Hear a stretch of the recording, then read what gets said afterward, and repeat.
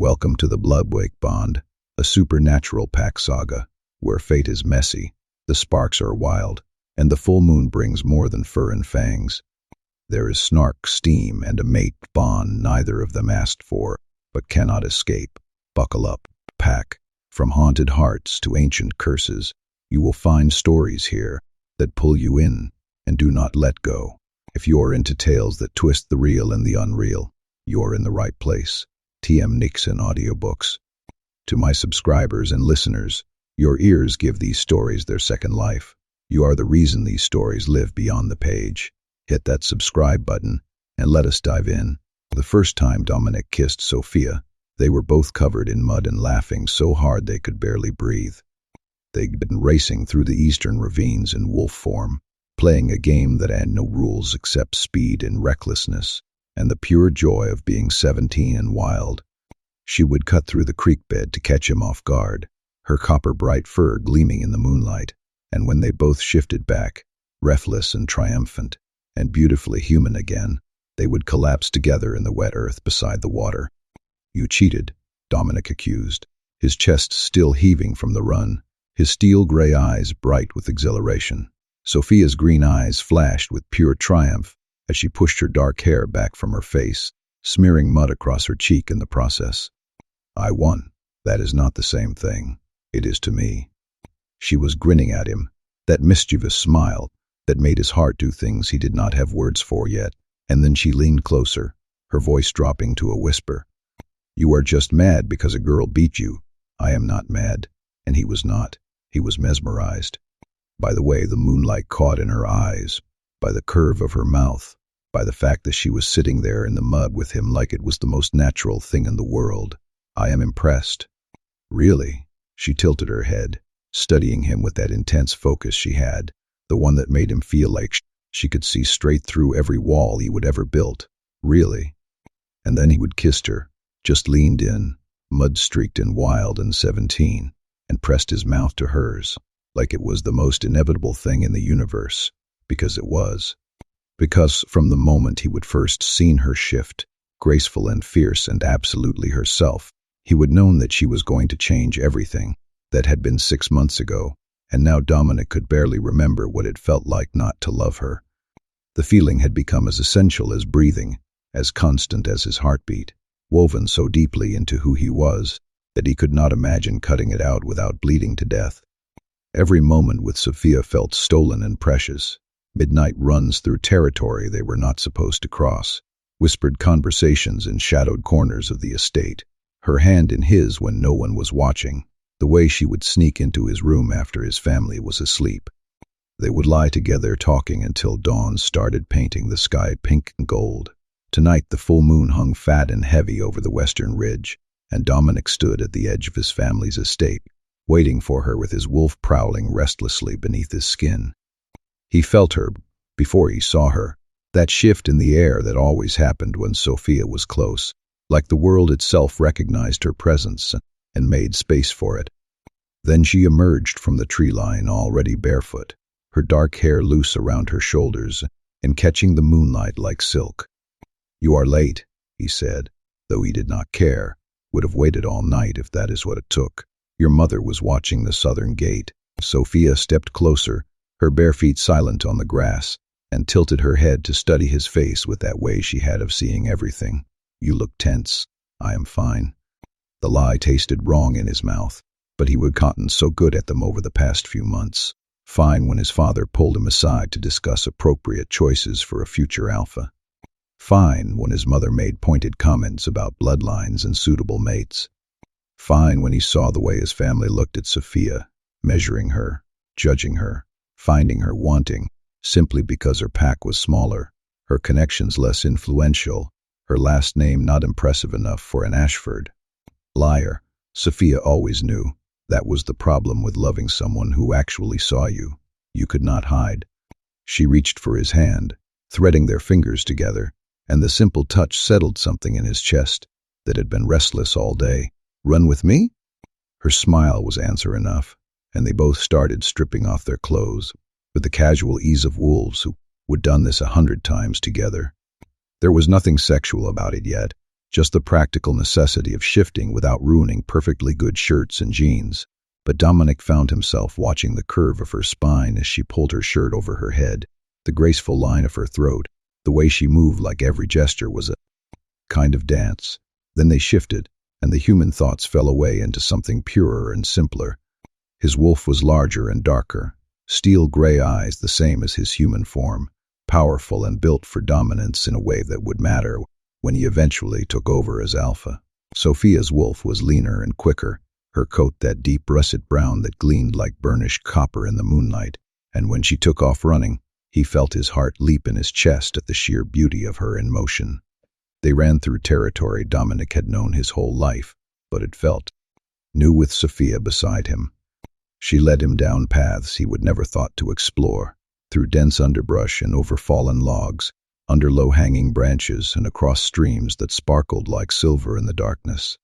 His wolf was faster, stronger, and could have overtaken her easily, but he held back because this was not about dominance or victory. It was about the pure joy of running together, of being perfectly matched in a way that had nothing to do with power and everything to do with understanding. When they finally reached the ridge overlook and shifted back to human form, they were both breathing hard and grinning like idiots. The view spread out before them was breathtaking, miles of packlands stretching into the distance, dark forests, giving way to the scattered lights of the town below, and above it all that massive moon painting everything in shades of silver and shadow. "This is mine someday," Dominic said quietly, wrapping his arms around Sophia from behind and pulling her back against his chest.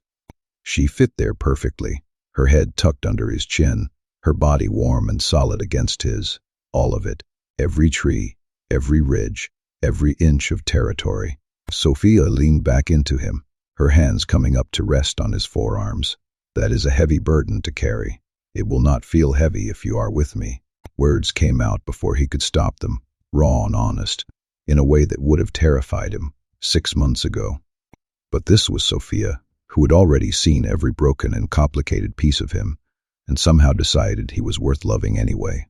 She turned in his arms, her green eyes searching his face with that intensity that always made him feel completely exposed and somehow safe at the same time. I mean it." He cupped her face in his hands, his thumbs brushing over her cheekbones, tracing the delicate architecture of her features, like he was trying to memorize them through touch. "When I take over as alpha, I want you beside me, not because it is expected or arranged or politically advantageous, because I choose you. Because you are the only person who makes any of this feel real. Your family would never accept it." Her voice was gentle but firm, grounded in a reality he kept trying to ignore. "I am not high-born enough, Dom. My pack does not have the right connections or the political influence your father thinks you need. I do not care what they think." Even as he said it, he knew it was a lie, not about not caring. He genuinely did not give a damn about bloodlines or political connections, but about it not mattering. Because he was 17 and still lived under his father's roof, still dependent on his family's resources and position, still trapped in a web of expectations and obligations that felt like it was slowly strangling him. Sophia searched his face, and he could see the moment she recognized the truth. Behind his words, "You care, you just wish you did not," her hand came up to rest against his chest right over his heart. "And that is okay, Dom. It is okay to be caught between what you want and what is expected of you. It does not make you weak." He kissed her instead of answering, poured everything he could not say into the press of his mouth against hers. The kiss started gently but deepened quickly, Sophia's fingers tangling in his hair, his hands sliding down to her waist to pull her closer. She kissed him back like she understood all the complicated, contradictory things churning in his chest, the love and the fear and the desperate need to choose her, even when he did not know if he would have the strength to follow through. When they finally broke apart, both breathing hard, Sophia rested her forehead against his. "We should get back before someone notices we are gone. 5 more minutes." He was not ready to go back yet, was not ready to step back into the role of beautiful son and future alpha and all the careful control that required. 5 more minutes, agreed, and they stood there together on the ridge watching the moonlight paint patterns across their territory. neither of them ready to face the truth that their time together was already running out in ways they could not yet imagine. They made it back to the estate just before dawn started lighting the eastern sky.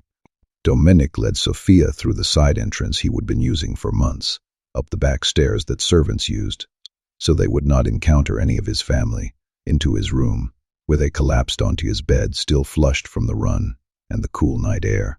Sophia sprawled across his comforter like she owned the place, her dark hair fanning out around her head, her skin still glowing with that post-shift radiance all wolves had. "Your mother is going to have an aneurysm if she catches me here again," Sophia said, but she was smiling, completely unbothered by the possibility. "Then we will not get caught." Dominic kicked off his boots and stretched out beside her, close enough that their shoulders touched, his hand finding hers and threading their fingers together. "I'm an optimist." "You are a realist pretending to be an optimist." Sophia turned her head on the pillow to look at him. "There is a difference. What is the realistic assessment of this situation, then?" He was asking about more than just sneaking her into his room, and they both knew it. Sophia was quiet for a long moment, her green eyes tracking across his face like she was trying to read his future there. "The realistic assessment is that your family will never approve of me, that they will keep pushing you towards someone more suitable, someone with the right bloodline and the right connections, that eventually you will have to choose between being the alpha they want you to be and being with me." She squeezed his hand. "And the realistic assessment is also that I love you enough to walk away if staying means watching you destroy yourself trying to choose both." The words hit him like a physical blow. "Do not say that. It is the truth." Her voice was gentle but unflinching. "I will not let you tear yourself apart over this, Dom. If it comes down to it, if your family forces a choice, I will make it easier for you. I will leave." "No." He rolled onto his side, propping himself up on one elbow, so he could look down at her properly. "You do not get to make that decision for me. If it comes down to choosing, it is my choice to make, not theirs, not yours, mine. And what would you choose?" The question was barely a whisper, and he could see the fear behind it, not of his answer, but of what that answer would cost him. "You."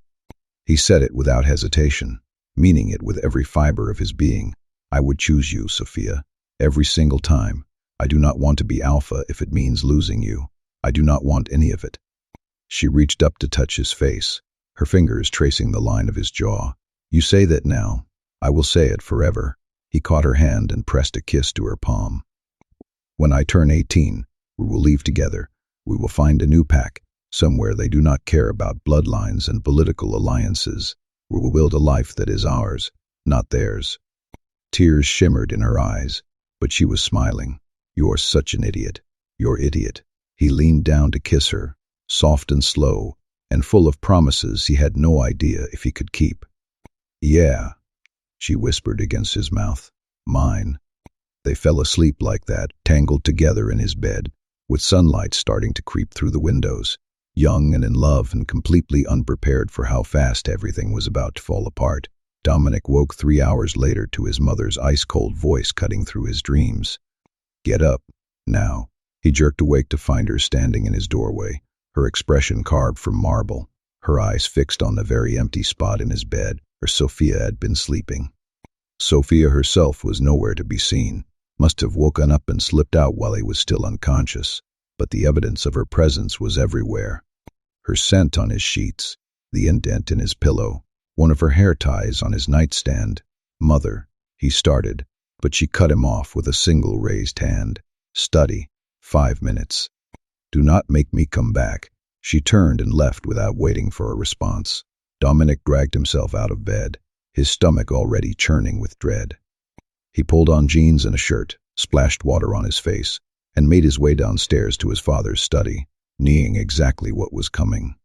His mother was already there when he arrived, standing by the window with her arms crossed, radiating disapproval. His father sat behind his massive desk, looking grim and disappointed, which somehow felt worse than if he would just been angry. "Sit," his mother said, and Dominic sat, because he did not know what else to do. The silence stretched out for what felt like an eternity before his mother finally spoke. "This ends, now. I do not know what you are. Do not insult my intelligence, Dominic." Her voice could have cut glass. The girl. Sophia, whatever little infatuation you think you are experiencing, it stops today. His wolf snarled low in his chest, but Dominic kept his expression carefully neutral. It is not an infatuation. Then what would you call it? His mother turned from the window, her gaze piercing him as she could see straight through to every weak and vulnerable part of him. Love? You are 17 years old. You do not know what love is. I know what I feel. He met her eyes steadily, refusing to back down even though every instinct was telling him to submit, to apologize, to do whatever it took to make this conversation end. Feelings change, Dominic. You think what you have with this girl is special, that it is different from every other teenage romance that has ever existed, but it is not. In a year, 2 years, 5 years, you will look back on this and wonder what you ever saw in her. That is not true. It is true. His father spoke for the first time, his voice quiet but heavy with authority. I was 17 once too, son. I had a girl I thought I could not live without. Someone my parents did not approve of. Someone who was not suitable for an alpha's mate. He leaned forward, his elbows on his desk. Do you know what I did? Dominic shook his head, not trusting his voice. I chose duty. I chose my pack, my future, my responsibilities, and I built a good life. Vincent's eyes flicked briefly to Dominic's mother. With someone I learned to respect and admire. Love came later, in its own way, but I made the right choice. This is different, Dominic said, hating how young and desperate he sounded. It is not different.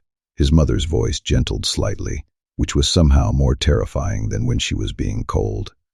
Every generation thinks they are special, that their love is the one exception to every rule.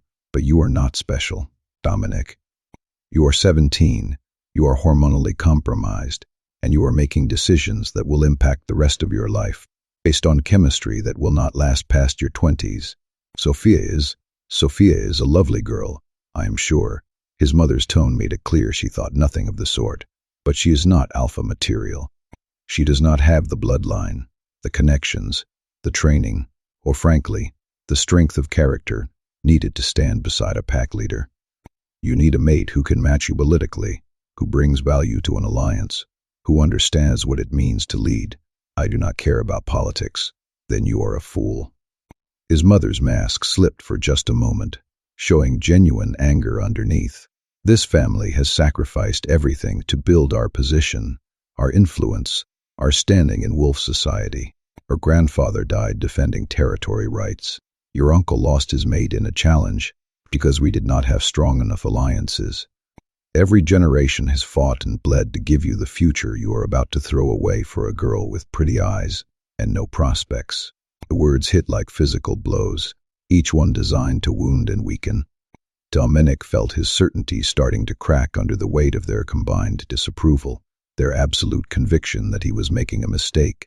You can have your fun, his father said quietly. We understand that young wolves need to explore, but when it is time to take your position as alpha, you will need a proper mate, someone suitable. Someone who strengthens our bloodline rather than weakening it. Sophia is not weak, Dominic said, but his voice lacked the conviction it had held minutes ago. Compared to you, compared to what you will become, his mother shook her head. She is ordinary, Dominic, and you are destined for extraordinary things. Do not let ordinary drag you down.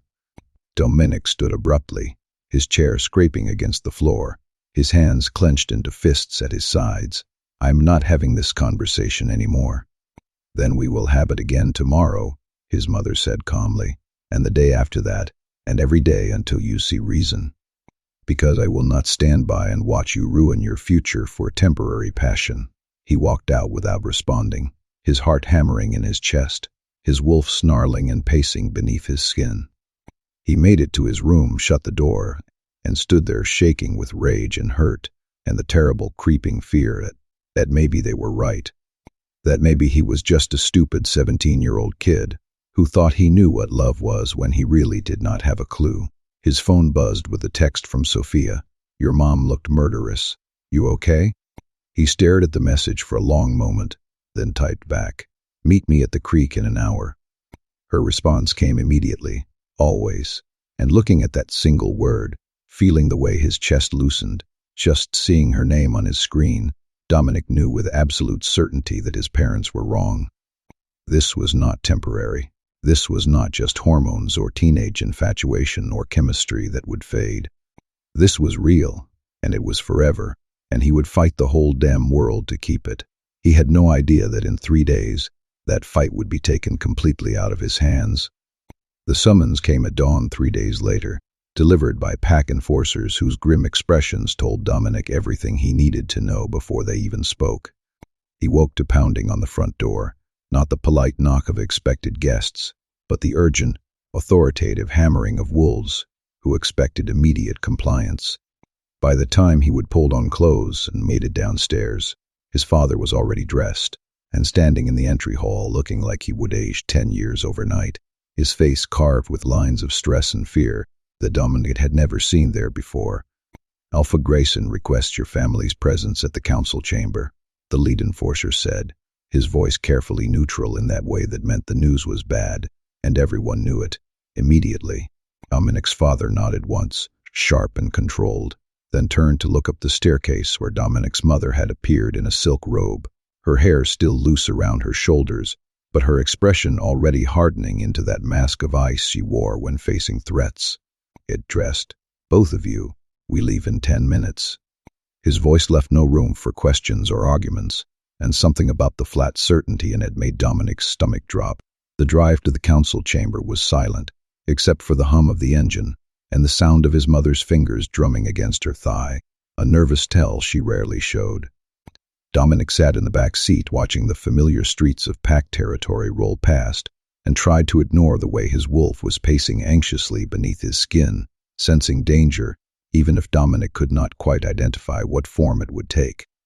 His father's hands were white-knuckled on the steering wheel, his jaw clenched so tight Dominic could see the muscle jumping, and when they pulled up to the council building, there were already half a dozen other vehicles there despite the early hour.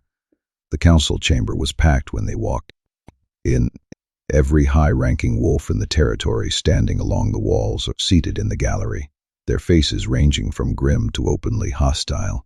The air reeked of tension and old rage, that particular scent combination wolves gave off when they were barely holding back violence.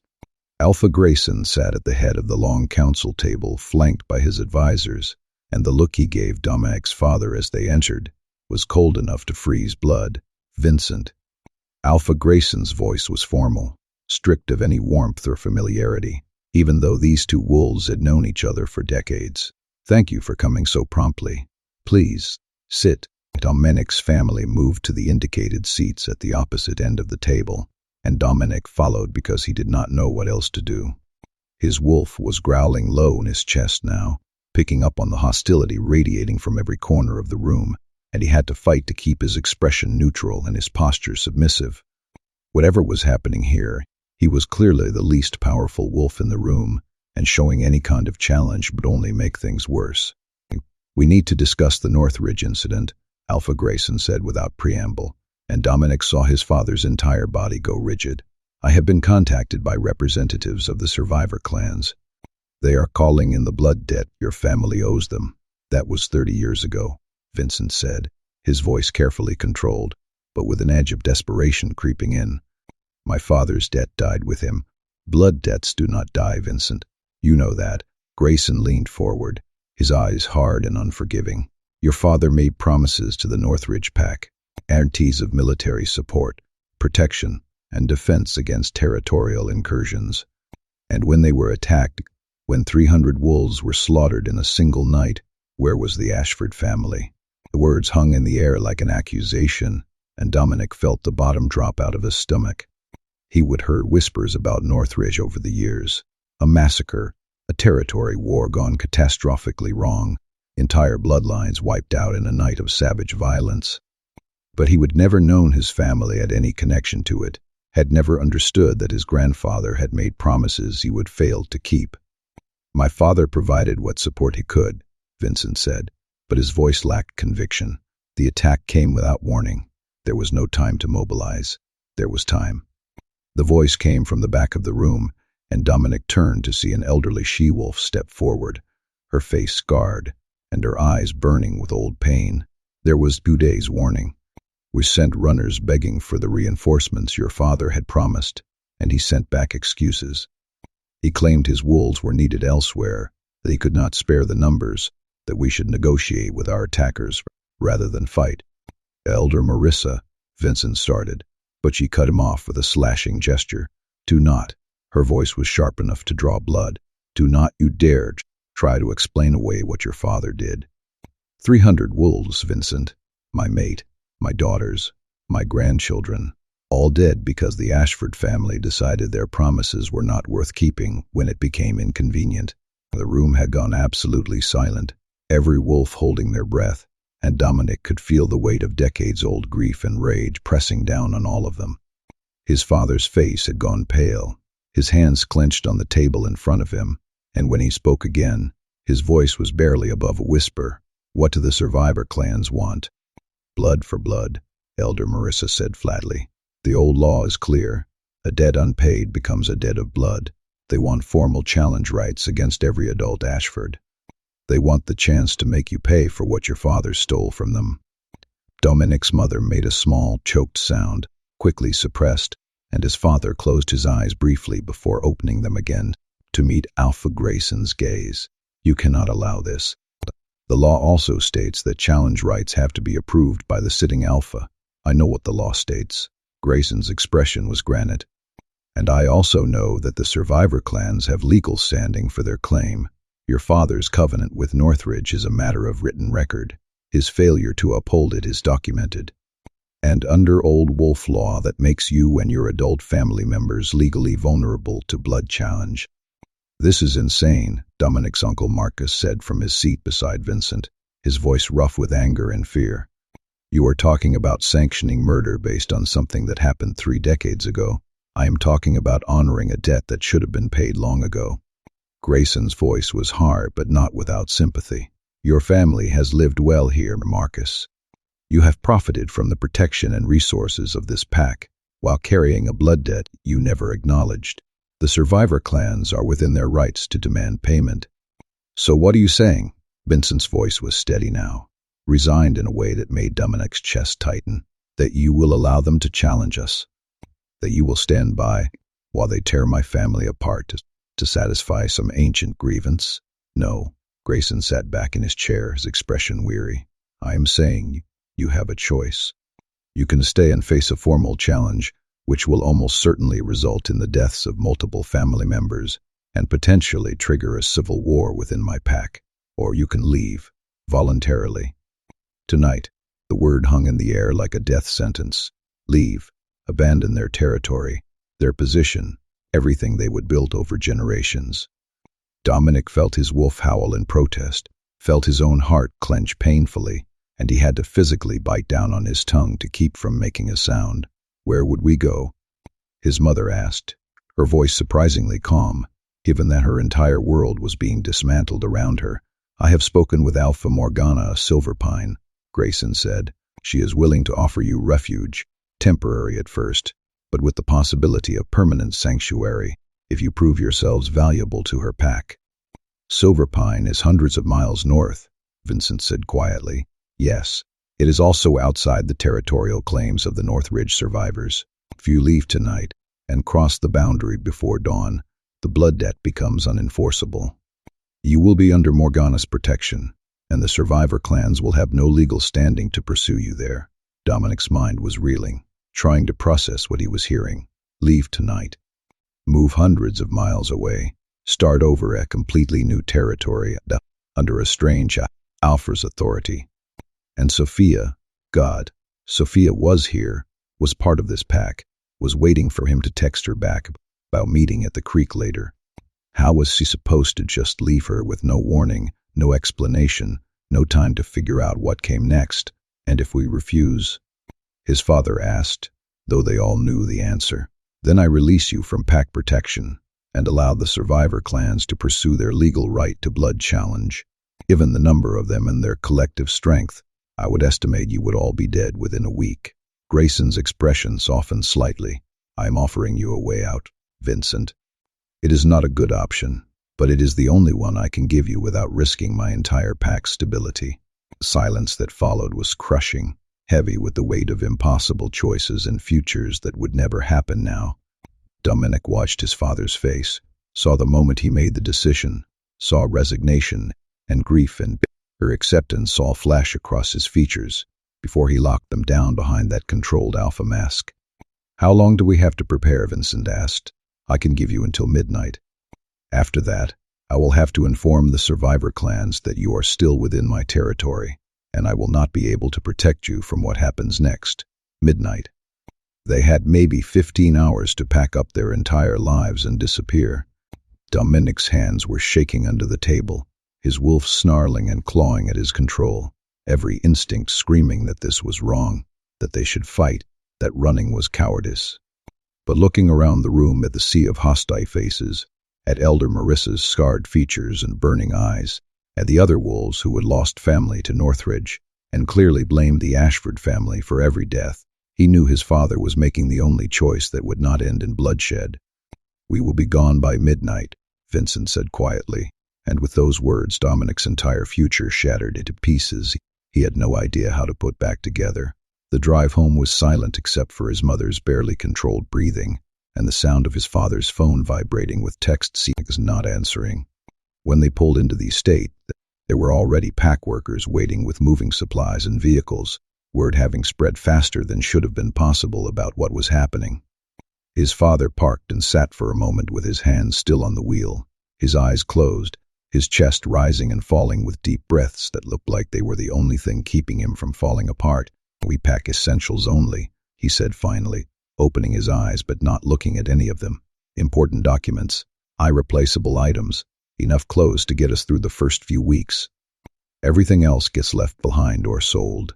He turned in his seat to look at Dominic. "I am sorry, son. I know this is not what you wanted. I need to see Sophia," Dominic interrupted, his voice coming out rougher than he would intended. "I need to tell her." "No," his mother's voice was sharp and final. "Absolutely not. We do not have time for dramatic goodbyes, Dominic. We need every available minute to organize our departure." "I am not leaving without seeing her," Dominic said, and his wolf pushed forward in his voice, making it resonate with an edge of command he would never used with his parents before. "You can give me an hour. That is all I am asking. 1 hour to say goodbye to someone I love." His parents exchanged a look he could not quite read, some wordless communication passing between them. Then his father sighed and nodded once. 1 hour, but you are back here by 3 o'clock, and we leave at midnight, whether you are ready or not. Understood?" "Understood." Dominic was already getting out of the car, already pulling out his phone to text Sophia, his hands still shaking but steadier now that he had a purpose. He typed out a message as he headed for his room to grab his keys. "I need to see you right now. Meet me at the creek." Her response came back almost immediately. "On my way."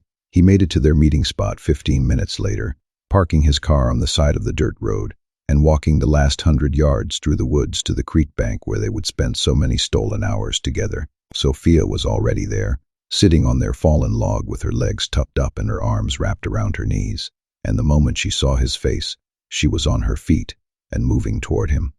"What happened?" she asked, her hands coming up to cup his face, her green eyes searching his with that ability she had to see straight through every defense he tried to build.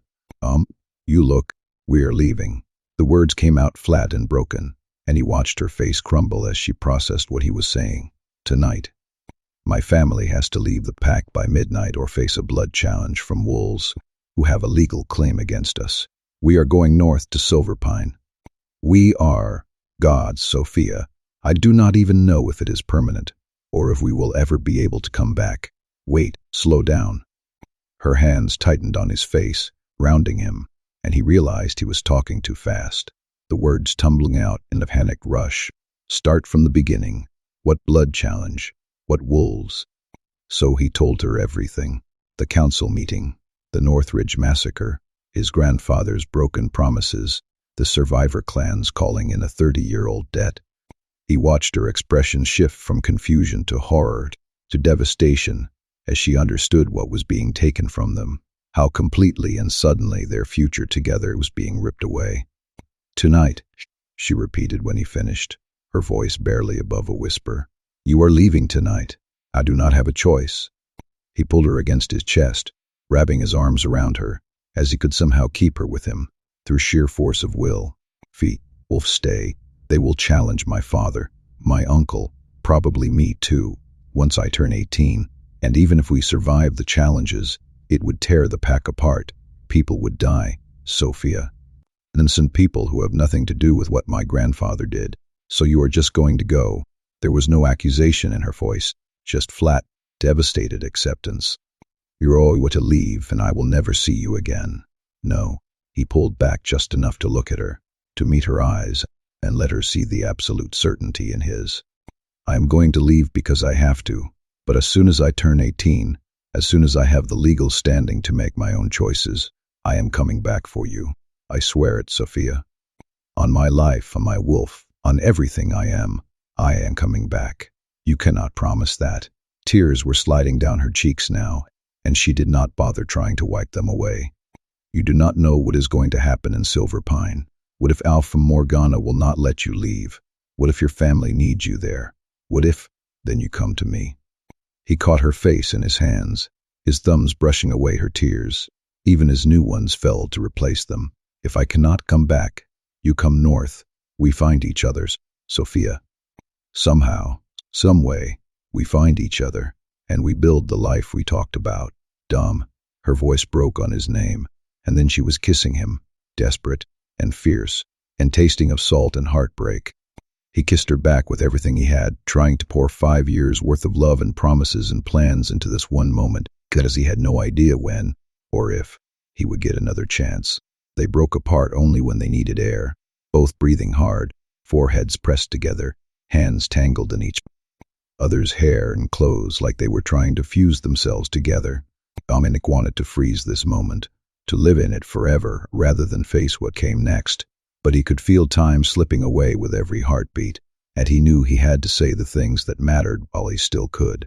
I love you, he said, the words coming out raw and desperate. I know we are young, and everyone says we do not know what love is yet, but I do not care. I love you, Sophia. You are the only thing that has ever felt real to me. I love you too. She was crying openly now, her whole body shaking with the force of it. God, Dom, I love you so much it hurts. How am I supposed to just let you go? You are not letting me go. We are pausing, just for a little while. Even as he said it, he knew how hollow it sounded, how much like a lie. But what else could he say? What words existed that could make this bearable? They stayed there together for another 30 minutes, just holding each other and trying to memorize every detail, the way she fit against him, the scent of her hair, the sound of her breathing, the warmth of her skin. When Dominic finally, reluctantly checked his phone and saw that it was almost 3, he felt something inside him tear apart. I have to go, he whispered against her hair. If I am not back by 3, my father will send people looking for me, and I cannot do this goodbye twice. Sophia nodded against his chest, but did not let go. Promise me you will write. Every day, every week, I do not care. Just promise me I will hear from you. Every day, he swore. I will write every single day, Sophia. You are not getting rid of me that easily. She laughed, a broken, watery sound, and pulled back just enough to look at him. You are ridiculous. You love me anyway. Yeah. She reached up to touch his face one more time, tracing the line of his jaw like she was trying to commit it to memory through her fingertips. I really do. One more kiss, this one soft and lingering and tasting of goodbye, and then Dominic forced himself to step back, to let go of her hands, to turn and walk away before his resolve broke completely. He made it maybe 10 steps before he had to look back, and she was still standing there on the creek bank watching him, the tears streaming down her face, and her arms wrapped around herself like she was trying to hold herself together. I will come back, he called to her, his voice rough with grief and determination. I promise you, Sophia, I will find a way back to you. I know, she called back, and he heard her trying to sound certain even though her voice was shaking. I will be waiting. He shifted then because it was the only way he could make himself leave, let his wolf take over so he did not have to feel the full weight of what he was walking away from. His animal was howling inside him, a sound of such profound loss and rage that it echoed through the forest, and as he ran back toward the estate, he heard Sophia's wolf answer, a long, mournful cry that said everything words could not. The house was chaos when he got back, pack workers loading vehicles, while his mother supervised with sharp efficiency, and his father handled phone calls and paperwork. Dominic shifted back and got dressed, then mechanically started packing his own belongings into the boxes someone had left in his room. Clothes, books, his laptop, and the photo of Sophia he kept hidden in his desk drawer. He stared at that photo for a long moment, her laughing face, her windblown hair, the way the camera had caught her mid-joy, and something in his chest cracked apart. His father found him sitting on his bed, staring at nothing, an hour later. "You saw her?" Vincent asked quietly. "Yeah." Dominic's voice came out flat, emotionless. All the feeling bled out of him. "I am sorry, son. I know that was hard." Dominic looked up at his father, and for the first time in his life, he felt something like hatred stirring in his chest. "This is your fault, your family's fault. Grandfather made promises he did not keep, and now I am paying for it. I know." Vincent sat down beside him on the bed, looking older and more worn than Dominic had ever seen him. "You have every right to be angry, but Dominic, you need to understand, sometimes we make choices that haunt us. Sometimes we carry debts we never wanted. And sometimes all we can do is try to protect the people we love from the consequences." "Well, you failed," Dominic said bitterly.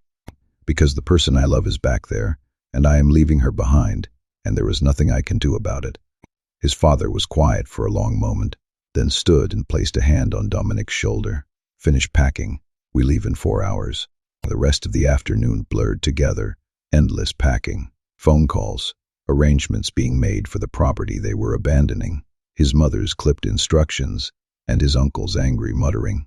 Dominic moved through it all like a ghost, his body going through the motions while his mind stayed back at the creek with Sophia, replaying those last moments together on an endless loop. At 11:30 they started loading the vehicles.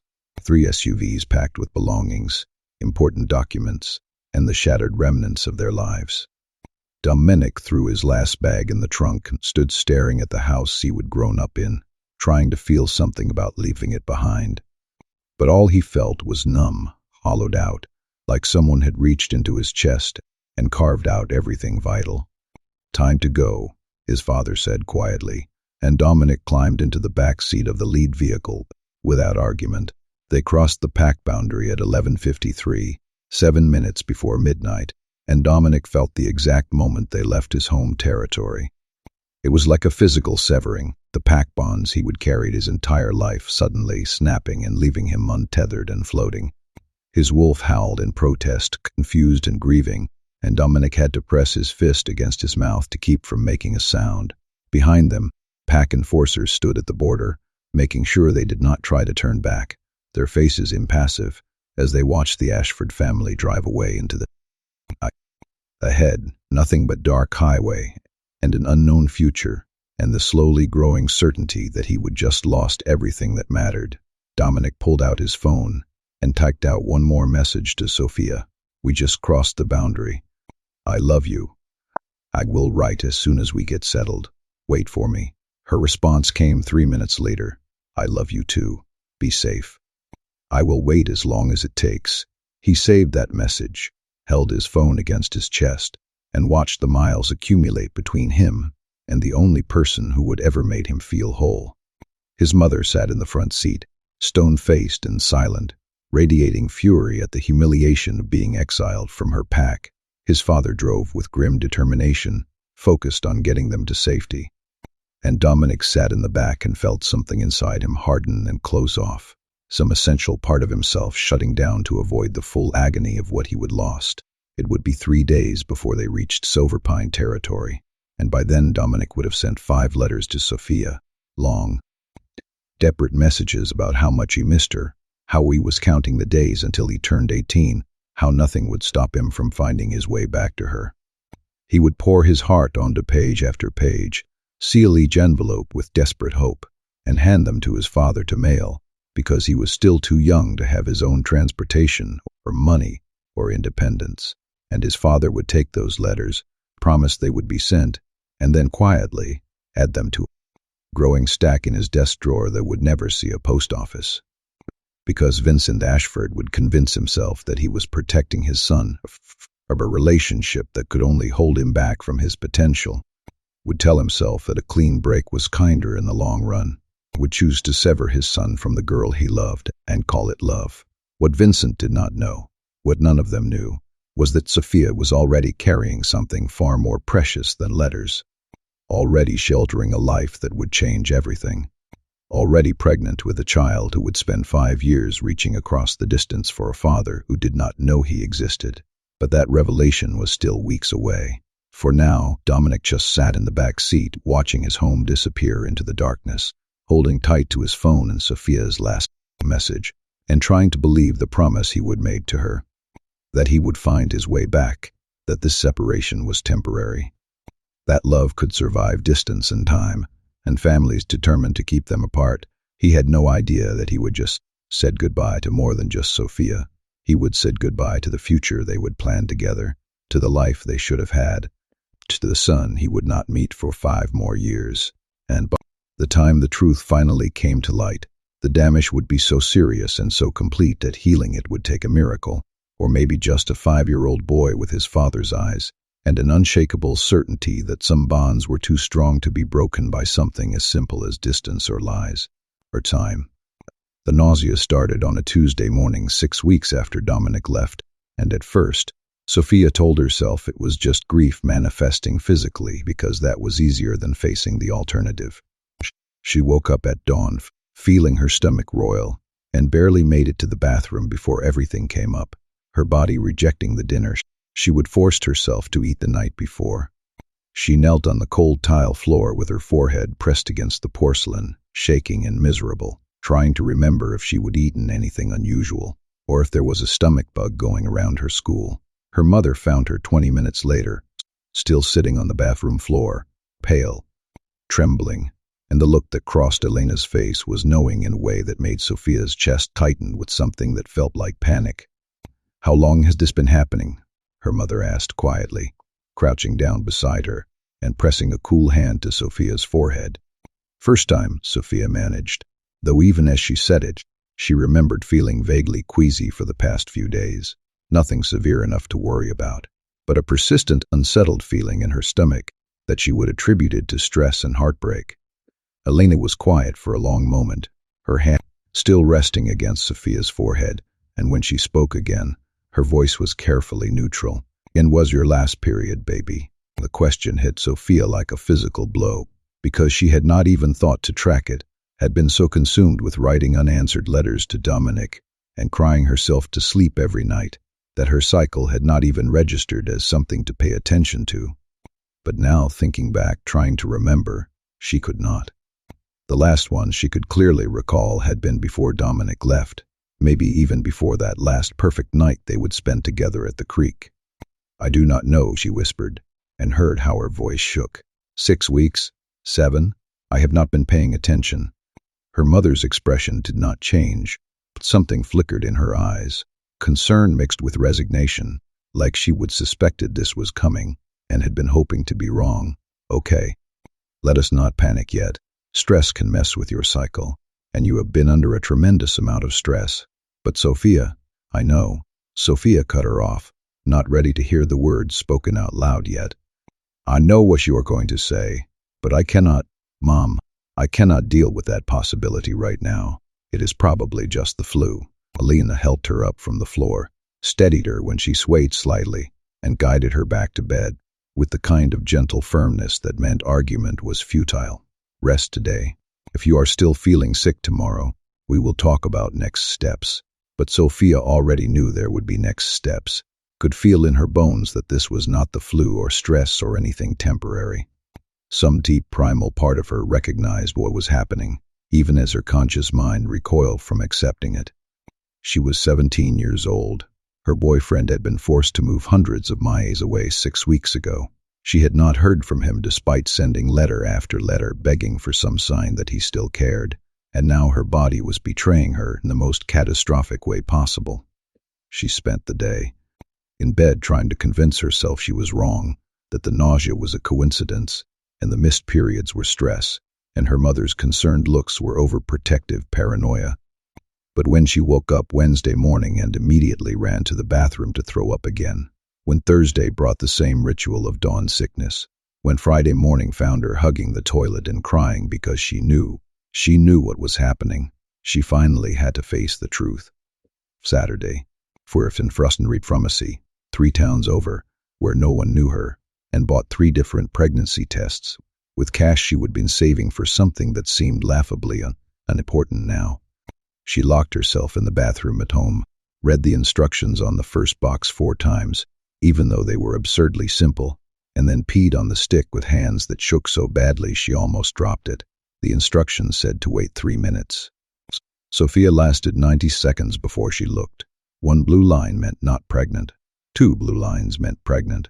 She stared at the 2 vivid blue lines appearing in the little window and felt the entire world tilt sideways. This was not possible. They would have been careful, not perfectly careful because they were 17 and reckless and too in love to think about consequences, but careful enough that she would convince herself they were safe. One time. They would have been careless exactly one time, that last night at the creek, when they were both too desperate and grief-stricken to think straight, and apparently, once was all it took for her entire future to change. She took the second test, 2 blue lines. The third test, 2 blue lines. Sophia sat on the bathroom floor surrounded by positive pregnancy tests and tried to process what this meant. She was pregnant, 17 years old, unmated, her boyfriend gone without a word for 6 weeks, and she was pregnant with a child she had not planned for and had no idea how to care for. Her first instinct was to call Dominic, to hear his voice and tell him what was happening, and let him help her figure out what to do next. But she did not have his new number. He would promise to send it in his first letter, and that letter had never come, and calling his old cell just went straight to a disconnected message. She could feel panic rising in her chest like a tide, threatening to pull her under, and she had to press her fist against her mouth to keep from screaming. This was not supposed to happen. She was supposed to finish high school, maybe go to college, have time to figure out who she was before she had to figure out how to be someone's mother. But looking down at those 3 positive tests, she felt something else stirring beneath the panic, something that felt almost like wonder. Dominic's baby. She was carrying Dominic's baby. The thought made her chest ache with a complicated mix of joy, terror, and desperate longing. This was a piece of him she got to keep even though he was gone. A living connection to the love they would shared, tangible proof that what they would had was real and mattered and created something. But it was also an impossible responsibility, a future she had no idea how to navigate, a choice that would define the rest of her life. Her mother knocked on the bathroom door, gentle but insistent. "Sophia, baby, can you let me in?" Sophia unlocked the door with numb fingers and watched her mother's face as Elena took in the scene. 3 positive pregnancy tests lined up on the counter. Sophia sitting on the floor with her knees pulled to her chest, tears streaming silently down her face. "Oh, sweetheart." Elena sat down beside her and pulled her into a fierce hug, and Sophia collapsed against her mother's shoulder and finally let herself cry properly. Great racking sobs that felt like they were tearing her apart, all the fear and grief and overwhelming confusion pouring out in a flood she could not control. They sat there together on the bathroom floor for what felt like hours, Elena just holding her daughter and letting her cry, not offering platitudes or false reassurances, just being present in the grief and terror of this moment. When Sophia finally ran out of tears and pulled back, her face swollen and her throat raw, her mother brushed the hair back from her forehead with infinite gentleness. "Are you sure?" Elena asked quietly. Sophia gestured to the 3 positive tests. "Pretty sure." "Okay, then we need to talk about what you want to do." Her mother's voice was steady, grounding, the kind of calm Sophia desperately needed right now. "You have options, baby. This does not have to define your future if you do not want it to." Words hung in the air between them, heavy with implications. Sophia was not ready to fully examine. She knew what her mother was offering, a way out, a chance to go back to the life she would planned, to not be 17 and pregnant and alone. Part of her wanted to take it, to make this problem disappear and pretend it had never happened. But there was another part, a a part that was already protective and fierce and certain, that recoiled from the idea of erasing this piece of Dominic from existence. "I do not know what I want," Sophia admitted, her voice small and lost. "I am terrified, Mom. I am 17. I do not know how to be a mother. I do not know if I can do this." "You can do anything you set your mind to," Elena said firmly. "But that does not mean you have to do this. There is no shame in choosing what is best for you, Sophia. No one would blame you for deciding this is not the right time." Sophia pressed her hand to her still flat stomach, trying to imagine what was growing there. Cluster of cells right now, barely anything, but with the potential to become a whole person, her child, Dominic's child. A baby with his eyes and her determination, a living reminder of the love they would shared. "If I keep it," she said slowly, testing the words, "I would be doing it alone. Dominic's not here. I do not even know if he is getting my letters or if he has decided to move on or if," her voice cracked, "I would be completely alone."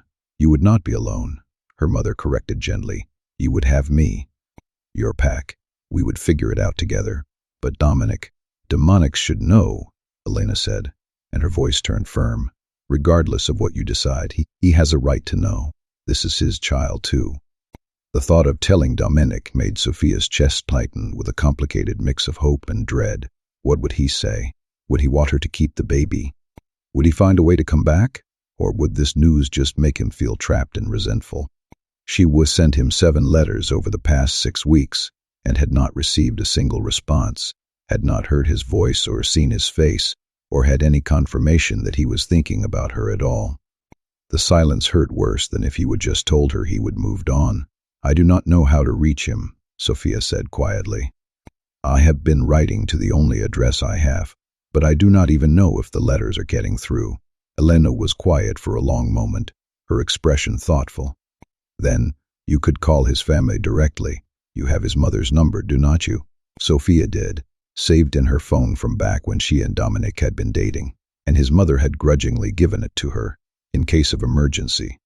The thought of calling that cold, disapproving woman and telling her about the pregnancy made Sophia want to throw up again.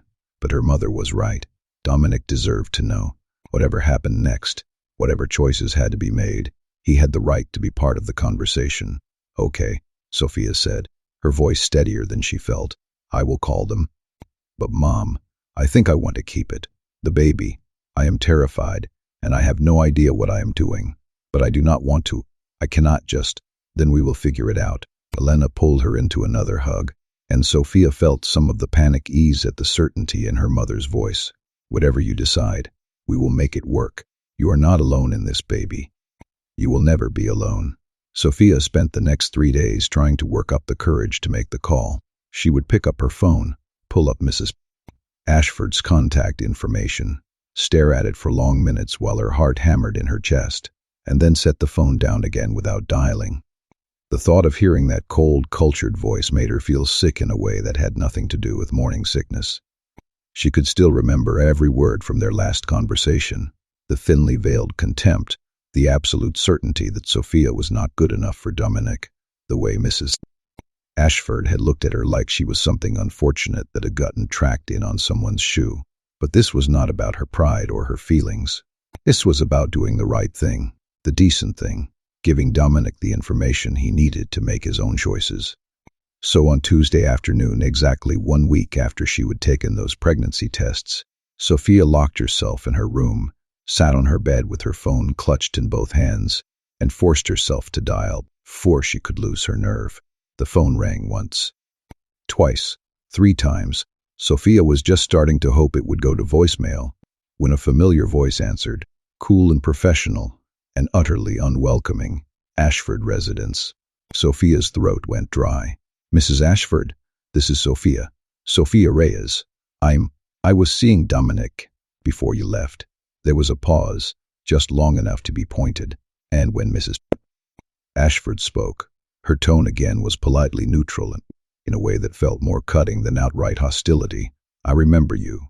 How can I help you?" The formal distance in those words made Sophia want to hang up, but she forced herself to push through. "I need to speak with Dominic. I have been writing to the address he gave me, but I have not heard back, and this is..." It is urgent. I am afraid Dominic is quite busy adjusting to his new life here. Miss Ashford's tone did not warm even slightly. The transition has been difficult for him, and we have been trying to minimize distractions while he settles in. I would prefer not to disrupt his focus right now. Distractions. The word hit Sophia like a slap, reducing everything they would share to something trivial and inconvenient. Ashford, I understand that this is a difficult time for your family, but I really need to talk to him. It is important. I am sure it feels important to you, Mrs. Ashford said, and there was something almost pitying in her voice now, condescending in a way that made Sophia's hands clench on the phone. But Sophia, you need to understand that Dominic is 17 years old. He is training to become an alpha someday. His entire future is ahead of him, and he needs to be able to focus on building that future without, I am pregnant. The words burst out of Sophia before she could stop them, too loud and too desperate, cutting through Mrs. Ashford's carefully constructed dismissal like a knife. Mrs. Ashford, I am pregnant. Dominic is the father, and he has a right to know. The silence that followed was so complete that Sophia thought for a moment the call had disconnected. She pulled the phone away from her ear to check, saw that the call was still active, pressed it back just in time to hear Mrs. Ashford's indrawn breath. I see. 2 words, spoken in a voice that had gone from cooled to absolutely glacial. Well, that is unfortunate. Unfortunate. Not surprising, not concerning, not anything that suggested this woman saw Sophia's pregnancy as anything other than an inconvenience. Sophia felt something cold settle in her chest, a premonition of how this conversation was going to go. But she pushed forward anyway, because she had to try. I did not call to ask for anything, she said, hating how her voice shook. I just thought Dominic should know. He should have a say in what happens next. We need to talk about.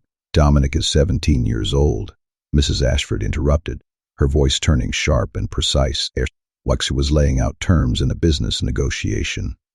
He is training to lead a pack. His future has already been mapped out, and it does not include teenage fatherhood. Sophia, surely you can see that, but it is his choice, is it?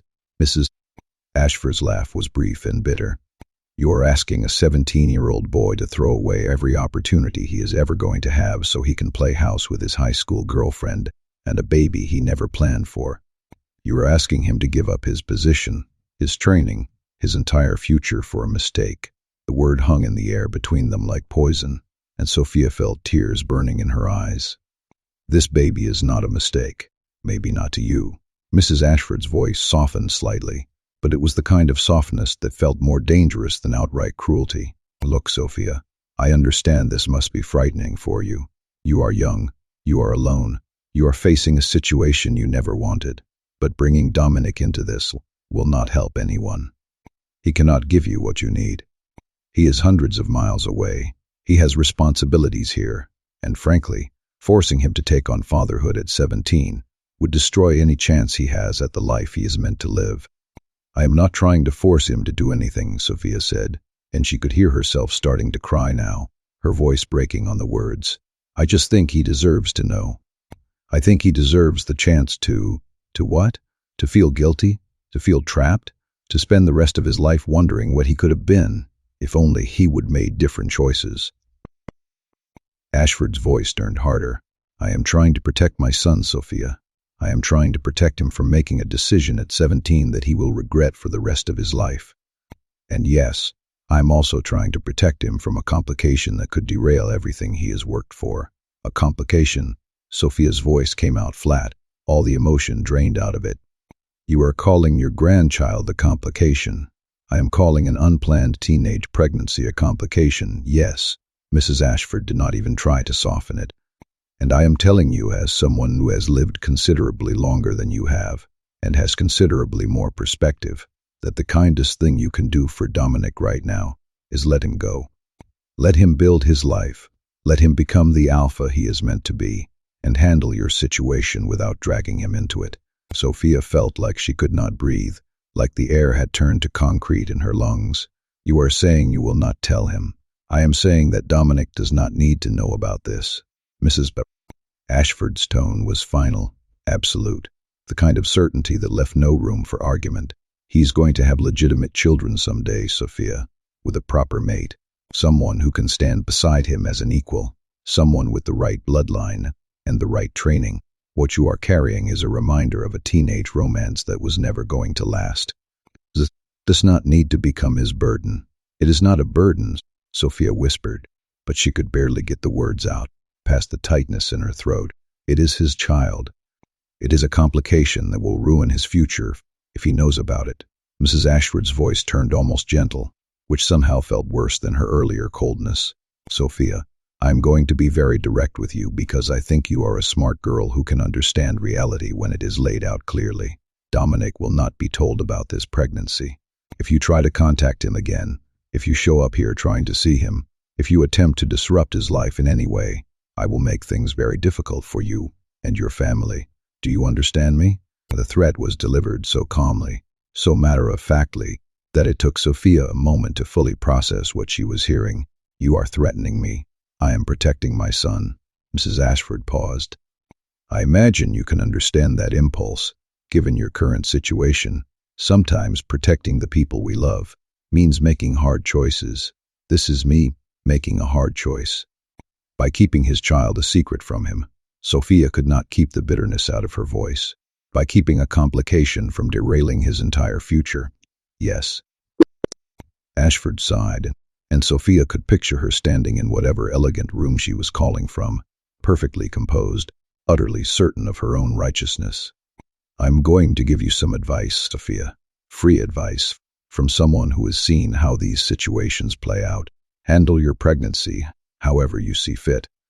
Keep the baby, give it up for adoption, terminate.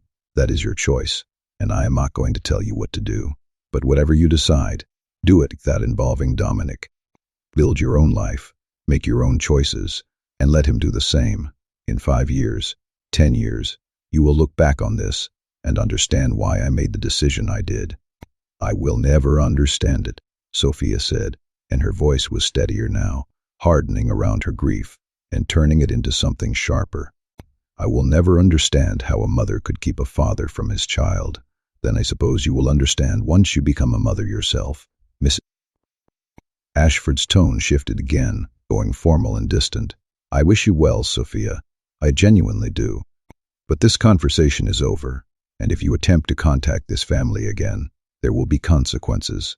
Do we have an understanding? Sophia wanted to scream, to rage, to tell this cold, cruel woman exactly what she thought of her and her threats. But looking down at her still flat stomach, thinking about the tiny life growing there, she realized that fighting this battle would not change anything. Mrs. Ashford had made her decision. The mimic was hundreds of miles away, completely under his family's control, and even if Sophia somehow found a way to tell him about the pregnancy directly, she would be putting him in an impossible position. Did she really want him to know like this? Through a confrontation with his mother, through forced obligation, through a relationship that had already been poisoned by his family's interference. Did she want her child to grow up knowing their father had been blackmailed into acknowledging them, that he would chosen them out of duty rather than love? We have an understanding, Sophia said quietly, and hung up before Mrs. Ashford could say anything else.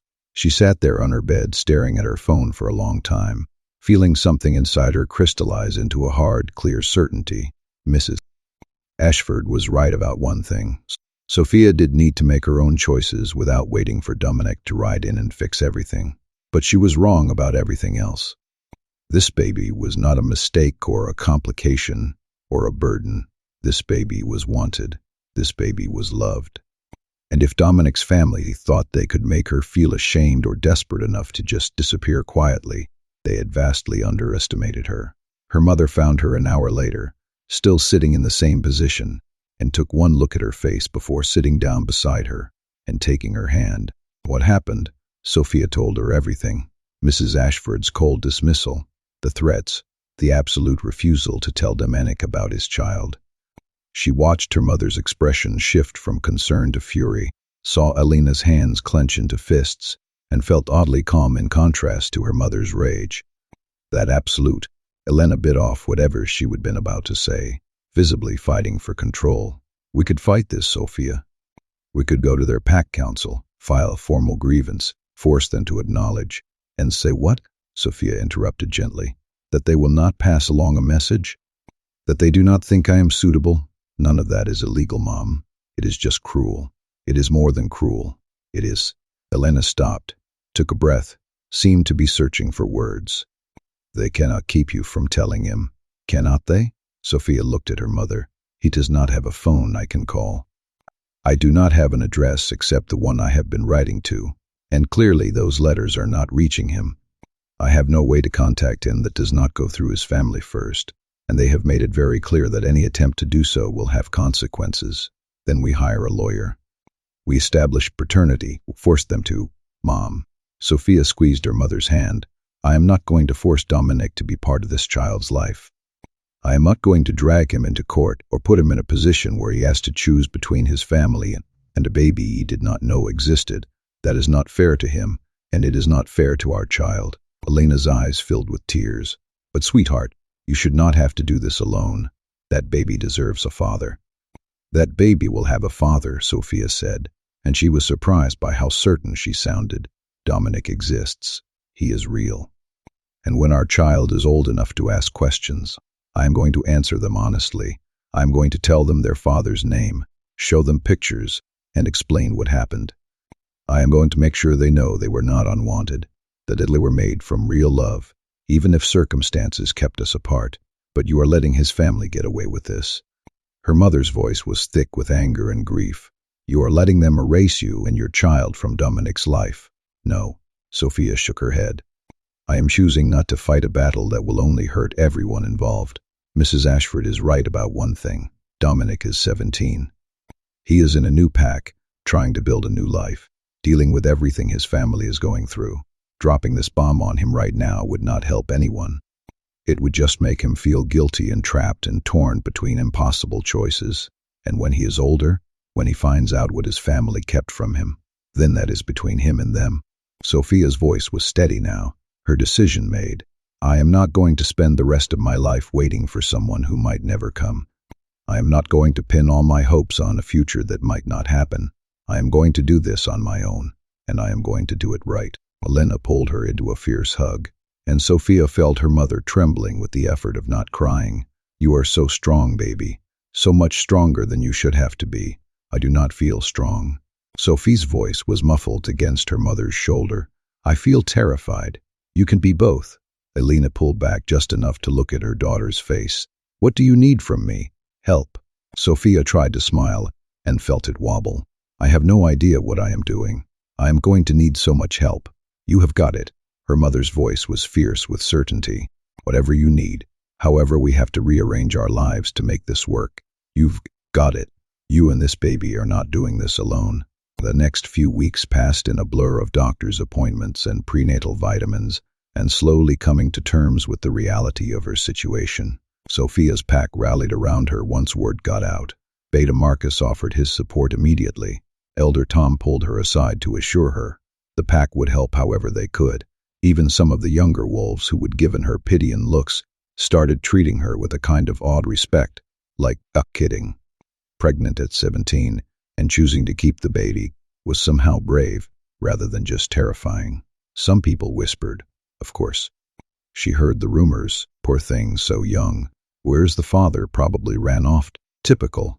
But she held her head high and refused to engage.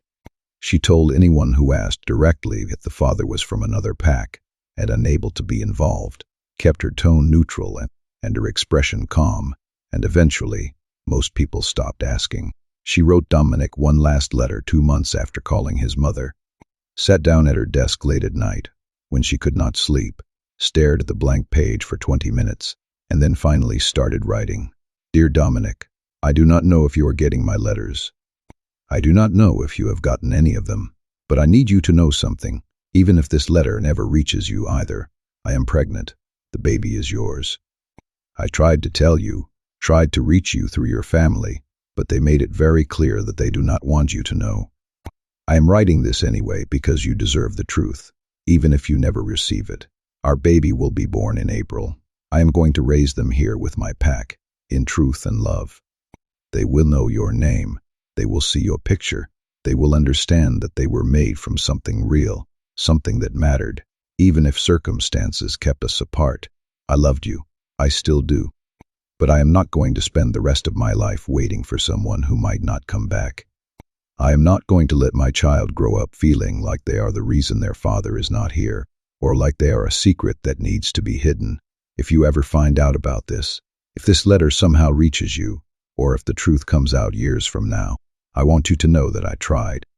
I tried to tell you, tried to give you the choice. Your family made a different choice for you. I'm not angry. Well, I am, but not at you, at them maybe, in the situation, at the unfairness of all of this, but not at you.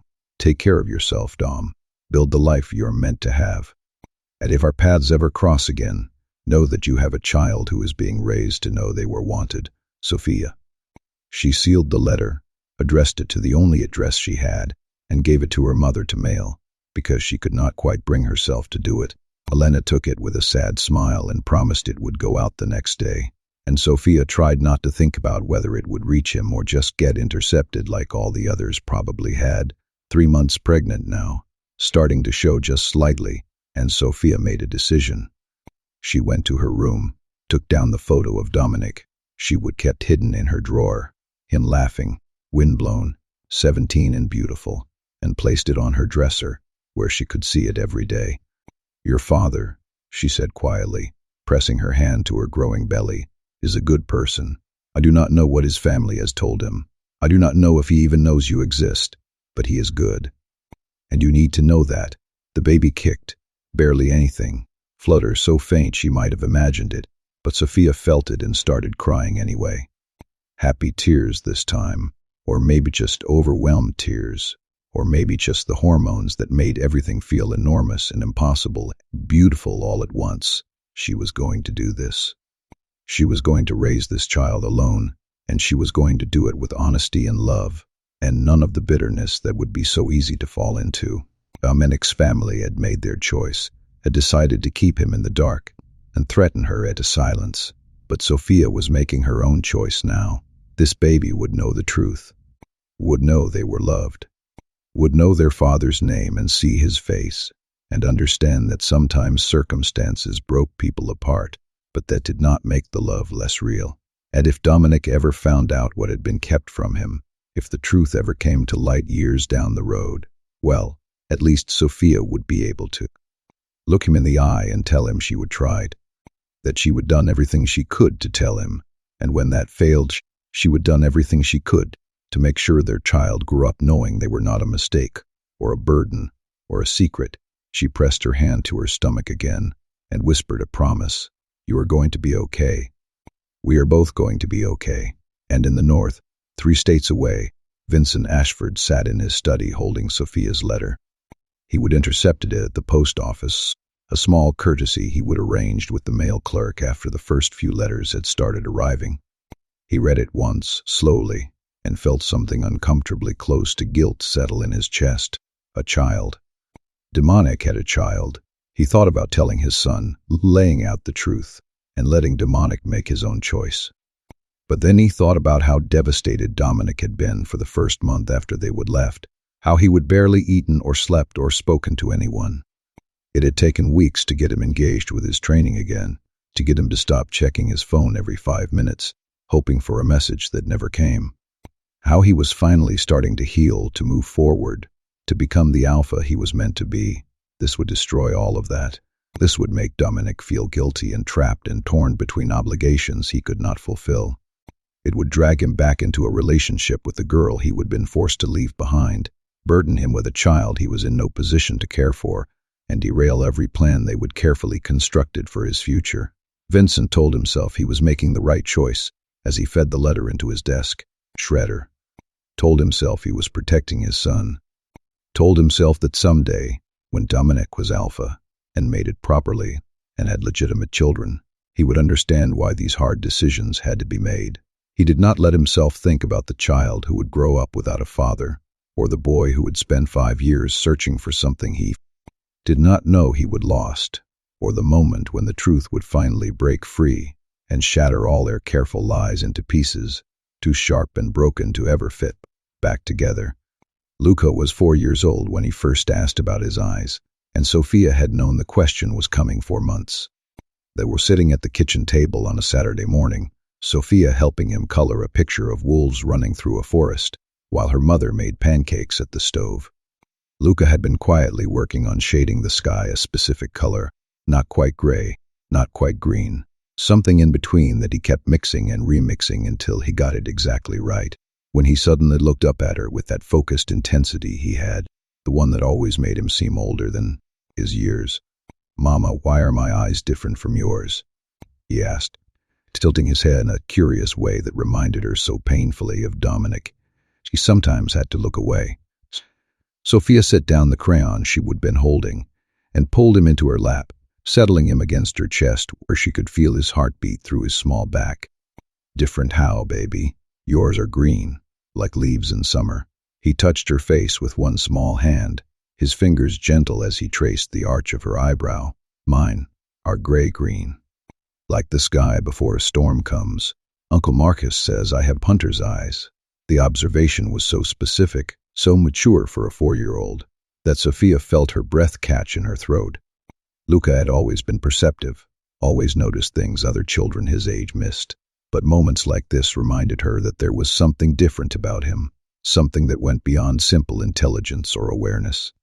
He saw the world with a depth that should have taken years to develop, and sometimes when he looked at her with those pale gray-green eyes, she felt like he could see straight through to every secret she would ever kept. "You have your father's eyes," Sophia said gently, brushing his thick dark hair back from his forehead, even though it immediately fell forward again, too wild to be tamed. "Papa Dominic, the man in the picture on your dresser." Luca absorbed this quietly, his small fingers playing with the hem of her shirt while he thought. "The one who lives far away, that is right. In the north, where it is cold, and there are mountains."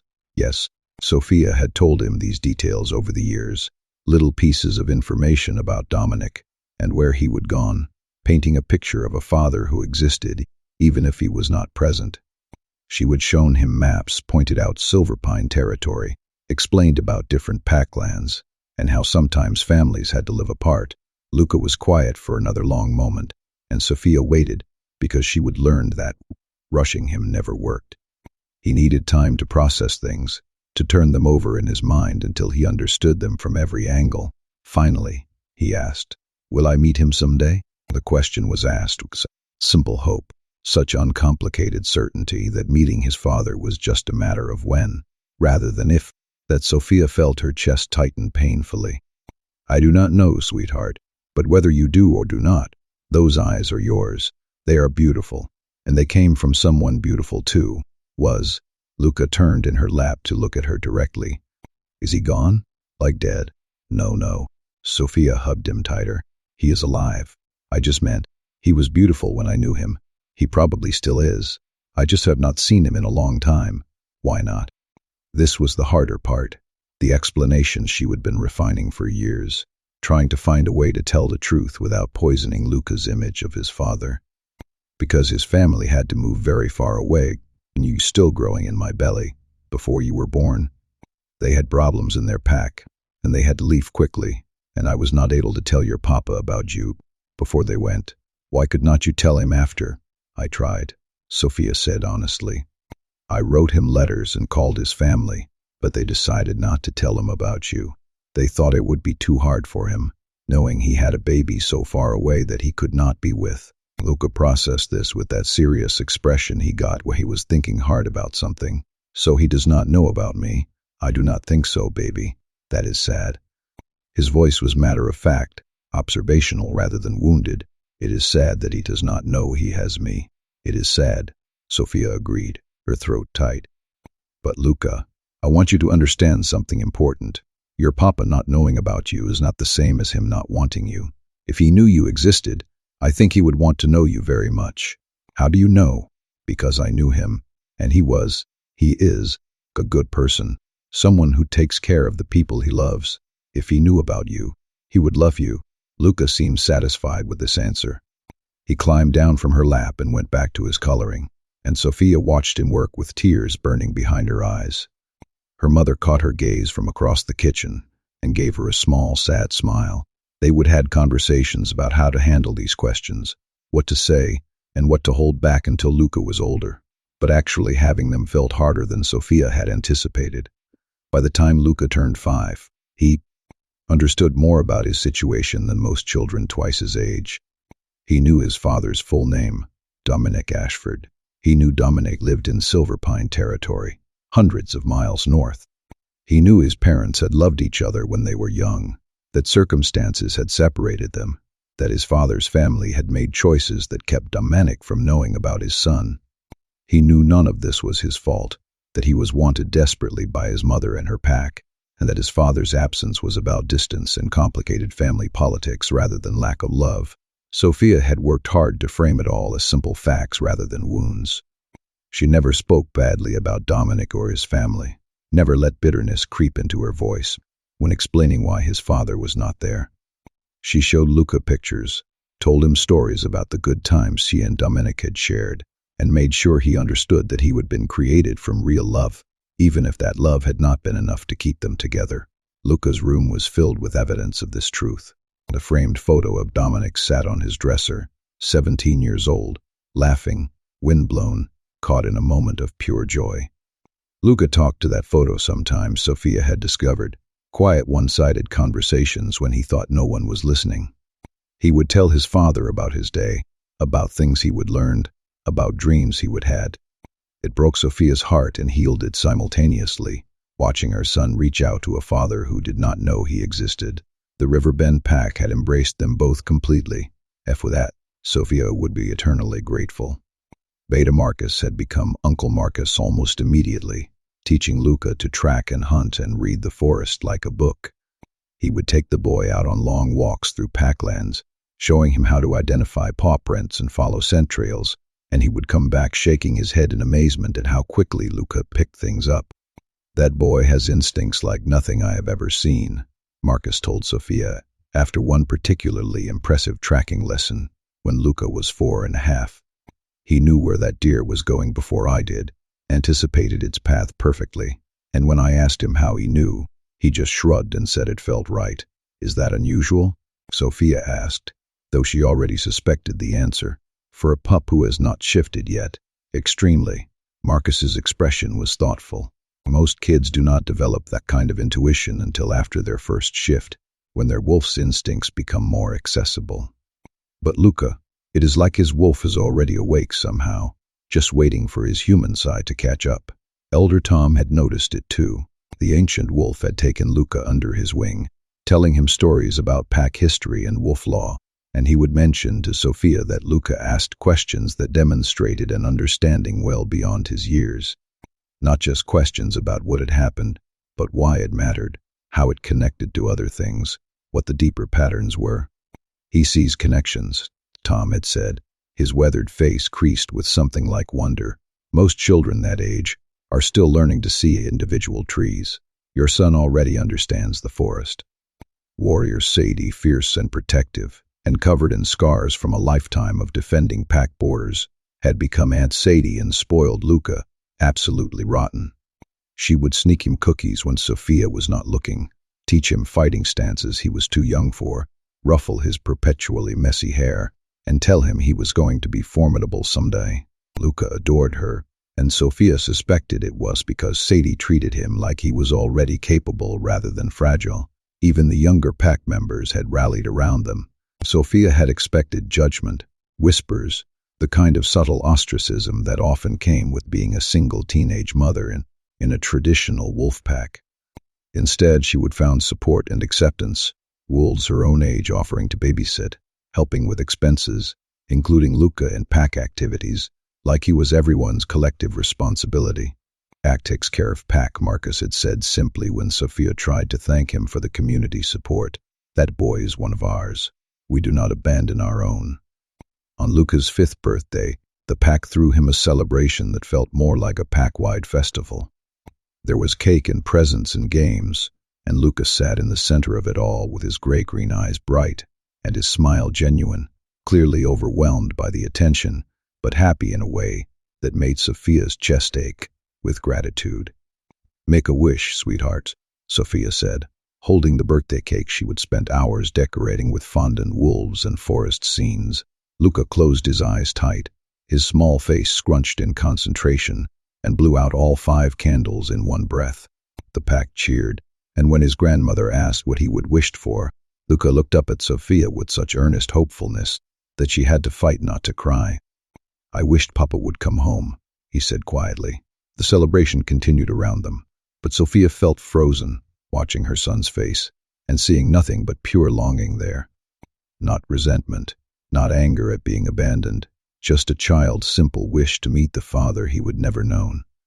Later that night, after all the guests had left and Luca was tucked into bed surrounded by his new toys, Elena found Sophia crying in the kitchen.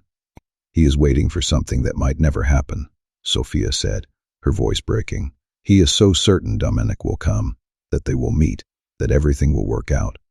And I do not know how to prepare him for the possibility that it will not."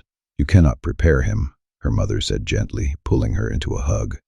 "All you can do is keep telling him the truth and loving him through whatever happens.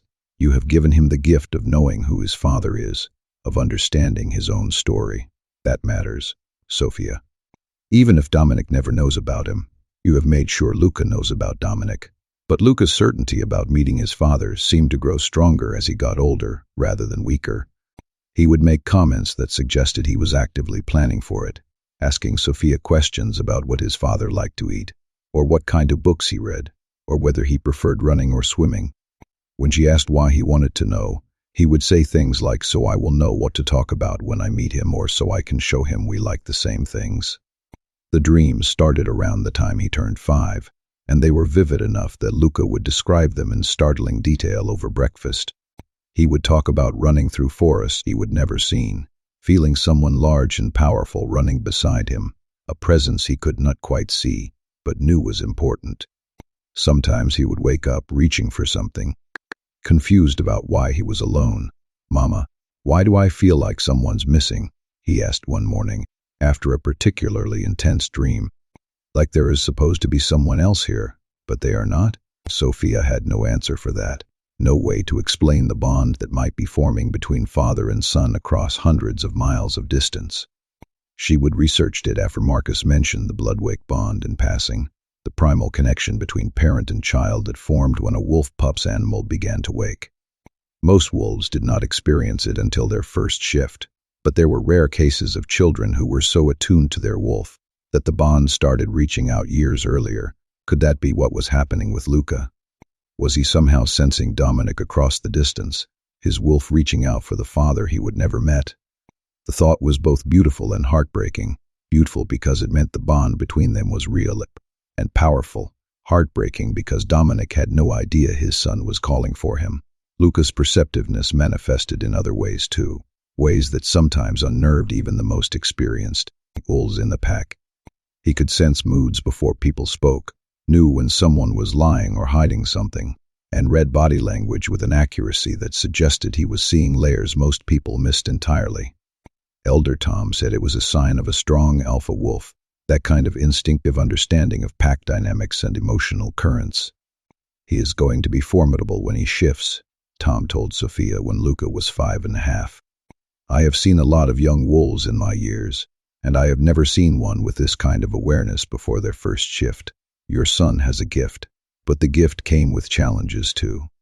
Luca struggled sometimes with the weight of what he perceived, overwhelmed by emotions and connections he was too young to fully process. Sophia would find him sitting quietly in corners, watching pack gatherings with those intense eyes, and when she asked what he was thinking, he would say things like, "Everyone's pretending to be happy, but Sarah is sad inside," or "Michael does not trust Thomas anymore. I can see it." He was right, inevitably, which was both impressive and concerning. 5-year-olds should not be able to read adult dynamics that clearly, should not be carrying the weight of other people's hidden emotions. Sophia worked hard to help him understand that just because he could see something did not mean it was his responsibility to fix it, that it was okay to let adults handle adult problems. But Luca had a helper's heart, inherited from Dominic, and he struggled with knowing about pain he could not heal. Sophia would find him leaving little gifts for pack members who were struggling, drawings for Sarah who had lost her mate, cookies he would help make for Thomas, who was dealing with his father's illness, wildflowers picked for anyone who seemed sad. The pack adored him for it, this beautiful, perceptive child who seemed to care about everyone's well-being with an intensity that was both touching and slightly worrying. One afternoon when Luca was 5, Sophia found him in his room talking to Dominic's photo. She was stopped in the doorway, not wanting to interrupt, just listening as her son had a quiet, one-sided conversation with the father he would never met. "And Erviktat track deer today, Papa," Luca was saying, his finger tracing the edge of the photo frame. "Uncle Marcus says I am really good at it. He says I have hunter's eyes just like you." "Do you like hunting? Mama says you used to run really fast, that you could beat anyone in your pack. I bet I could beat you now, though. I'm pretty fast for my age. But when you come home, we can race and find out. When you come home, not if, when." That absolute certainty broke Sophia's heart. She must have made some sound because Luca turned, not embarrassed at being caught, but just smiling that sweet, open smile he had. "Mama, do you think Papa knows I am talking to him? Like, can he feel it somehow, even though he is far away?" Sophia came into the room and sat on his bed, pulling him into her lap, even though he was getting big for it. "I do not know, baby. But I think if there is any way for him to feel connected to you, he does. Because the bond between parent and child is very strong, even when they cannot be together." "I dream about him sometimes," Luca said quietly, snug against her chest. "Not his face. I never see his face. But I dream about running with him. He is big and dark and powerful, and when I am running beside him, I feel safe. Really, really safe. Like nothing bad could ever happen." "Those sound like good dreams," Sophia managed, her throat tight. "They are. But then I wake up, and he is not here, and I feel..." Sruka struggled to find words for something complex. "Empty. Like part of me is missing, and I do not know how to find it." Sophia held him tighter, rocking slightly, wishing desperately that she could take this longing away from him, or somehow give him what he needed. "I know it is hard, Luca. I know you want to meet him so badly, but even without meeting him, you are still connected to him. He is part of you, part of who you are. And someday, maybe you will get to meet him and show him what an amazing person you have become." "I will meet him," Luca said with that quiet certainty he had. "I know I will. I can feel it. Like something's coming, something big, and he is part of it." The conviction in his voice sent chills down Sophia's spine. Wool said instincts, prophecies sometimes, visions that came true. What if Luca was sensing something real? What if somehow, someway, he was right, and a meeting was coming? 6 months later, when Luca was 5.5, he started asking more direct questions about how to find someone. Could you track a person the same way you tracked an animal? If you had a picture of someone, could you follow their scent? How far could wolf senses reach? The questions worried Sophia because they suggested Luca was thinking about trying to find Dominic himself. But when she gently asked if that was his plan, he just looked at her with those knowing eyes. "Not yet," he said. "I am too little still. But when I am bigger, when I shift, and my wolf wakes up all the way, then I will find him, or he will find me. Either way, we will find each other." The pack had strong opinions about how Sophia was handling everything, and she heard them all regularly. Some thought she was being too open with Luca, too honest about the complicated details of his origin. They worried she was setting him up for disappointment by letting him believe his father would eventually come into his life. "You are going to break his heart," one well-meaning pack member told her bluntly when Luca was 5. "What happens when Dominic never shows up?" And did the boy realize his father chose not to be here? "Dominic does not know he exists," Sophia said firmly, tired of having this conversation, but willing to have it as many times as necessary. "That is not the same as choosing not to be here, and I am not going to lie to my son about that distinction. But you are giving him false hope. I am giving him truth." Sophia's voice was steady, certain. "Luca deserves to know where he comes from. He deserves to have a relationship with his father's memory, even if he cannot have a relationship with his father in person. And yes, maybe that means he will be disappointed someday. Maybe Dominic will never know about him, or will find out and not want to be involved, or any number of other painful possibilities. But I would rather Luca be disappointed by reality than damaged by lies." Not everyone understood, but the people who mattered did. Marcus supported her completely, often stepping in to defend her choices, and other pack members questioned them. Elena was her rock, helping care for Luca and backing Sophia's decisions without hesitation. And Elder Tom, who had seen more of life than anyone, told her she was doing exactly the right thing. Truth does not wound children the way lies do, Tom said when Sophia expressed her own doubts about whether she was handling things correctly. Luca knows he is loved. He knows his father's name. He knows his story. That is more than most children in his situation have, and it is infinitely better than growing up with secrets and shame. The pack celebrated Luca's milestones like he was everyone's collective child. His first successful track, his first time helping with pack dinner, his increasingly sophisticated questions about pack law and wolf history. They saw what Sophia saw, that this boy was special, not just because of his perceptiveness or his unusual connection to his wolf, but because of his heart. He was kind and curious and earnest in a way that made even the gruffest warriors soft around him. Uncle Marcus took him tracking regularly now, and would come back shaking his head in amazement. He anticipated a rabbit's escape route today, knew exactly which way it would turn before it did, and when I asked how, he said he could fool its fear telling him where it would run. 5 years old, Sophia. He is reading prey psychology at 5 years old. Aunt Sadie taught him basic defense moves, age-appropriate versions of the fighting techniques she would mastered over decades. Luca absorbed them like a sponge, his body moving with a natural grace that suggested his wolf was very close to the surface, even if he was years away from shifting. She told Sophia that he had perfect balance and timing, that he never hesitated or second-guessed himself, just moved with complete confidence in his own instincts. Grandmother Elena spoiled him with stories and cookies and unconditional love, but she also made sure he understood responsibility and kindness and the importance of pack bonds.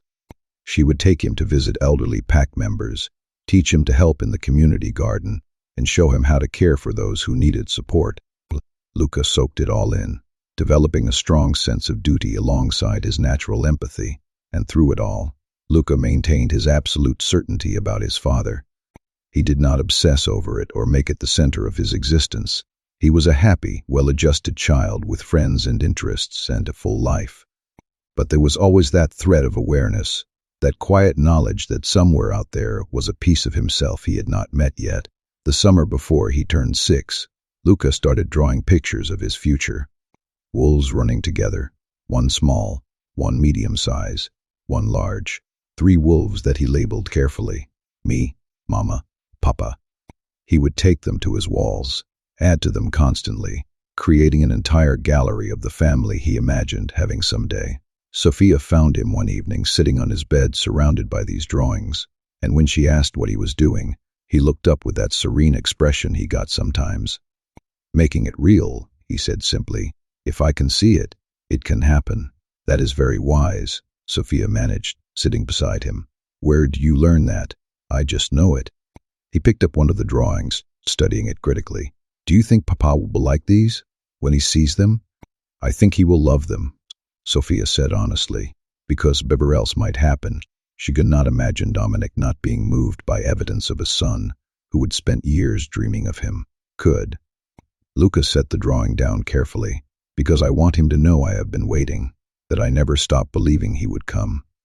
And there it was again, that unshakable faith that made Sophia's chest ache with a complicated mix of hope and fear, because what if Luca was right? What if somehow, against all odds, father and son did find each other? Would Dominic understand what he was seeing? Would he accept this child he would never known about? Would he forgive Sophia for not fighting harder to tell him, or would the truth destroy them all? 3 weeks before everything changed, Luca woke up from a dream crying. Sophia heard him from her room and rushed in to find him sitting up in bed, with tears streaming down his face, his small body shaking. Baby, what is wrong? She gathered him into her arms, checking for fever or signs of illness, but he felt fine physically. I saw him, Luca sobbed. Really saw him. His face. He was so sad, Mama. So sad. And he does not know why. He does not know what is missing. You dreamed about Papa? Yes. but it felt real, like I was actually there with him, watching him, and his wolf was crying, "Mama." Inside, where no one else could hear it, his wolf was crying for something it could not find. Sophia held him close, rocking gently, her own eyes filling with tears. "It was just a dream, sweetheart." Luca pulled back to look at her, his gray-green eyes intense even through the tears. "It was more than a dream. It was real. He is looking for me, Mama. He does not know it is me he is looking for, but he is. His wolf knows. Even if his human side does not understand, his wolf knows. Something's missing. Luca, we have to find him soon." His small hands gripped her arms with surprising strength. "Before he gets too sad, before he stops believing he will ever find what is missing, we have to help him, Mama." "How?" Sophia asked helplessly. "Baby, I do not know where he is or how to reach him. I tried years ago, and his family made it very clear that—" "I know." Luca's voice was calmer now, more certain. "I know they will not help. But something's coming, Mama. I can feel it. Something big. And when it comes, we have to be ready. We have to be brave." Sophia wanted to tell him he was imagining things, that 5-year-olds did not have prophetic dreams or supernatural connections to fathers they would never met. But looking at her son's face, seeing the absolute conviction there, she could not bring herself to dismiss it. Wolves had instincts. Bonds ran deep. And if anyone could sense their father across hundreds of miles of distance, it would be Luca with his unusual awareness, and his wolf that seemed already half awake. "Okay," she said quietly. "When something comes, we will be brave. Together." Luca nodded, satisfied, and settled back into her arms. Within minutes he was asleep again, his breathing evening out, but Sophia stayed awake, holding him for a long time, because somewhere deep in her chest, past the logical part of her mind that said this was impossible, she felt it too. Something was coming, something that would change everything, and ready or not, they were about to collide with a truth that had been waiting 5 years to wake. Dominic became Alpha of Silverpine at 20 years old, and by all external measures, it was a triumph that should have made his family proud beyond words. Alpha Morgana had been grooming him for the position for nearly 3 years, impressed by his discipline and control, and the absolute dedication he showed to pack welfare, and when she finally stepped down to retire, she would done so with a formal ceremony that transferred power as smoothly as anyone had ever seen. Dominic had knelt before her as a promising young wolf being mentored and risen as Alpha, feeling the weight of pack bonds settle onto his shoulders like a mantle he would been training his entire life to wear. "You are ready," Morgana had told him simply after the ceremony, her silver hair gleaming in the ceremonial fires, "more ready than most wolves twice your age. You understand sacrifice and duty in a way that cannot be taught. You will lead this pack well." And he had. Over the next 2 years, Dominic proved her faith justified. He was strategic and fair, unflinching in his decisions even when they were difficult, willing to make hard choices for the good of the pack, rather than taking the easy path. Under his leadership, Silverpine had grown stronger, better territory negotiations with neighboring packs, improved security along vulnerable borders, and successful trade agreements that brought prosperity to wolves who would have been struggling. His pack respected him deeply, some even loved him, and his enemies had learned quickly that the young Alpha's calm exterior hid a will of absolute iron. His family watched his success with satisfaction bordering on smugness. This was what they would wanted, what they would sacrifice for, when they would have been forced to leave their old pack. Dominic was everything an Alpha should be, powerful and controlled and completely dedicated to his responsibilities. Vincent would watch his son lead council meetings or handle diplomatic negotiations, and allow himself to believe that all the hard choices, all the secrets kept and truths buried, had been worth it to produce this result. But Dominic's wolf was wrong, in ways that got worse, rather than better as time passed, and no amount of success or respect could fix what was broken inside him. It had started as a low-grade restlessness in the early days after they would arrived in Silverpine, an inability to settle during pack runs, a constant edge of agitation that never quite went away even when he was exhausted. At first he would attribute it to adjustment stress, to the trauma of being exiled from his home territory, to the pressure of trying to prove himself worthy of Alpha Morgana's mentorship. But months turned into years, and the restlessness did not fade. If anything, it intensified. The scanning was the worst part. Every time Dominic entered a room, his wolf would search, sweeping through faces and scents and presences with desperate intensity, looking for something, someone. Every gathering, every meeting, every public event became an exercise in his wolf's frantic assessment and inevitable disappointment. It would fixate on each person briefly, scan, evaluate, dismiss, and then move to the next with increasing agitation. Not here, not her, not right. The cycle repeated endlessly, exhausting in its constancy, and Dominic had no idea what his wolf was looking for or why it seemed convinced that whatever was missing could be found among pack members he would known for years. "You seem distracted lately," his beta Cain observed one afternoon when Gwyneth had lost his place in a border patrol report for the third time in 10 minutes. They were in Dominic's office reviewing security updates, a routine task that should not have required this much concentration, but Dominic kept finding his attention wandering, his wolf pacing restlessly beneath his skin and pulling his focus away from the words on the page. "I'm fine," Dominic said automatically, the response so practiced by now it came without thought. Cain raised an eyebrow, his expression skeptical in that way that said he knew Dominic was lying but was choosing not to push. "You have been fine for 2 years now, Dom. Maybe try a different answer sometime." Dominic set down the report and rubbed his temples, feeling the beginnings of a headache forming behind his eyes. "My wolf's been restless. I do not know why. It is like he is looking for something constantly, but I cannot figure out what." "Looking for something?" Cain leaned forward, his interest sharpening. "Like what? Territory? Threats? I do not know." Dominic struggled to put the feeling into words. "Just every time I am around people, my wolf scans them, searches, like he is expecting to find something specific, but it is never there. And then he gets agitated when he does not find whatever he is looking for." Cain was quiet for a moment, his expression thoughtful. "Have you considered it might be mate instinct? Your wolf is looking for a potential mate?" The suggestion made Dominic's stomach tighten uncomfortably. "I am not looking for a mate." "Your wolf might disagree." Cain's tone was gentle but firm. 22 is old for an alpha to still be unmated. Your wolf knows that. He might be searching because he is ready to find a partner, even if you are not ready to admit it. "Then my wolf is wrong," Dominic said flatly, turning back to the report, even though the words still were not registering. "I am not interested in mating. I have the pack to think about." Cain did not push further, but the knowing look in his eyes said he thought Dominic was in denial, and maybe he was right. Maybe this restlessness was about mating instinct, about his wolf recognizing that he was supposed to have found a partner by now, and growing increasingly agitated at the lack. But the thought of trying to find a mate, of going through the motions of courtship and bonding with someone who was not Sophia, made something in his chest constrict painfully. 5 years since he would seen her. 5 years as he would heard her voice or felt her touch, or watched her smile at him, like he was the only thing in the world that mattered.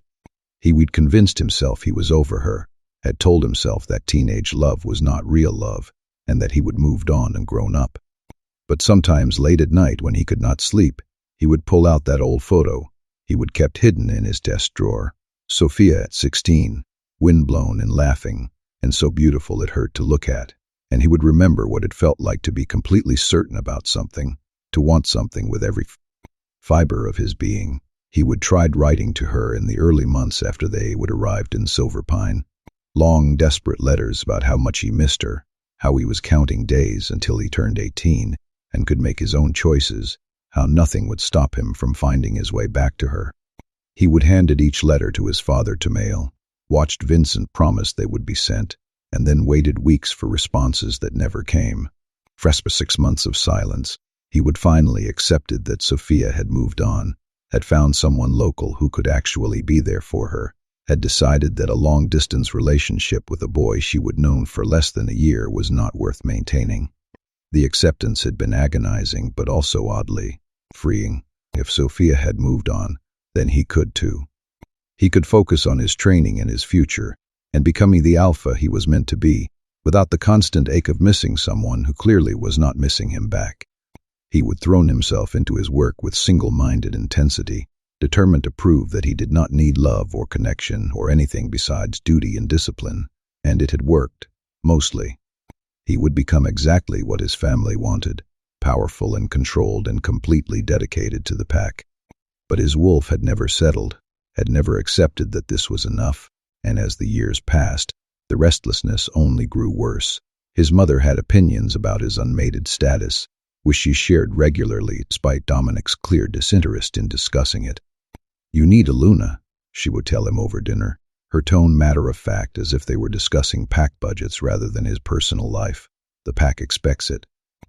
An alpha without a mate creates instability, makes people question your commitment to building a legacy.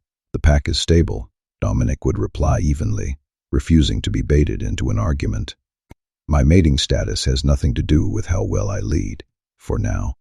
His mother would set down her fork, fixing him with that sharp gaze that had always made him feel like she could see straight through to his weaknesses. "But unmated alphas are seen as incomplete, Dominic. Vulnerable. You need a partner, someone strong and suitable, who can stand beside you as an equal." The word suitable made his jaw tighten every time she used it, bringing back memories of conversations from years ago, when she would use that same term to dismiss Sophia as unworthy. "I am not interested in a political arrangement. I am not suggesting politics." His mother's tone would soften in that way that was always more dangerous than her sharpness.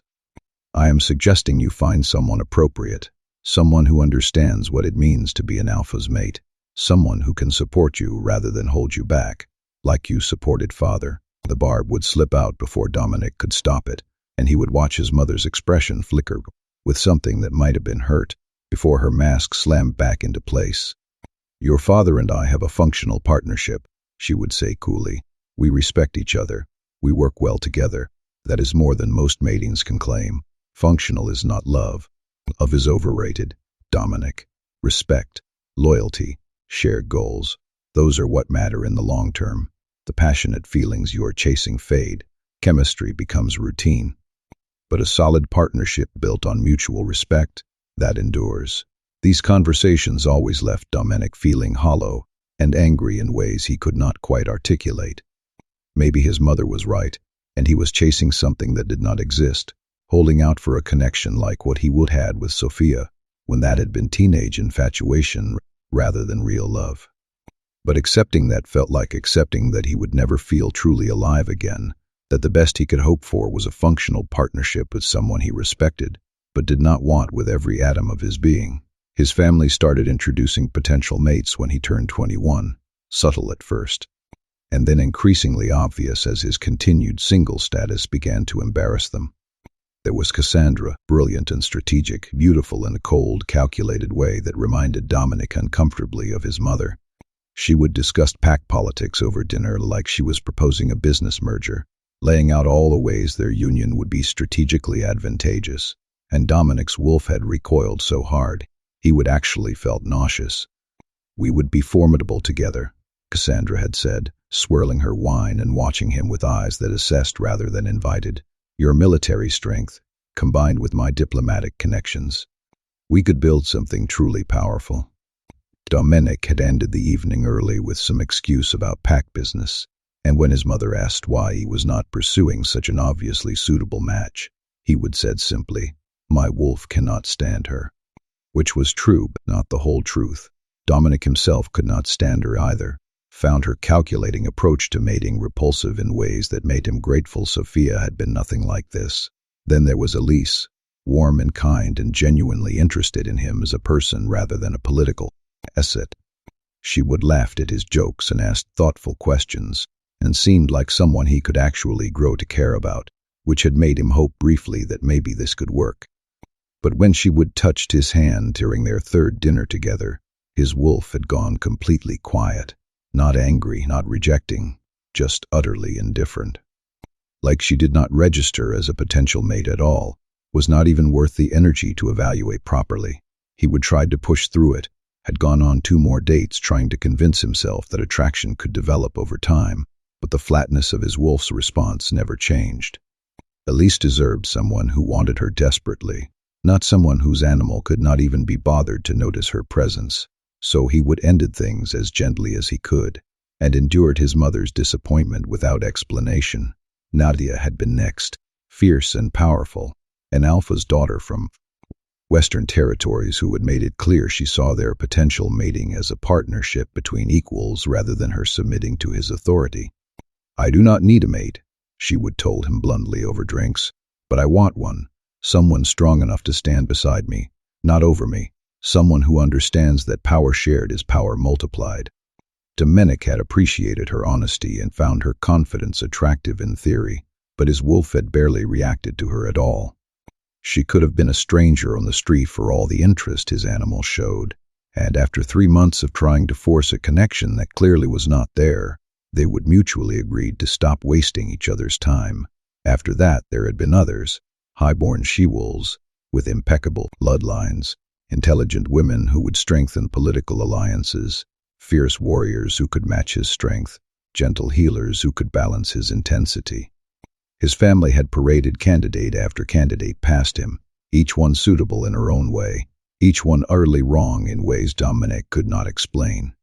His wolf rejected them all, either actively with snarling disinterest or passively, with that flat, dead indifference that was somehow worse than outright hostility.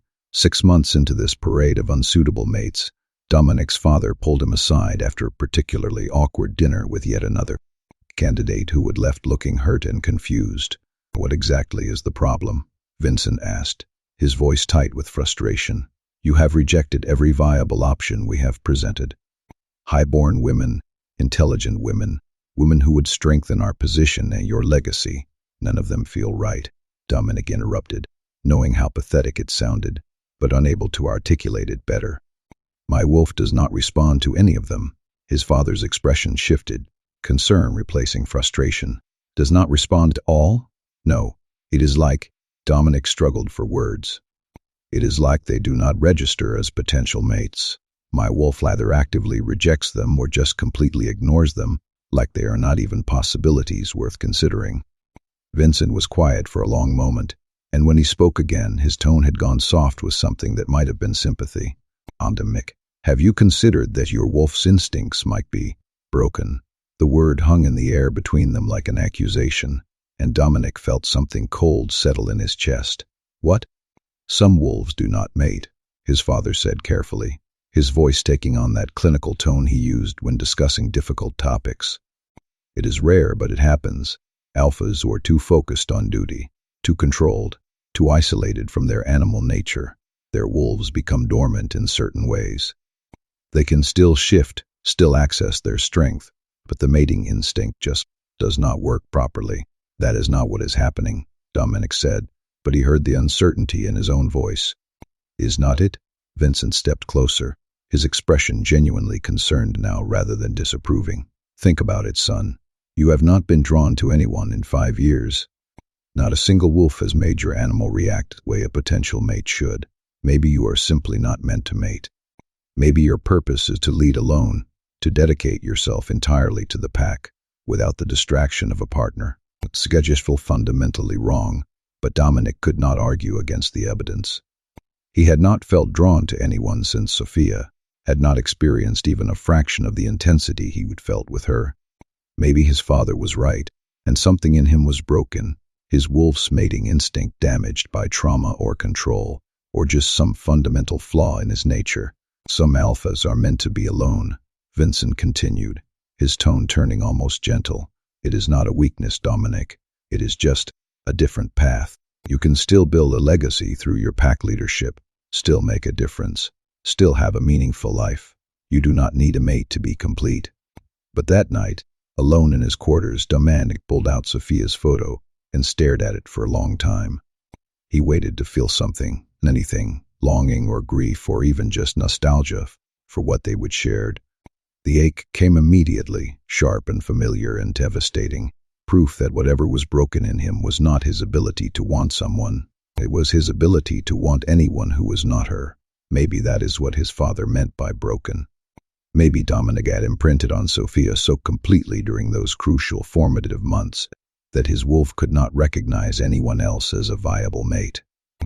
Maybe first love at 17 had ruined him for everyone who came after, left him permanently unable to bond with anyone besides the girl who had stopped writing 5 years ago. He set the photo back in its hidden drawer and tried to accept that this was his reality now. An alpha who led alone, whose wolf would never settle, who would build his legacy through pack strength rather than through family. It was not what he would imagine for himself at 17, but 17-year-old Dominic had imagined a lot of things that had not come to pass. The dreams started around his 22nd birthday, vivid and strange and deeply unsettling in ways he could not quite articulate. He would dream of running but not alone. There was someone beside him, small and quick, and laughing, keeping pace with him in a way that felt both impossible and absolutely right. Sometimes the companion was human, a child with dark hair and eyes that seemed familiar, even though Dominic could not place why. Sometimes they were both wolves, and the child wolf would nip at his heels playfully while he tried to teach them proper hunting stances. He would wake from these dreams reaching for something, his chest tight with a loss he could not name, his wolf howling inside him with a grief that made no sense. There was no child in his life. He would never met a young wolf who matched the description from his dreams.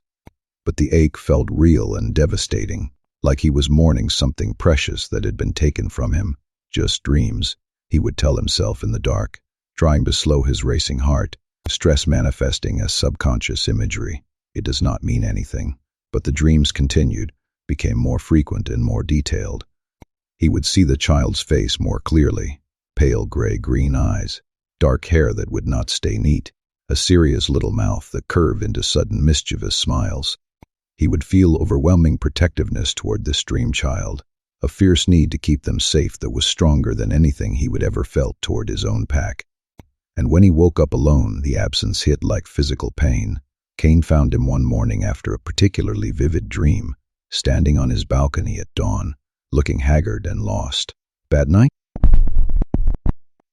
his beta asked quietly. "Strange dreams," Dominic admitted, because Cain was one of the few people he could be honest with about a child who does not exist.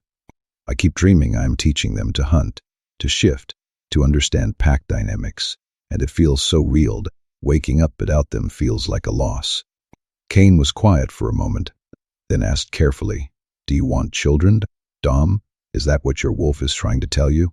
The question caught Dominic off guard because he would never really thought about it. Children required a mate first, and since he would accepted that mating was not in his future, he would push aside any thoughts of family or legacy through bloodline. "I do not know, maybe. But it is not like it matters, since I am apparently not going to find a mate anyway." "You are 22, Cain said firmly. "That is hardly old enough to give up on the possibility." "I am not giving up. I am accepting reality." Dominic turned back toward his office, done with this conversation. "Some wolves are not meant to mate. My father's right about that. I need to focus on what I can control: pack leadership, territory security, building alliances, rather than chasing something that clearly is not meant to happen." But accepting it intellectually did not stop his wolf from searching, and over the following months, the restlessness got worse, rather than better. Pack runs became exercises in his animal's increasing desperation, his wolf pulling away from the group to run alone, to scan the territory with frantic intensity, as if whatever it was looking for might suddenly appear in the forest. Council meetings were torture, as his wolf fixated on each attendee with that same desperate hope and inevitable disappointment. Even simple gatherings became exhausting, as his animal cycled through its endless pattern of scan, evaluate, dismiss, repeat. By the time he turned 22, Dominic had resigned himself to this as his permanent state. An alpha with a restless wolf, unmated and apparently unable to mate, successful in all the ways that mattered publicly, and hollow in all the ways that mattered privately. He stopped trying to understand why his wolf was searching, stopped hoping he would figure out what was missing, just accepted that this ache would be his constant companion, and learned to function around it.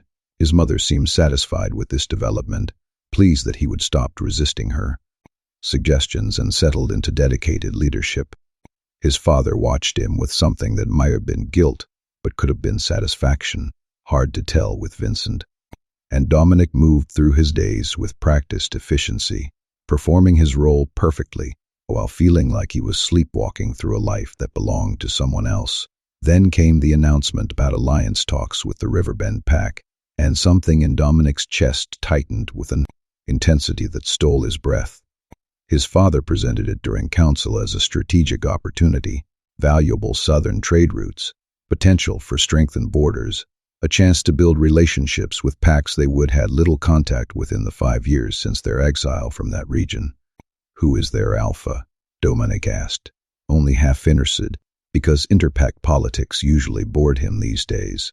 "Marcus Reyes. Strong leader by all accounts, fair reputation, well respected in southern territories." Vincent paused. "He is bringing his senior counsel for negotiations. Should be a straightforward discussion about mutual benefit." The name Reyes did not register immediately, was common enough in wolf packs, but something in Dominic's wolf reacted violently. His animal surged forward with sudden, shocking intensity, more alert and focused than it had been in years, and Dominic had to physically grip the table to keep from shifting right there in the council chamber. "When?" he managed, his voice rougher than intended as he fought for control. 3 weeks. Clearwater Lodge, neutral territory. His father was watching him with an odd expression. "Are you all right?" "Fine." Another lie, but Dominic could not explain what was happening because he did not understand it himself. His wolf was practically vibrating beneath his skin, not with the usual restless searching, but with something that felt almost like recognition. Like some part of him knew this meeting mattered in ways his conscious mind could not grasp. That night he lay awake feeling his wolf pace frantically inside him, more agitated than he would ever experienced.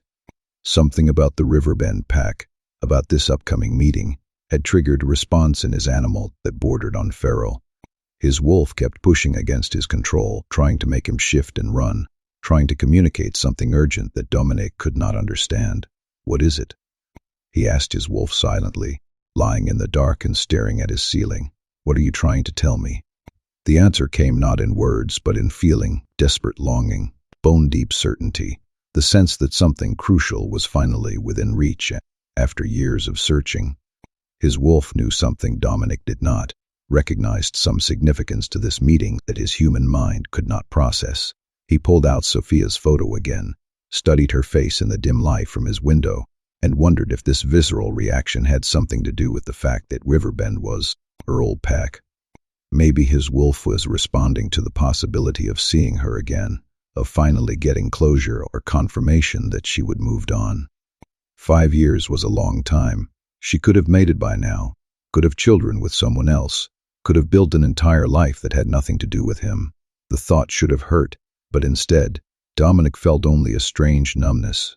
If Sophia had found happiness with someone else, good for her. At least one of them had managed to move forward. The week before the meeting was torture. Dominic's wolf became increasingly unmanageable, restless to the point of being barely controllable. He found himself shifting and running in the middle of the night, his animal driving him through the forest with frantic energy, searching for something that was not there. Cain found him one morning after he had been out all night, still in wolf form and pacing the tree line like a caged animal. "Dom, you need to get control," Cain said carefully, approaching with caution, because Dominic's wolf was radiating enough dominance to make even his beta think twice about getting too close. "What is going on with you?" Dominic had forced himself to shift back, standing naked and shaking in pre-dawn cold. "I do not know. My wolf is losing it, and I do not understand why. It is like something's coming, something important, but I cannot figure out what. Is it the Riverbend meeting? Maybe." Dominic ran his hands through his hair, frustrated and exhausted. "My wolf's been like this since the meeting was announced, but I do not know why it matters so much. It is just a trade negotiation." Cain studied him thoughtfully. Riverbend is Sophia's old pack. The name hit Dominic like a physical blow, even though he would thought it himself. Hearing someone else say it made it real in a way. His internal speculation had not. "I know." "Do you think she will be there?" "I do not know. Probably not. Why would she be at a council-level meeting?" But even as Dominic said it, His wolf surged with something that felt like desperate hope, and he realized part of him wanted her to be there. Wanted to see her again, even if it hurt. Wanted confirmation that she existed and was real, and had not just been a fever dream from his teenage years. Maybe your wolf needs closure, Kane suggested gently. Maybe seeing her, or at least being in her territory, will help settle whatever is making you so restless. Maybe. Dominic did not believe it, but he could not articulate why. His wolf's reaction felt like more than just unresolved feelings about an old relationship. It felt primal and urgent and connected to something deeper than romantic longing. The night before they were scheduled to leave for Clearwater Lodge, Dominic's mother found him in his office staring at territory maps he was not actually seeing. She knocked lightly and entered without waiting for permission, settling into the chair across from his desk, with that calculated grace she would perfected over decades. "Are you prepared for tomorrow?" she asked, her tone carefully neutral. "As prepared as I can be for a routine trade negotiation." Dominic set down the map he had been pretending to study. "Why?" His mother was quiet for a moment, and when she spoke, her voice carried an unusual note of concern. "Riverbend is Sophia's pack, Dominic. I know you are aware of that. I am aware. And if you see her, I will be professional." Dominic cut her off, not wanting to have this conversation. "I'm alpha now, Mother. I can handle running into an ex-girlfriend from 5 years ago without falling apart. I know you can." His mother's expression softened in a way that looked almost genuine. "I just want to make sure you are emotionally prepared. Sophia was. She mattered to you. Seeing her again might bring up feelings you thought you would move past." "I have moved past them," Dominic said flatly, and tried to make himself believe it. "Whatever I felt for Sophia was a long time ago. We were children. I'm sure she has moved on and built a good life, and I'm happy for her if she has." His mother studied him for a long moment, something flickering in her expression that Dominic could not quite read. "Yes, well, just remember what you are now. You are an alpha, a leader, someone with responsibilities that extend far beyond personal feelings. Do not let the past interfere with pack business." "I will not." She stood to leave, paused at the door, and turned back with an expression that looked almost regretful. "Dominic, if you do see her, and if there are complications." "What kind of complications?" Dominic asked, suddenly alert to something in his mother's tone. "Nothing. Just," his mother seemed to be choosing her words carefully, "just remember that people change. 5 years is a long time. She might not be the girl you remember." And then she was gone, leaving Dominic alone with the uncomfortable feeling that his mother had been trying to warn him about something without actually saying it. But what? That Sophia had mated? That she would moved on? He already knew that was likely. Or was his mother worried he would make a fool of himself, would embarrass the pack by showing too much interest in someone from his past? He went to bed that night with his wolf prowling frantically beneath his skin, more agitated than he would ever felt, and lay awake staring at the ceiling trying to understand what was happening to him. In 3 weeks, no, less than that, just hours now, he would be at Clearwater Lodge for alliance talks with a pack he had not seen since his family had been exiled from the Southern Territories. There was a possibility, however slim, that he would see Sophia again after 5 years of silence, and his wolf was acting like this meeting was a matter of life and death rather than routine pack politics.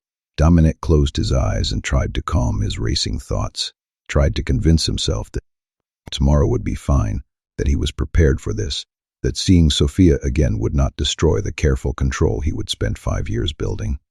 But sleep would not come, and his wolf kept pacing and searching and crying out for something it could not name, and somewhere hundreds of miles south, a 5-year-old boy woke from dreams of his father and whispered to the darkness, "Soon.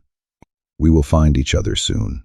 The bond between them was reaching, straining, trying desperately to wake against all the lies and distance that had kept it suppressed. And tomorrow, while father and son finally occupied the same space for the first time since before Luca's birth, that bond was going to tear through every careful barrier that had been built to keep them apart. Dominic fell asleep just before dawn, his last conscious thought a prayer he did not quite believe. Please let tomorrow not change everything. His wolf knew better. The announcement came during morning council on a Thursday in late September.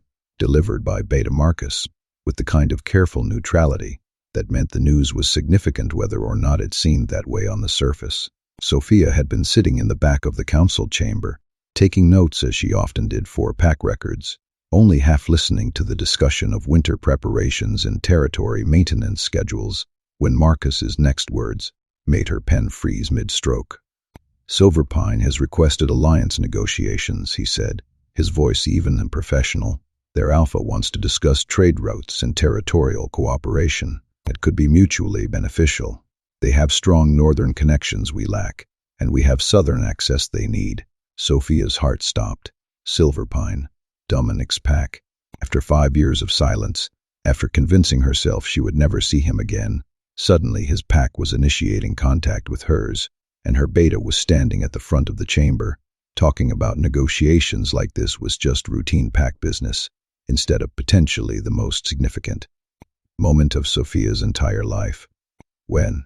Elder Tom asked, and Sophia found herself leaning forward unconsciously, desperate to hear the answer. 3 weeks. Clearwater Lodge, neutral territory. Marcus's gaze swept the room and landed briefly on Sophia, something knowing and sympathetic flickering in his expression before he continued. "I will be bringing senior council members. This could be an important alliance for both packs." The discussion continued around her, logistics and strategy, potential negotiation terms, but Sophia heard almost none of it. Her mind was spinning with the implications, the possibilities, the terrifying certainty that Dominic would almost certainly be there. He was alpha now. Marcus had mentioned that in passing months ago, which meant he would be leading these negotiations himself. She would see him. After 5 years of wondering if he ever thought about her, if he would moved on completely, if he even remembered what they would shared, she would finally have answers. But what if the answers were not the ones she would been hoping for? What if he would mated someone else, someone suitable with the right bloodline and political connections? What if he looked at her with polite indifference, treating her like a stranger instead of someone who would once been his entire world? What if he was happy in a way that had nothing to do with her, and she had to watch him be happy with someone else, while keeping her own grief locked away behind a professional mask? And Luca? God, what was she going to do about Luca? Did she bring him to the meeting and risk Dominic seeing a 5-year-old boy with his eyes? Or did she leave him home and miss what might be her only chance to let father and son meet? The decision felt impossible, weighted with consequences she could not fully anticipate, no matter which choice she made. After the meeting ended, Marcus caught her before she could escape. "Sophia."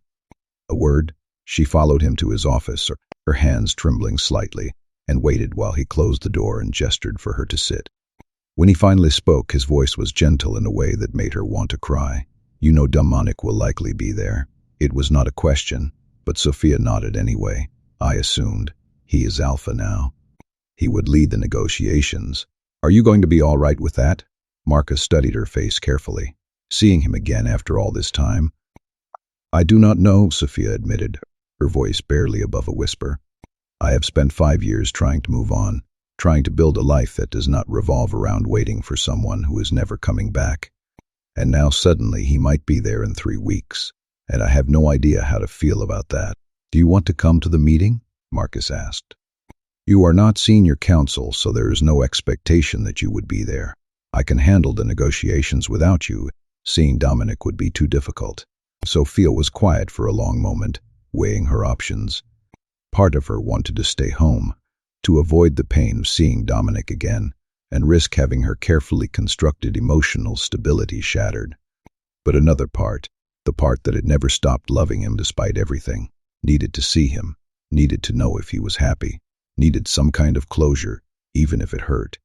"I want to come," she said finally. "But Marcus, what about Luca?" His expression shifted, understanding immediately what she was asking. "That is your decision to make, Sophia. But if you bring him, you need to be prepared for what might happen when Dominic sees him.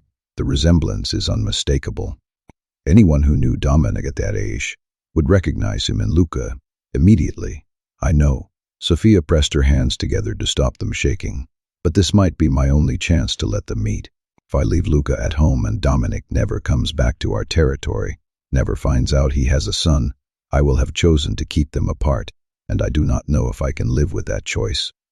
Marcus was quiet, clearly weighing his words carefully.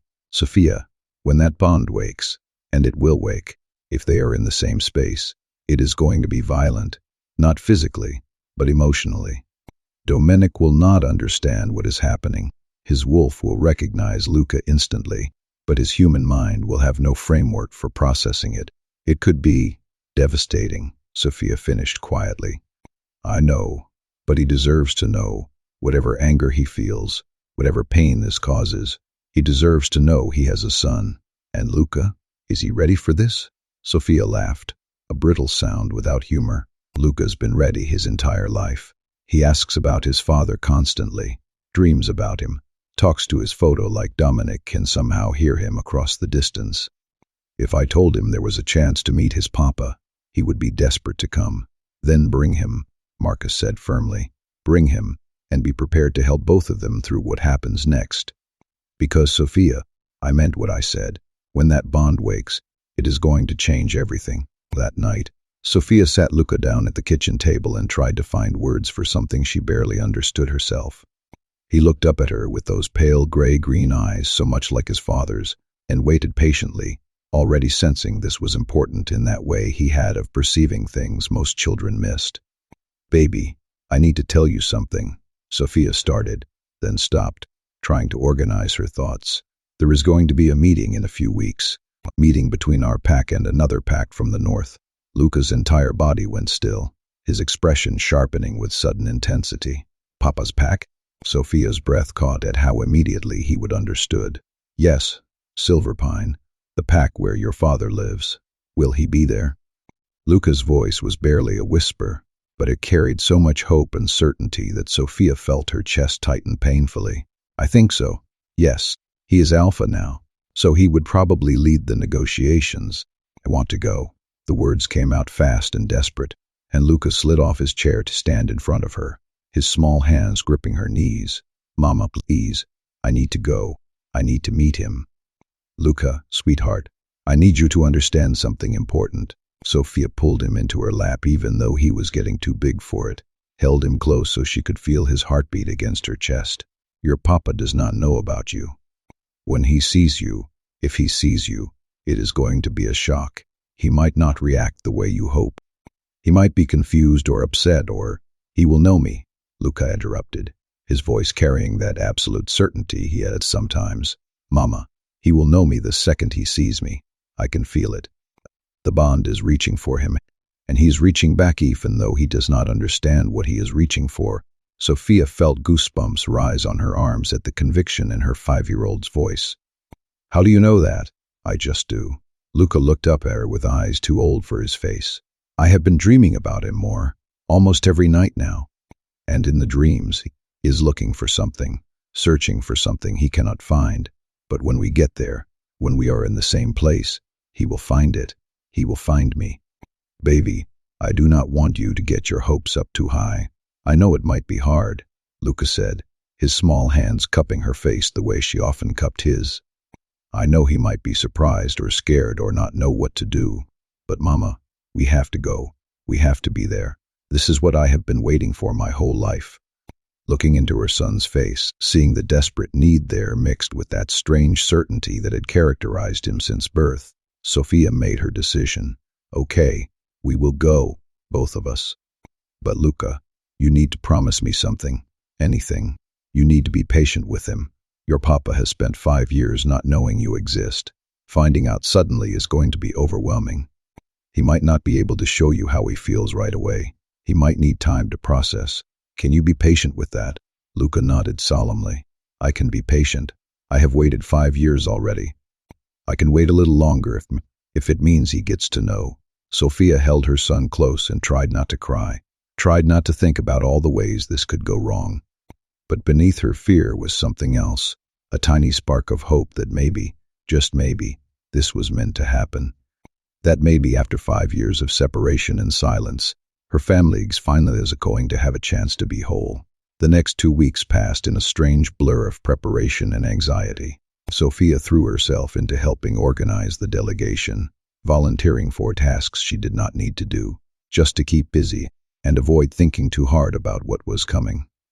Her mother watched her with concerned eyes, clearly worried about how Sophia was handling the impending reunion, but Elena did not push, just stayed close, and offered quiet support whenever Sophia needed it.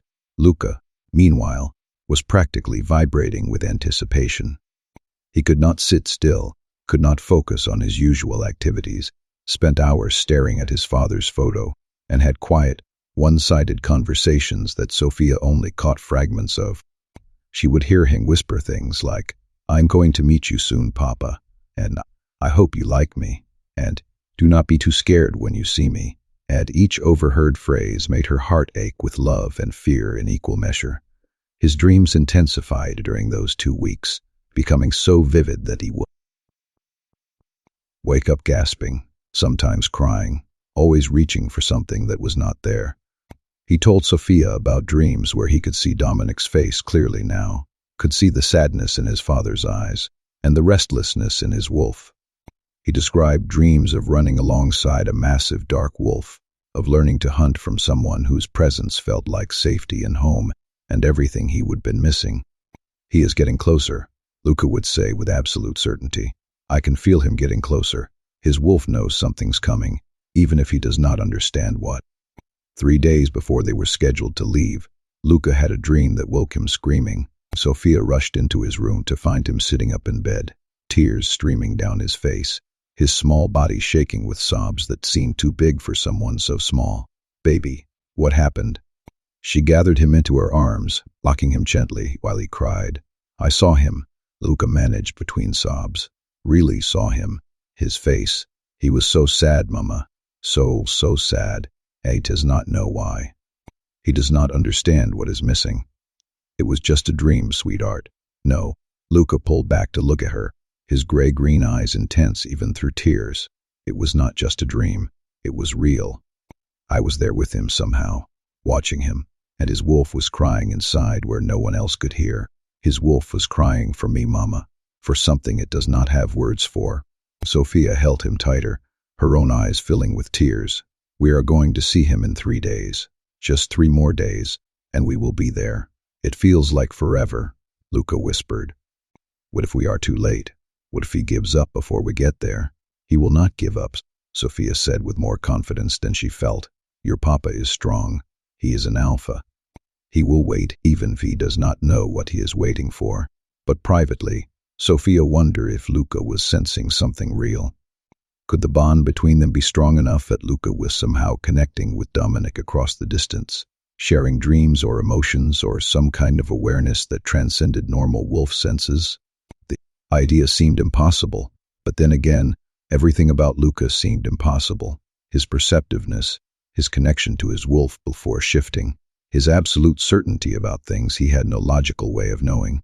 2 days before departure, Sophia received an unexpected visit from Elder Tom. The ancient wolf came to her house in the evening, his weathered face grave, and asked if they could speak privately. They sat in her living room while Luca played in his room upstairs, and Tom studied her with eyes that had seen more than most wolves would experience in several lifetimes. "You are bringing the boy to Clearwater Lodge," he said, quite a question. "Yes." Sophia met his gaze steadily. "I know it is risky, but it is necessary," Tom interrupted gently. "The Bloodwake bond is trying to wake, Sophia. I can feel it from here, and I am not even connected to it. That child's wolf is reaching across hundreds of miles for his father, and from what you have described, Dominic's wolf is responding even if Dominic himself does not understand why." Sophia felt her chest tighten. Is that possible, for the bond to be active before Luca shifts? In rare cases, yes. Usually, in children who are extraordinarily attuned to their animal, or when the bond is particularly strong. Tom leaned forward, his expression serious. "Sophia, you need to understand what is about to happen. When Dominic and Luca are in the same space for the first time, when that bond finally has the opportunity to complete its circuit, it is going to be overwhelming for both of them. Dominic's wolf will recognize Luca instantly. There will be no doubt, no question, just immediate, absolute certainty. Will it hurt them? Hurt? No, but it will be intense. Dominic will feel a connection to Luca that he has no framework for understanding. His wolf will know immediately that this is his child, but his human mind will struggle to process it. He will feel protective and possessive and desperate to be close to Luca in ways that will not make sense until someone explains what is happening. And Luca, Tom's expression softened. Luca has been reaching for his father his entire life. When the bond finally connects, he will feel complete in a way he has never experienced. It will be like finding a piece of himself he did not know was missing.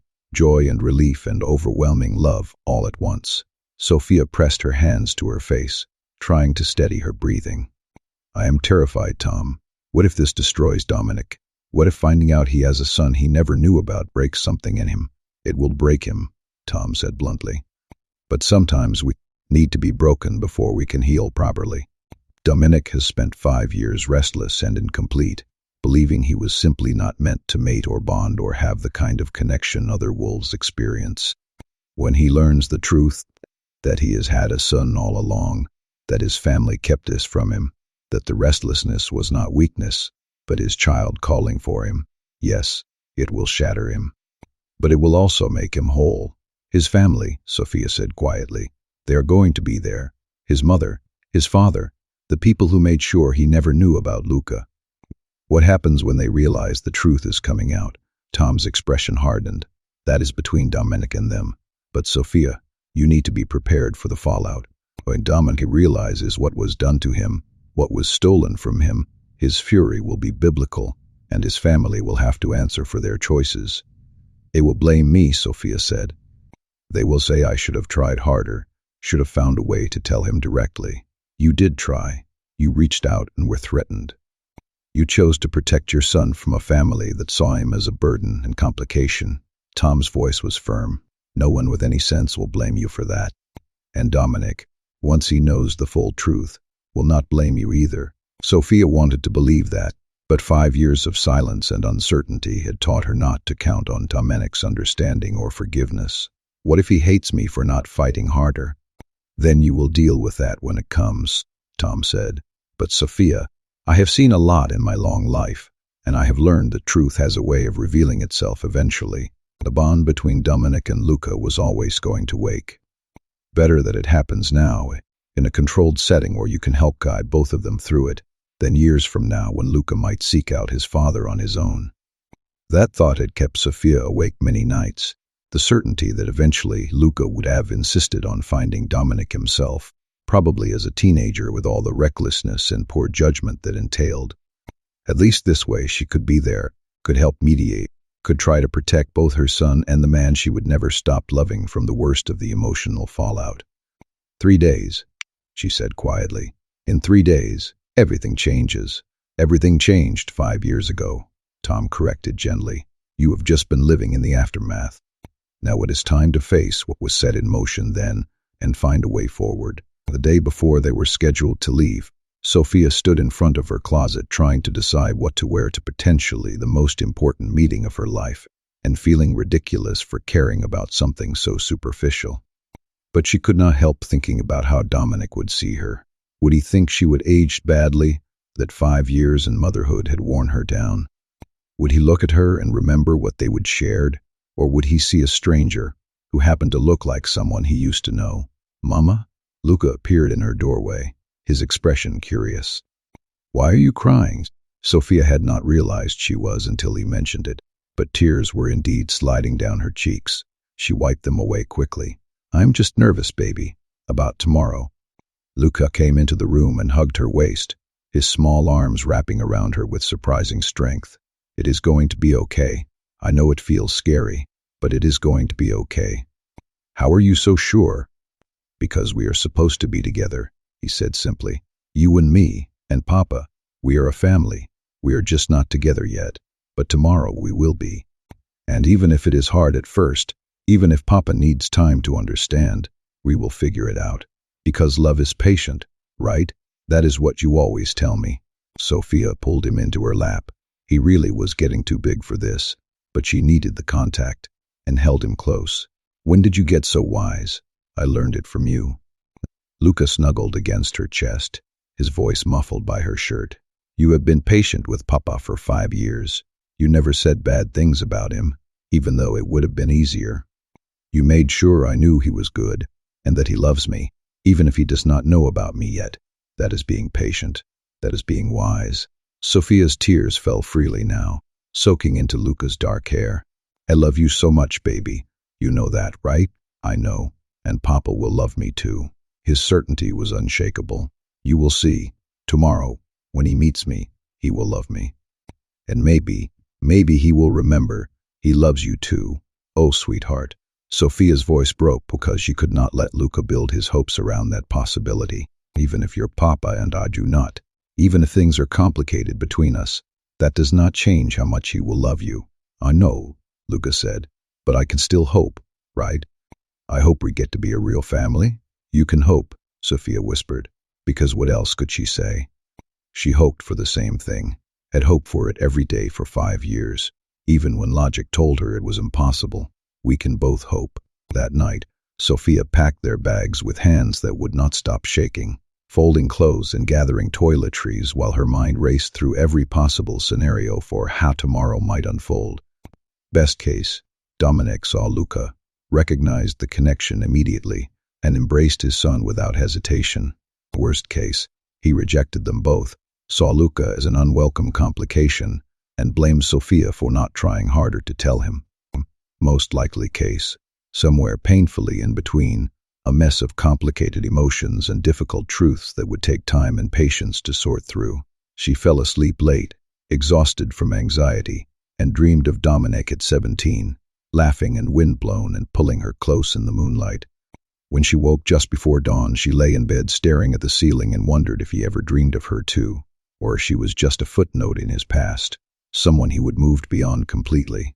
Downstairs, she found Luca already awake and dressed, sitting at the kitchen table with his small suitcase, Acton ready beside him. He looked up when she entered, his gray-green eyes bright with anticipation and determination. I am ready, Mama, he said. Are you? Sophia looked at her 5-year-old son, so small and so certain, carrying hope enough for both of them, and tried to match his courage. I am ready. Then let us go find Papa. And 300 miles north, Dominic woke from another dream of a child with his eyes, and felt his wolf surge with desperate anticipation. Something was coming, something huge. And ready or not, his entire world was about to shatter and rebuild itself around a truth he did not know he would be missing. In 8 hours, they would all be at Clearwater Lodge. In 8 hours and 20 minutes, Luca would see his father for the first time. In 8 hours and 20 minutes, Dominic's carefully controlled life would end, and in 8 hours and 22 minutes, a bond that had been suppressed for 5 years would finally wake, violent and overwhelming, and absolutely unbreakable. They traveled in a small convoy, 2 SUVs carrying the Riverbend delegation. Marcus drove the lead vehicle with his mate, Sarah, and 2 senior council members. Sophia drove the second with her mother and Luca. The boy pressed against the window the entire drive, watching the landscape change as they moved from familiar southern territories into the neutral zone where Clearwater Lodge sat waiting. How much longer? Luca asked for the 10th time, his voice tight with barely contained excitement. 2 hours, Sophia said, her own stomach churning with anxiety that had only intensified as they got closer.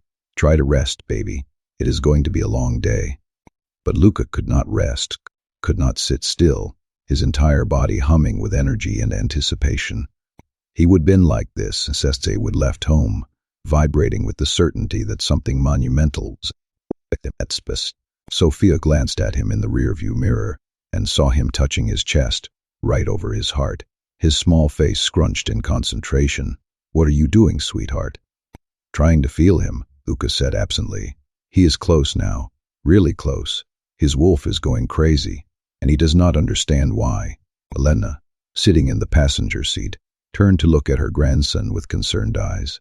Luca, how do you know that? I just do. He looked up, meeting his grandmother's gaze.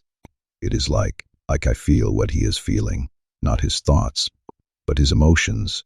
His wolf is so restless, Grandma, so desperate to find what is missing.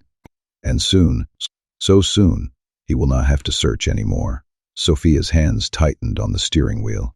Luca, When we get there, I need you to stay close to me. We do not know exactly when or how we are going to see your papa, and I need to make sure you are safe. I will be safe, Luca said with absolute confidence. Papa would never hurt me. Even if he does not know me yet, his wolf will protect me. I know it. They arrived at Clearwater Lodge just after 2 in the afternoon, pulling into the parking area to find several other vehicles already there. Sophia's heart lurched when she recognized one as likely from Silverpine based on the territorial markers, which meant Dominic was here, somewhere in this building, close enough that if she walked inside, she might see him for the first time in 5 years. They are already here, Marcus said, coming over to Sophia's vehicle as they parked. His expression was carefully neutral, but his eyes held sympathy. Silverpine arrived about an hour ago. They are settling into their quarters before the formal meeting this evening. Sophia felt like she could not breathe. Did you see him, Dominic? Briefly, Marcus's voice was gentle. He looks good, Sophia. Older, more controlled, but fundamentally the same. And his wolf, he paused. His wolf is a mess. I could feel the agitation from across the lobby. Whatever is happening with him, it is intense. Beside her, Luca had gone very still, his eyes wide and his hand pressed flat against his chest. He is here, he whispered. Papa's here. I can feel him. Sophia crouched down in front of her son, gripping his small shoulders. Remember what we talked about. Stay close to me. Do not run off trying to find him. We will see him when the time is right. Okay, Luca agreed, but his entire body was trembling with the effort of restraining himself. But Mama, he is so close. The bond is pulling so hard. It wants to be completed. It wants to wake. Marcus helped them carry their bags inside, and Sophia tried not to look around desperately for Dominic as they walked through the lobby. The lodge was beautiful in that rustic way of neutral territory meeting spaces, all exposed wood beams and stone fireplaces, comfortable but impersonal, designed to make visiting packs feel welcome without showing favoritism to anyone. Your rooms are on the 2nd floor, Marcus said, guiding them toward the stairs. The formal meeting is at 7, in the main conference room. Until then, try to rest and prepare yourselves for... He stopped abruptly, and Sophia followed his gaze to see a tall figure at the far end of the hallway. Even from a distance, even after 5 years, she would have recognized him anywhere. Dominic stood frozen just outside what must have been his own room, his steel-gray eyes locked on their group with an expression of absolute shock. And beside Sophia, Luca made a small, desperate sound, half gasp, half sob, and whispered the word he would been waiting 5 years to say to the person it was mean for. Papa. The moment stretched and fractured, time becoming something elastic and wrong as Sophia watched her entire world converge into a single point of devastating truth. Dominic stood at the far end of the hallway, his steel-gray eyes locked on their group with an expression caught somewhere between shock and something deeper, something his conscious mind could not have named yet, but his wolf clearly recognized. He looked older than the 17-year-old boy she would loved, his features sharper and more controlled, his shoulders broader with the kind of strength that came from years of alpha responsibility. But underneath all that careful control, Sophia could see the restlessness, could see his wolf practically vibrating beneath his skin with an agitation that bordered on feral. And beside her, Luca went absolutely rigid, every muscle in his small body locking as he stared at the man who would haunted his dreams and imagination for his entire life. Sophia felt him trembling, felt the desperate need radiating off him like heat, and she tightened her grip on his shoulder, knowing even as she did it that nothing would be able to hold him back from this moment. This was what he would have been waiting for. This was what the bond had been reaching toward for 5 years, crying out across hundreds of miles of distance, trying desperately to complete a circuit that should never have been broken. Luca, wait, Sophia started, but she was already too late. Her son tore free from her grip with surprising strength and bolted down the hallway, his small legs carrying him faster than she would ever seen him move, his entire being focused on the man at the other end with single-minded intensity that erased everything else. He ran like he was being pulled by an invisible tether, like gravity itself had shifted, and Dominic was now the center of his entire universe. and Sophia's heart shattered and soared simultaneously. She watched her baby finally reach for the father he would never stop believing would come. "Papa," Luca's voice rang out clear, desperate, and certain, carrying none of the hesitation or fear that might have been expected from a child meeting a stranger. "Papa, you came home." The words hit the space like a bomb, stopping everyone in their tracks. Marcus froze mid-step. Elena gasped audibly. Sophia felt her knees go weak as she watched her 5-year-old son run straight into Dominic's legs, wrapping his small arms around them with fierce possessiveness, and heard him say again, his voice muffled against Dominic's jeans but no less certain, "You came home. I knew you would. I knew it." Dominic looked like he had been struck by lightning, his entire body going rigid as he stared down at the child clinging to him, with an expression that cycled through confusion, shock, and something that looked almost like pain. His hands had come up automatically, hovering over Luca's shoulders like he was not sure whether to push him away or pull him closer, and Sophia could see him struggling to process what was happening, to understand why this strange child was calling him Papa with such absolute conviction. But his wolf clearly had no such confusion. Sophia watched Dominic's eyes flash from gray to that bright gold that meant his animal was surging forward, watched his entire body language shift from controlled alpha to something primal and protective, and she knew with absolute certainty that the Bloodwake bond was slamming into place with force that must have felt like being torn apart and rebuilt simultaneously. Dominic dropped to his knees so suddenly it looked like his legs had given out, and his hands finally touched Luca, settling on the boy's shoulders with a gentleness that seemed to surprise him. He stared at Luca's face with an intensity that bordered on desperate, and Sophia watched understanding beginning to dawn in his expression, not intellectual understanding yet, his conscious mind still scrambling to catch up, but something deeper and more primal.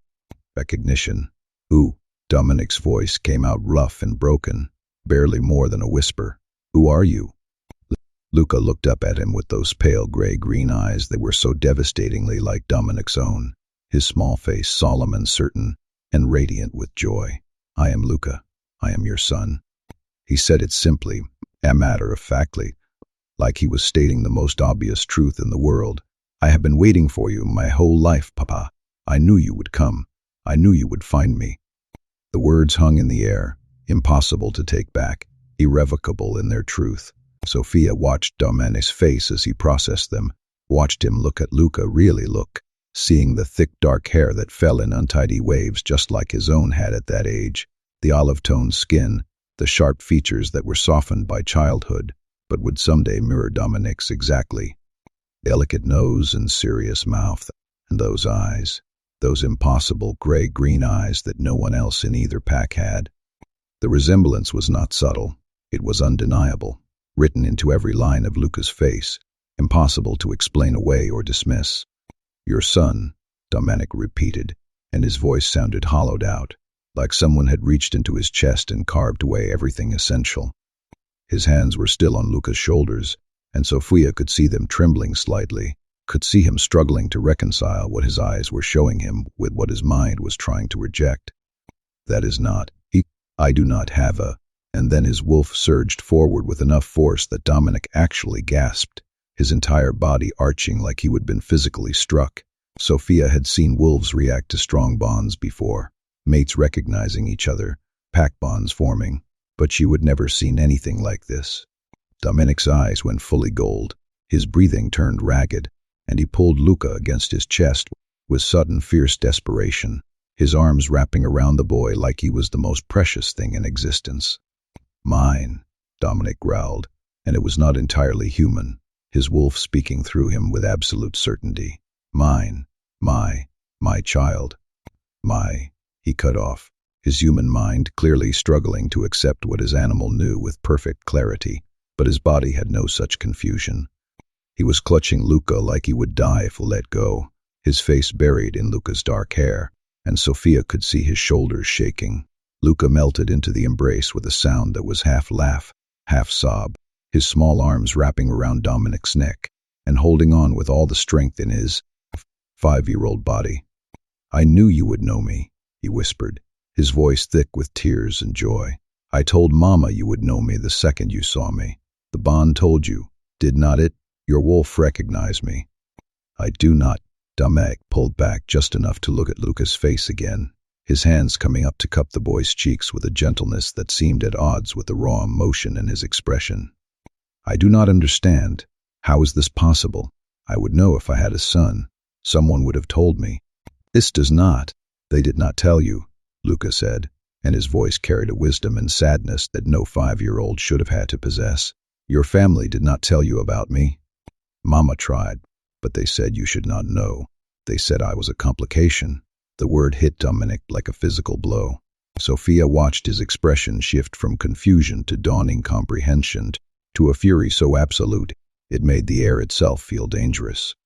His eyes found her across the hallway, and for a moment she thought she saw accusation there, blame, anger that she would kept this from him. But then his gaze shifted to someone behind her, and the rage in his face intensified until she thought he might actually shift right there in the lodge hallway. Sophia turned and saw Dominic's mother standing at the top of the staircase, her face pale and her expression caught somewhere between shock and calculated composure. Vincent was beside her, his own face showing guilt and resignation in equal measure, and Sophia realized they would come upstairs at some point during this collision, drawn by the commotion, and were now watching their carefully buried secret explode into undeniable truth. You, Dominic said, and his voice was barely recognizable, edged with his wolf's growl, and carrying enough command that everyone in the hallway flinched instinctively. You knew about him and you never told me. His mother lifted her chin, trying for her usual cool control, even though Sophia could see fear flickering in her eyes. Dominic, this is not the time or place to. You kept my son from me. Dominic stood slowly, bringing Luca up with him, holding the boy against his chest with one arm, while his other hand stayed protectively cupped around Luca's head. For how long? How long have you known I had a child? Since before he was born, Sophia heard herself say, her voice steadier than she felt. I called your mother 6 weeks after you left, told her I was pregnant. She said you would not be told, that it would ruin your future. Dominic's eyes swung back to her, and this time there was no accusation in them, just devastation, and something that looked almost like grief. You were pregnant. When I left, you were. His voice broke, and I never knew. I have had a son for. How old are you? This last was directed at Luca, gentle despite the rage clearly burning through him. 5, Luca said, his small hand coming up to touch Dominic's face with that fearless certainty he would always had. 5 years old, and Mama's been telling me about you my whole life. She never said bad things about you, Papa. She always said you were good, that you would love me if you knew about me. She said your family made the choice not to tell you, not that you made the choice not to know me. The words seemed to shred what was left of Dominic's control. His arms tightened around Luca, and he looked at Sophia with an expression so raw and broken that she had to press her hand to her mouth to keep from sobbing. 5 years, he whispered. I have had a son for 5 years, and I never knew. 5 years of, God, the dreams, the restlessness. My wolf was searching constantly for something I could not identify. That was him. That was Luca. The bond was trying to wake, and I thought I was broken. I thought there was something wrong with me. There was never anything wrong with you, Luca said firmly, his small hands gripping Dominic's shirt. Your wolf was just calling for me, and I was calling back. Mama says some bonds are too strong to stay asleep forever. She says the Bloodwake bond does not need permission or proximity or anything, except truth to exist.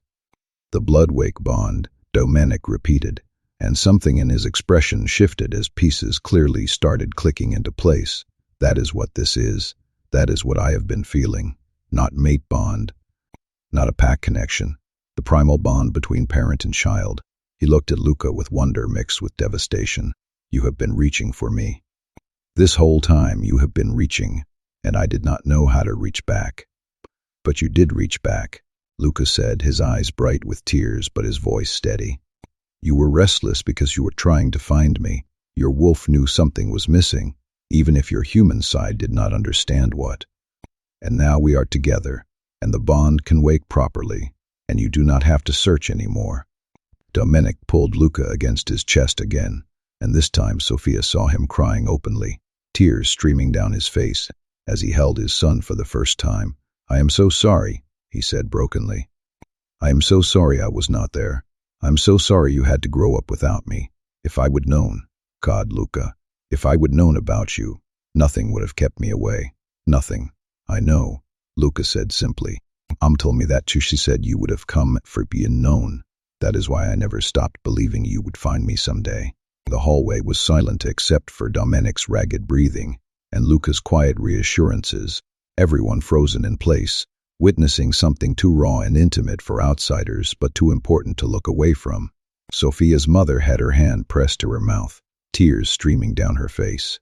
Marcus looked stricken, his usual composure completely shattered. And Dominic's parents, they stood there watching their son hold the grandson they would try to erase, knowing that everything was about to change in ways they could not control. Finally, Dominic looked up, his arms still wrapped protectively around Luca, and his eyes found Sophia again. This time, there was no rage or accusation, just grief and longing, and something that looked like desperate hope. Sophia. She could not speak, could not move, could barely breathe, as he said her name for the first time in 5 years. All she could do was stand there and watch as the man she would never stop loving held their son and looked at her like she was something precious and lost and miraculously found. "You did this alone," Dominic said, and his voice was rough with emotion.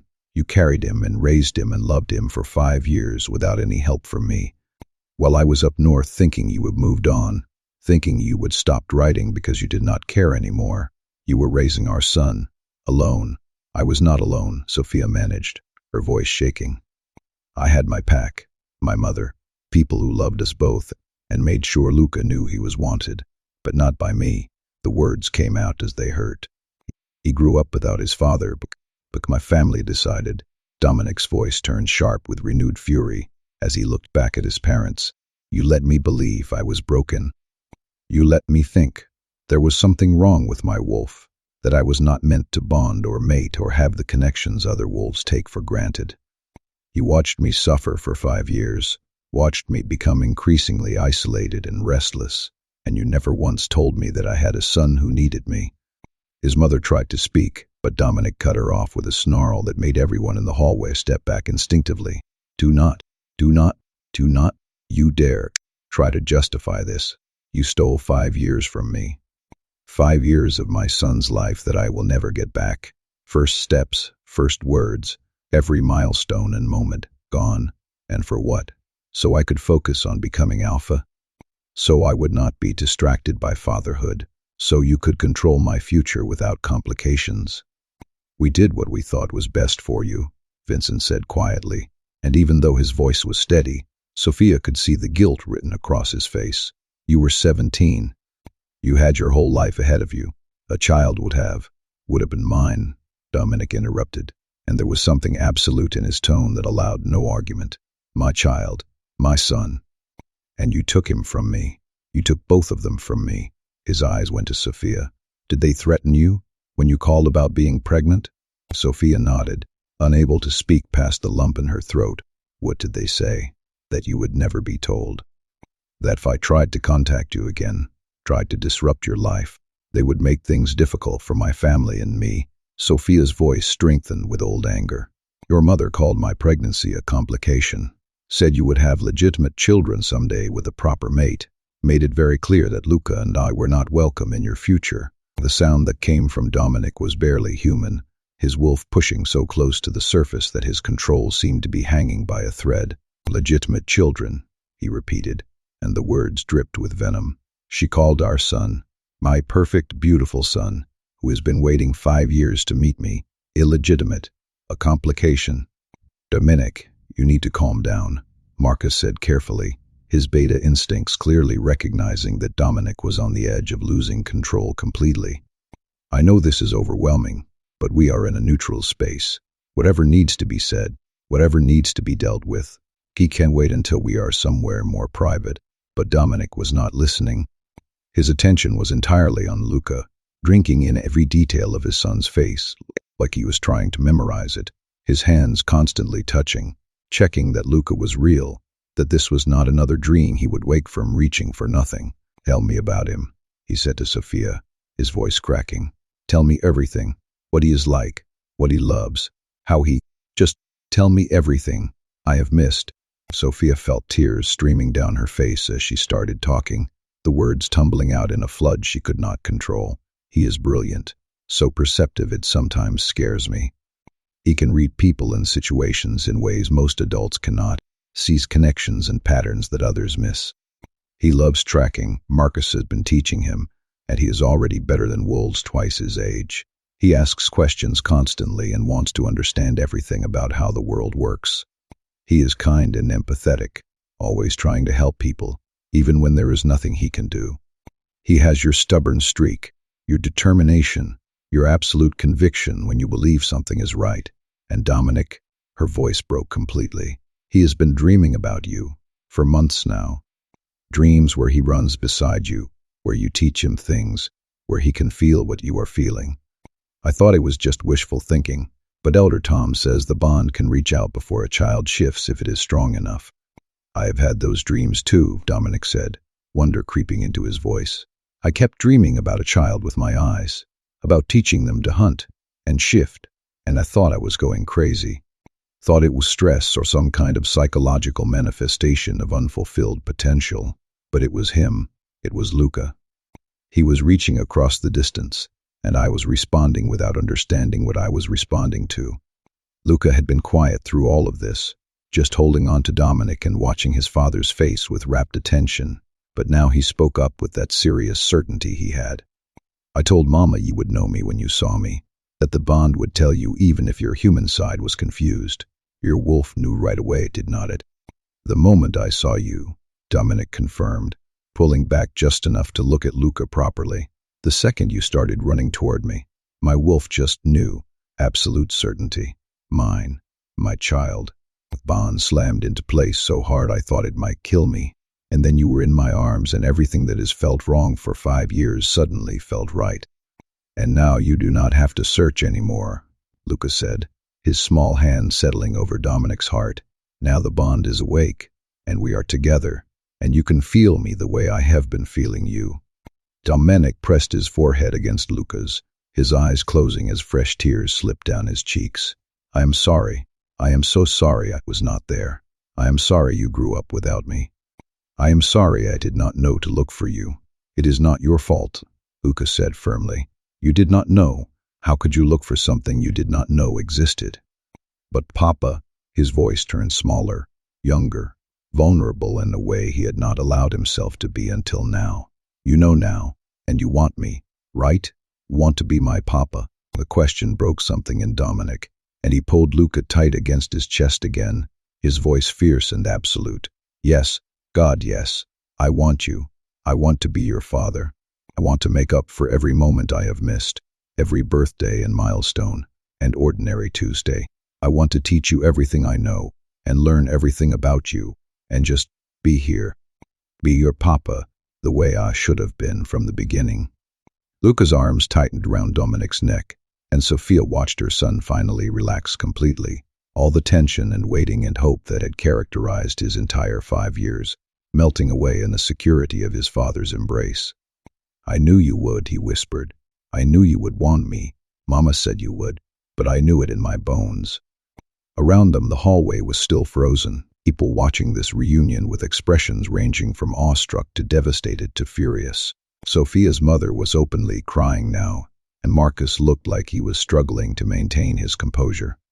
But it was Dominic's parents who drew Sophia's attention. They stood watching their son hold his child, and their faces showed they understood exactly what they would lost and what they would cost their son. There would be no easy forgiveness for this. The bond between parent and child was sacred in wolf culture, and deliberately concealing it was considered a blood sin for a reason. They would fractured something fundamental, and watching Dominic discover what had been stolen from him made the magnitude of their crime impossible to deny. Finally, Dominic stood, lifting Luca easily despite his grief and shock, settling the boy on his hip like he had been doing it for years rather than. He looked at Sophia again, and this time when he spoke, His voice carried layers of meaning she could barely begin to process. I never stopped writing to you. In the first 6 months, I sent a letter every single day. When you did not write back, I convinced myself you would moved on. That is what we had was not strong enough to survive the distance. I spent 5 years believing you had forgotten me. The words hit Sophia like a blow because she understood immediately what he was saying, what he was accusing without accusation. I never got any letters, she said quietly. I wrote to you for months, dozens of letters. And when I never heard back, when your family made it clear you were not going to be told about the pregnancy, I thought you would made your choice. That you would decided your new life was more important than what we would had. Dominic looked at his father, his expression hardening. You intercepted them, all of them, mine and hers. You made sure we could not contact each other. Vincent did not deny it, just stood there with guilt written across his face, and offered no defense.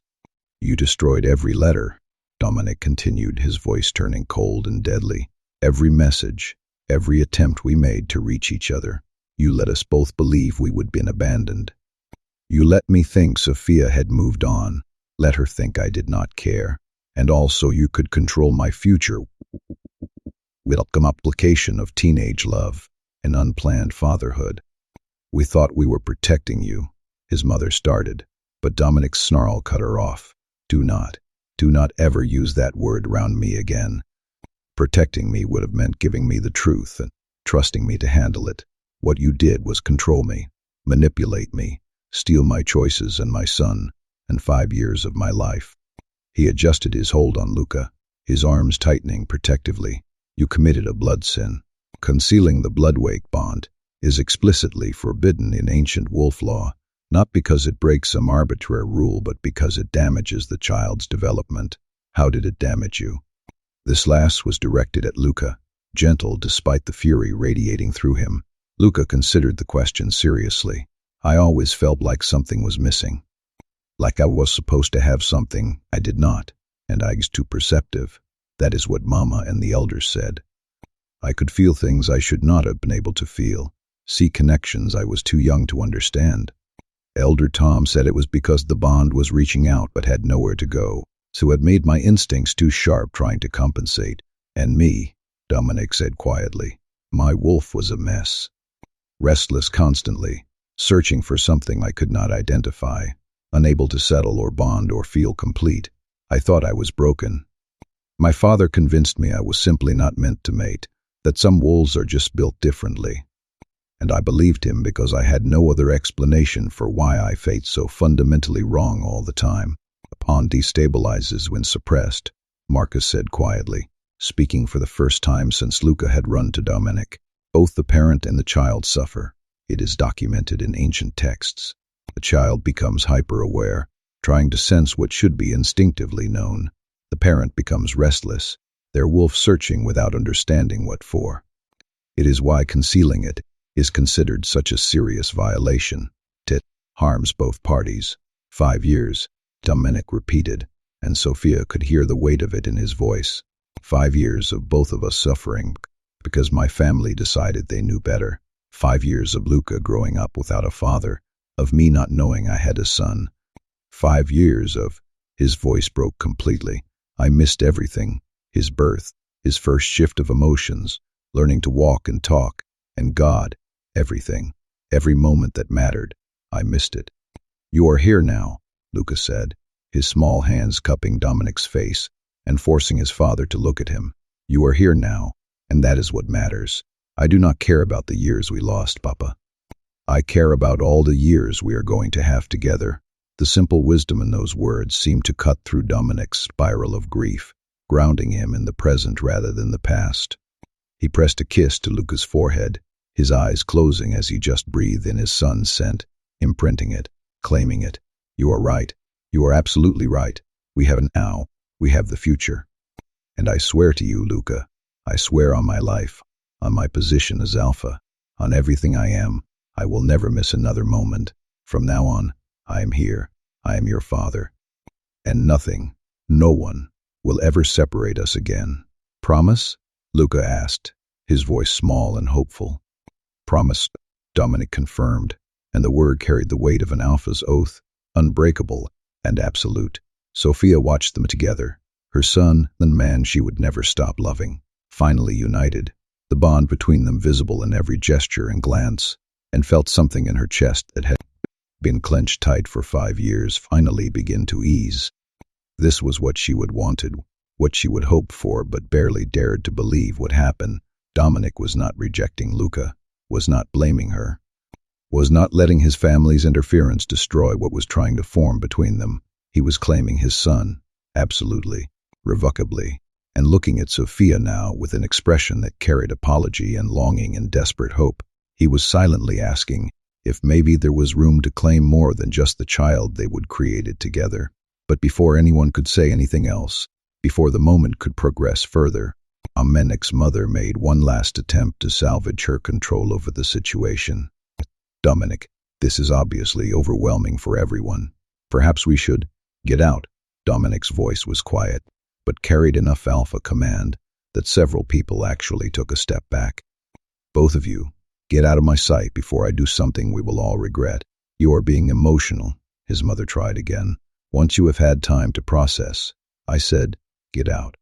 This time it was a roar, Dominic's wolf pushing into his voice in a force that windows rattled. You kept my son from me. You let him grow up thinking I did not want him. You let me believe I was broken. You destroyed every attempt we made to reach each other. You committed a blood sin, and you think I need time to process before I will see reason. He laughed, a harsh, bitter sound. The only thing I need time for is deciding exactly how to make you pay for what you have done. His parents left, finally, his mother's face white, and his father's shoulders bowed under guilt. And when they were gone, when the hallway had mostly cleared, leaving just Sophia's family and Marcus, Dominic looked at Sophia again, and this time he did not hold back the grief and longing in his expression. I never stopped loving you, he said quietly. I tried, God knows I tried, but I could not. And now I understand why. I could not let you go, because you were carrying our son. The bond was reaching for both of you. You were never just the girl I loved when I was 17. You were the mother of my child, and some part of me always knew that, even if I could not consciously access the knowledge. Sophia's tears fell freely now. I never stopped loving you either. Even when I thought you would moved on, even when your mother made it clear we were not wanted, I could not let you go. Come here, Dominic said softly, and Sophia found herself moving toward him without conscious decision, drawn by the desperate need in his voice. When she was close enough, he wrapped his free arm around her, pulling her against his side, so she and Luca were both held against his chest, and for the first time in 5 years, Sophia felt complete.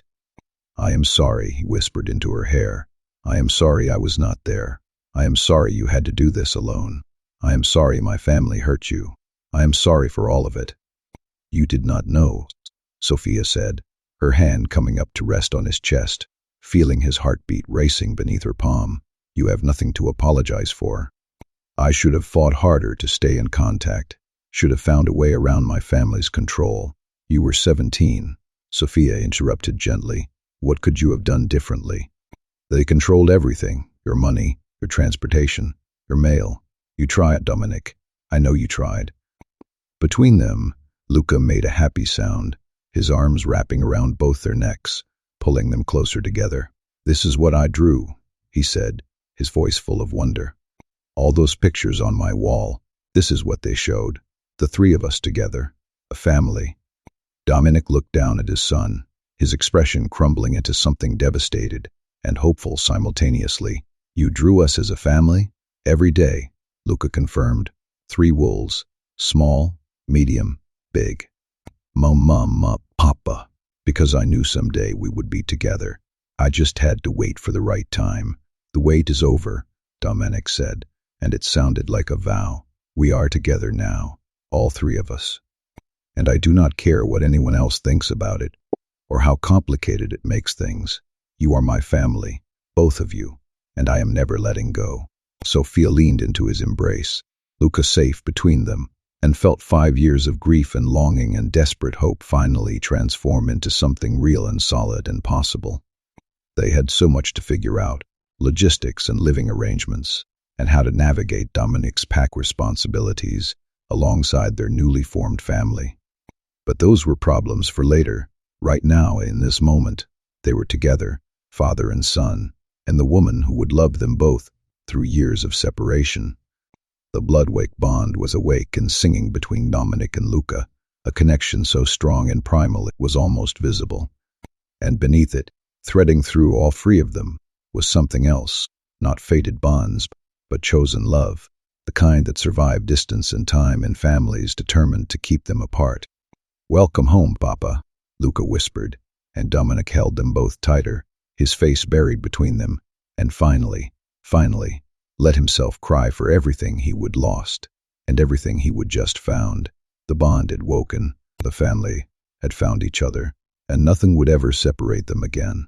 A formal alliance meeting was quietly postponed within an hour of Luca running to Dominic in the hallway, both alphas recognizing that there was no possibility of conducting diplomatic negotiations, while one of them was experiencing what amounted to an emotional earthquake. Marcus had taken one look at Dominic, still holding Luca, still unable to release either his son or Sophia, his wolf so close to the surface that his eyes kept flashing gold, and made the executive decision that pack politics could wait until everyone involved was capable of rational thought. Again, they would relocate it to a private suite on the lodge's third floor, something large enough to accommodate both families plus the few wolves who needed to witness what was unfolding for legal and historical purposes. Elder Tom had arrived within the hour, summoned by Marcus, who had recognized that someone with deep knowledge of ancient wolf law needed to be present to explain what was happening. The old wolf had taken one look at Dominic and Luca, still pressed together like separation would be physically painful, Dominic's hand constantly touching his son's hair or face or shoulder, like he needed the tactile confirmation that Luca was real, and his weathered face had creased with something that looked like profound relief. "The Bloodwake bond," Tom had said quietly, settling into a chair across from where Dominic sat on the couch, with Luca tucked against his side. "Finally allowed to wake properly. Thank the ancestors." Dominic had looked up sharply, his arm tightening around Luca. "You know what this is." "I know what it should have been from the beginning," Tom replied, his voice carrying gentle reproach. "The primal tether between parent and child, older than pack bonds, older than mate bonds, older than civilization itself, forms when a child's wolf awakens and reaches outward for its origin point, pet parent whose blood runs in their veins. Or most wolves, it happens gradually after the first shift, settling into place over months or years. But when it is suppressed, when the connection is prevented from forming naturally," he would gesture at both of them, "you get this. 5 years of reaching across distance, both of you suffering from a bond that could not complete its circuit." "I have been reading about it," Sophia had said softly from her position in the corner chair, close enough to be part of the conversation, but far enough to give Dominic and Luca space. After Luca started having the dreams, after he began showing signs that his wolf was awake years before it should be, everything I found said the bond requires proximity to form properly. That parent and child need to be in contact, especially in the early years. Under normal circumstances, yes, Tom had agreed, but the Bloodwake bond does not actually require proximity to exist. It requires truth, acknowledgement, the conscious recognition from both parties that the connection is real and valid. You can suppress it with lies and distance, but you cannot destroy it. It will keep reaching, keep trying to wake, until truth forces it into completion. And that is what happened today, Dominic had said, his voice still rough with emotion, when Luca called me Papa. When I held him, my wolf recognized him. The truth became undeniable, and the bond he would struggled for words, slammed into place. Tom finished. Yes. 5 years of suppressed connection releasing all at once. It should have been gentle, should have formed gradually as Luca grew.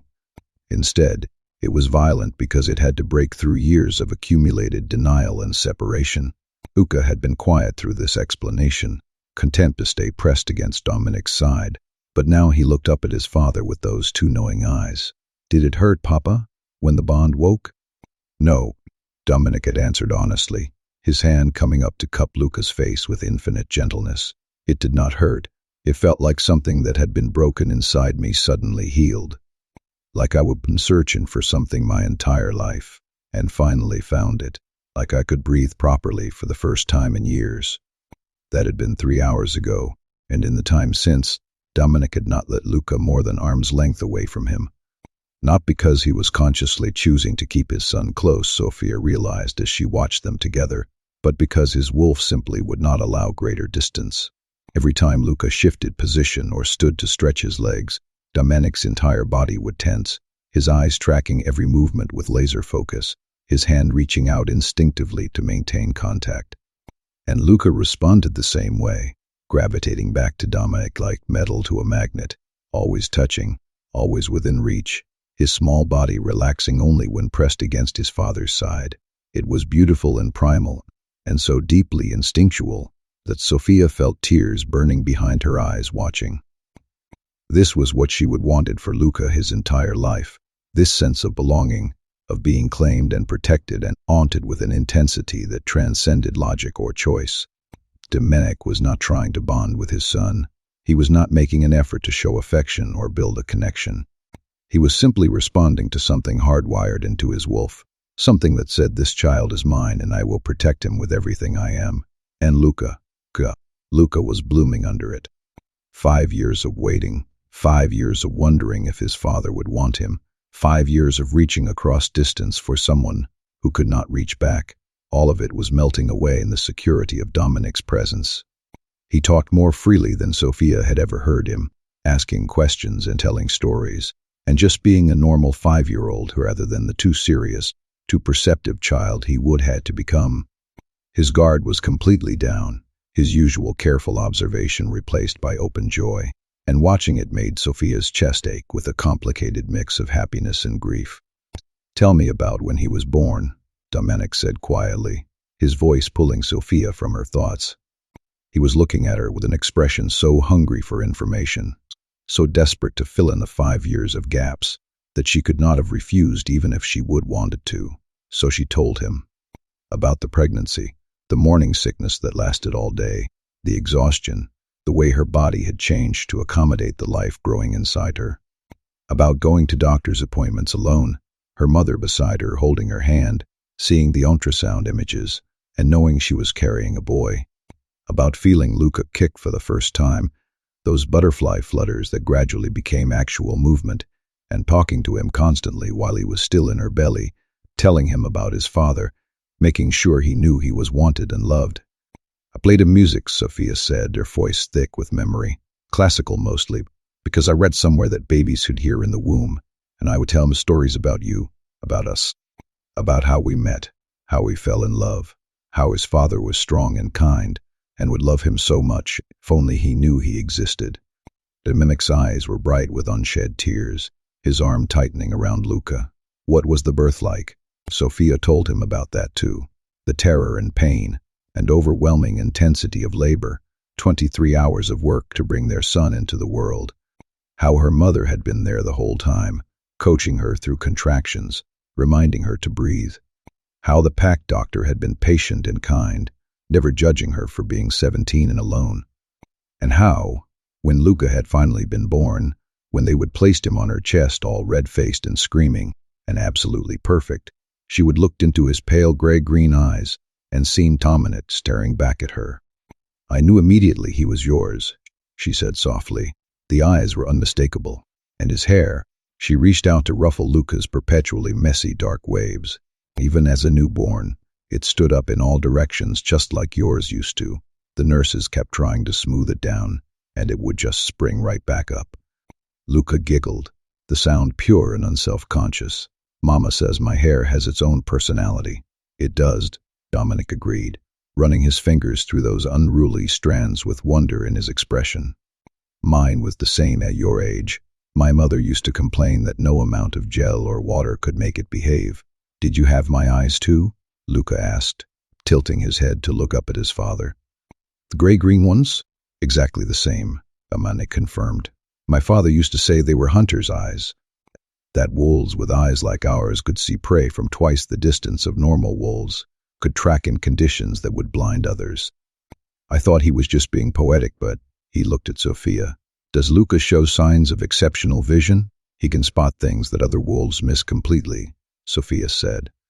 Marcus takes him tracking and says Luca sees tracks that even experienced hunters overlook, and his night vision is remarkable. Better than mine, better than most adults. The eyes passed true then, Dominic said, something satisfied and proud creeping into his voice. The Ashford trait. Every direct-line male in my family for 6 generations has had these eyes. I am part of your family, Luca said, not quite a question, but seeking confirmation. You are the center of my family, Dominic corrected, pulling his son closer.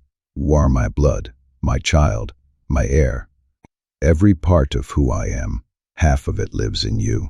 Sophia watched Luca's face light up with that, watched him settle even more deeply into Dominic's embrace, and felt her own heart crack open with love and grief.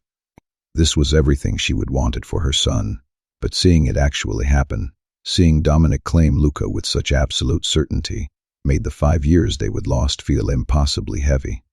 Tell me about his first words, Dominic said, his voice pulling her back to the present, his first steps, everything. So she did. She told him about Luca saying mama at 8 months, clear and unmistakable, and then pointing at Dominic's photo and saying papa 2 weeks later, even though he would never met his father. About Luca's first steps at 11 months, walking from her to her mother across the living room floor, and then immediately trying to run before he would fully mastered walking. About how he would been curious from the beginning, always reaching for things he was not supposed to touch, always trying to understand how things worked. He took apart my phone when he was 2, Sophia said with a small laugh, completely disassembled it to see what was inside. I was furious until I realized he was trying to figure out how it made pictures appear. He wanted to understand the mechanism. Smart, Dominic said, and the pride in his voice was unmistakable. Alphas need to understand how things work, need to see systems and patterns. That kind of curiosity is essential. He gets that from you, Sophia said. You were always asking questions, always wanting to understand the why behind pack decisions and traditions. Remember how you used to drive Elder Marcus crazy with your questions about old laws? I remember, Dominic said, and something in his expression softened with memory. He once told me that a good alpha asks why until he understands everything, and a great alpha asks why until everyone else understands too. He looked at Luca. Do you ask a lot of questions? All the time, Luca confirmed. Mama says I ask more questions than a whole pack of pups combined, but she always tries to answer them, even when she does not know the answer. She says asking questions is how we learn. Your mama is very wise, Dominic said, his eyes finding Sophia's across the room with an intensity that made her breath catch. The afternoon wore into evening with them still in the suite, still unwilling to separate enough to join the rest of the packs for dinner. Food was brought up, sandwiches, fruit, and things that could be eaten with one hand, because Dominic still would not release Luca long enough to need both hands for anything. They ate together on the couch, Luca perched on Dominic's lap, and Sophia watched her son teach his father how to play hand-clapping games he would learn from other pack children. You are very good at this, Dominic said, after Luca had taught him a complicated pattern that involved clapping, snapping, and rhythmic chanting. Aunt Sadie taught me, Luca explained.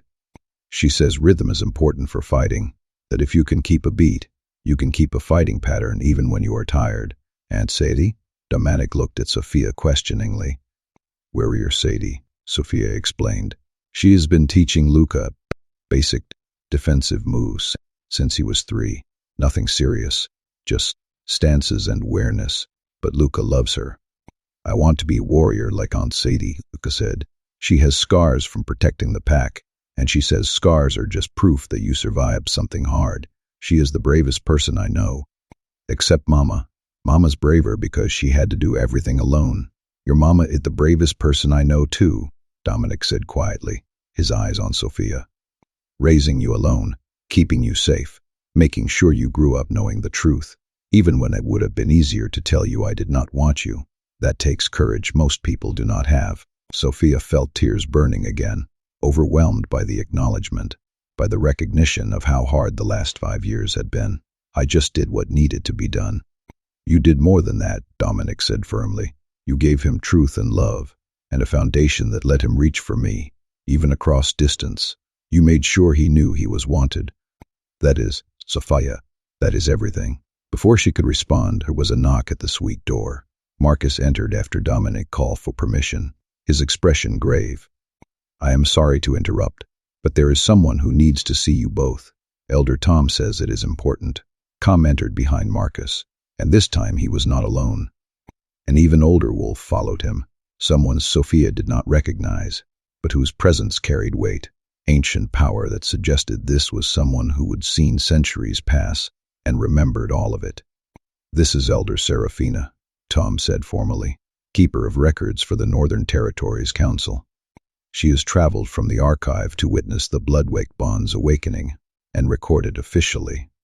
Elder Seraphina studied Dominic and Luca with eyes that seemed to see through to their very souls, and when she finally spoke, her voice carried the weight of absolute authority.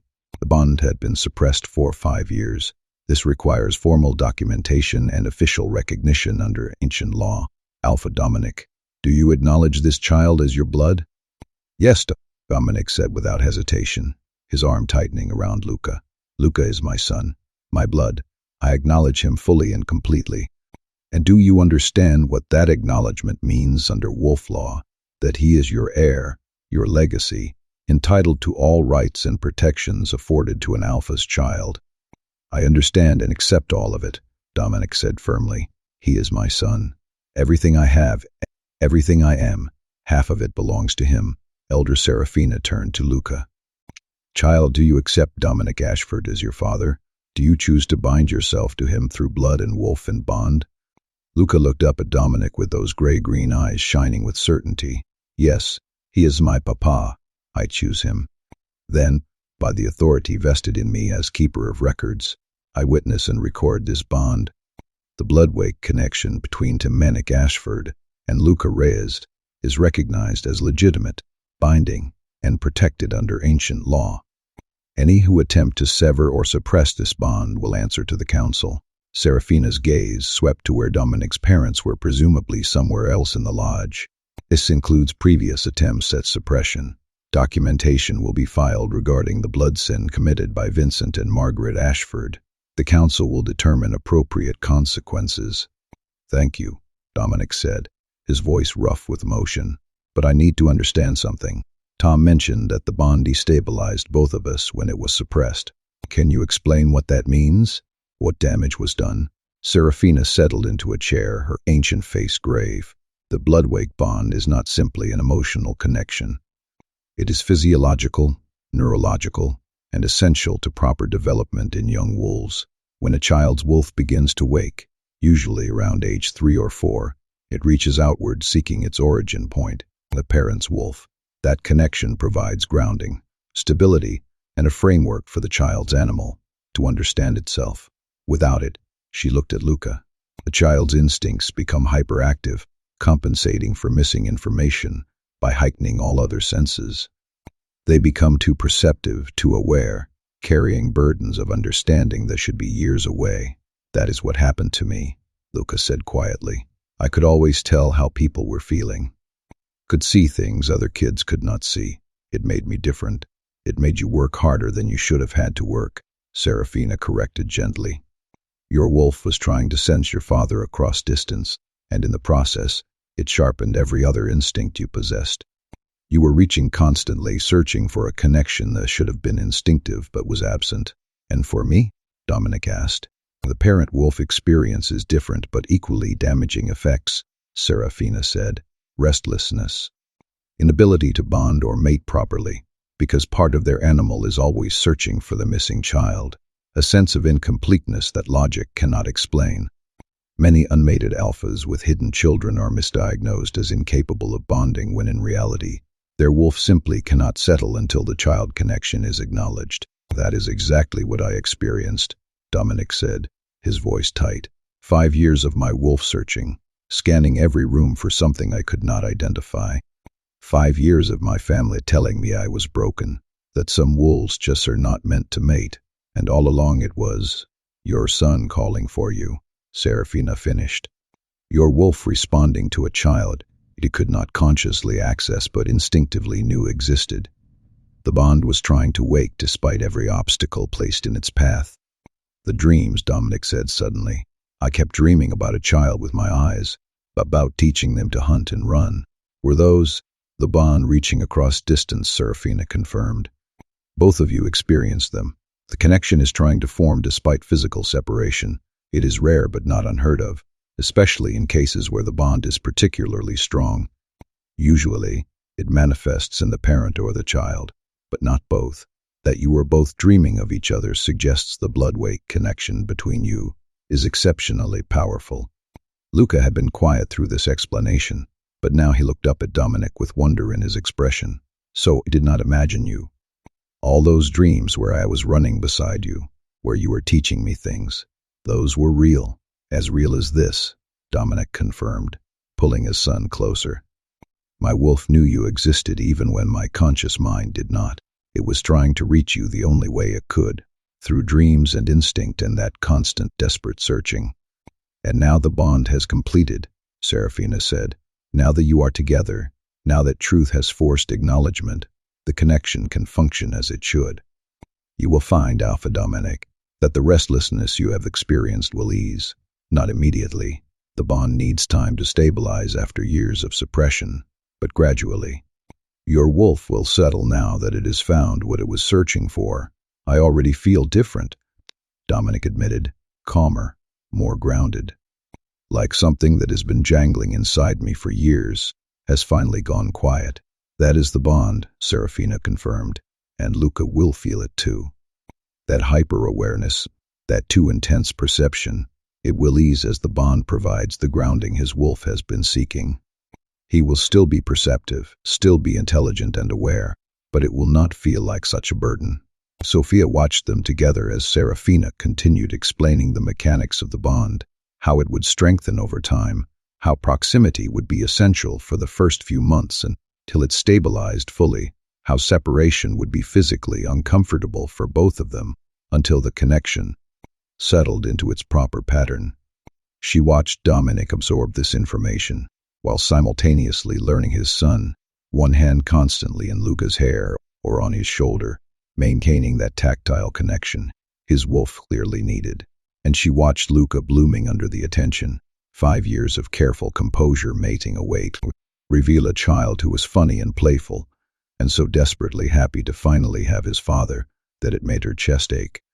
He was performing little tricks, showing Dominic how he could stand on one foot for a full minute, how he could recite all 12 months backwards, how he knew the names of 17 different tree species, and Dominic was reacting like every small accomplishment was the most impressive thing he would ever witnessed. "Can you shift?" Dominic asked at one point, genuine curiosity in his voice. "Not yet," Luca said, and for the first time, Sophia heard disappointment in her son's voice. "I will not be able to shift until I am older, maybe 11 or 12, but Uncle Marcus says my wolf is really close to the surface, closer than most kids my age. He says when I do shift, it will be powerful. I believe it," Dominic said, running his hand through Luca's hair again. "Your wolf is strong. I can feel it, even though you have not shifted yet. It is right there, just waiting for the right time. Will you teach me?" Luca asked, his voice turning shy. "When I shift for the first time, will you be there? Will you teach me how to run and hunt and do all the things wolves need to know?" "Yes," Dominic said, and the word carried the weight of a vow. "I will be there for your first shift. I will teach you everything I know." And Luca, his voice turned fierce, "I will be there for everything, every milestone, every moment, every ordinary Tuesday. I swear it. You will never have to wonder if your papa is coming. I will always be there." Luca threw his arms around Dominic's neck, hugging him with all the strength in his small body, and Sophia watched Dominic's expression crumble as he held his son and grieved for the 5 years they would lost, while simultaneously celebrating the future they would finally get to have together. As night fell, and Luca began to droop with exhaustion, 5 years of waiting finally catching up to him now that the waiting was over, a practical problem presented itself. They were in a lodge with 2 separate delegations, 2 separate sleeping arrangements, and a father and son who very clearly could not be separated without causing both of them distress. "He stays with me," Dominic said immediately when Marcus gently raised the question of where Luca would sleep. "I do not. I cannot." He struggled to find words for the visceral need to keep his son close. "My wolf will not allow him out of my sight. Not yet. Not until the bond stabilizes." "That is normal," Serafina said. "The first few days after a suppressed bond wakes are always the most intense. Neither of you will be comfortable with separation. He should stay with you tonight." "And Sophia," Dominic said, his eyes finding hers with an intensity that made her breath catch. "She should. Luca will want his mother close. And he paused. "I do not want her far away either. 5 years apart is enough." Sophia's heart stuttered in her chest, but she managed to nod. "I will stay close." They ended up in a connected suite, 2 bedrooms with a shared living area. Luca fell asleep within minutes of being tucked into bed, exhausted by emotion, and finally feeling safe enough to truly rest. But Dominic could not seem to make himself leave the room. He sat on the edge of Luca's bed watching his son sleep, his hand resting on Luca's small back, feeling him breathe. His expression caught somewhere between wonder and grief. Sophia found him there an hour later, still sitting vigil, and settled onto the bed beside him without speaking. They sat together in the darkness listening to Luca's quiet breathing, and finally Dominic's hand found hers, their fingers threading together with the ease of muscle memory from years ago. "I cannot believe he is real," Dominic whispered. "I keep thinking I'm going to wake up and this will be another dream, another night of reaching for something I cannot have." "He is real," Sophia confirmed quietly, "and he is yours. He has always been yours. Biology and blood, and the bond that has been reaching for you since before he was born. We just finally get to acknowledge it. 5 years, Dominic said, and his voice broke on the words. 5 years of his life that I will never get back. I missed his first steps, his first words, 5 birthdays and 5 Christmases, and 5 years of bedtime stories and scraped knees, and all the ordinary moments that make up a childhood. How does anyone make up for that? You do not make up for it, Sophia said gently. You cannot. Those years are gone, and trying to recapture them will just make you both miserable. What you can do is be present for all the years ahead. Be the father he needs now, not the father you wish you could have been then. Dominic was quiet for a long moment, his thumb tracing patterns on the back of her hand. He is amazing, smart and kind and brave, and so certain about everything. You did that. You raised him to be someone incredible. We made him together, Sophia said. His intelligence is yours, that need to understand how everything works, that curiosity about the world. His determination is definitely yours. Once he decides something is true, you could not convince him otherwise with an army. The stubbornness is all Ashford. Dominic laughed softly, the sound rough but genuine. What parts are you? The empathy, Sophia said. That ability to read people and understand what they are feeling. That is not an Ashford trait. That is my mother's gift, passed down through her line. And the optimism, the belief that things will work out even when logic says they will not. That is mine.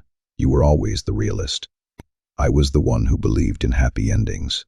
And you were right, Dominic said, turning to look at her properly for the first time since they would entered Luca's room. You believed we would find each other again. You raised our son to believe it too. And here we are. Sophia felt tears burning again, overwhelmed by everything this day had brought. I am sorry I did not fight harder. When your mother threatened me, when I could not reach you, I should have found another way. I should have. Stop, Dominic interrupted, his free hand coming up to cup her face. You were 17 and pregnant and alone.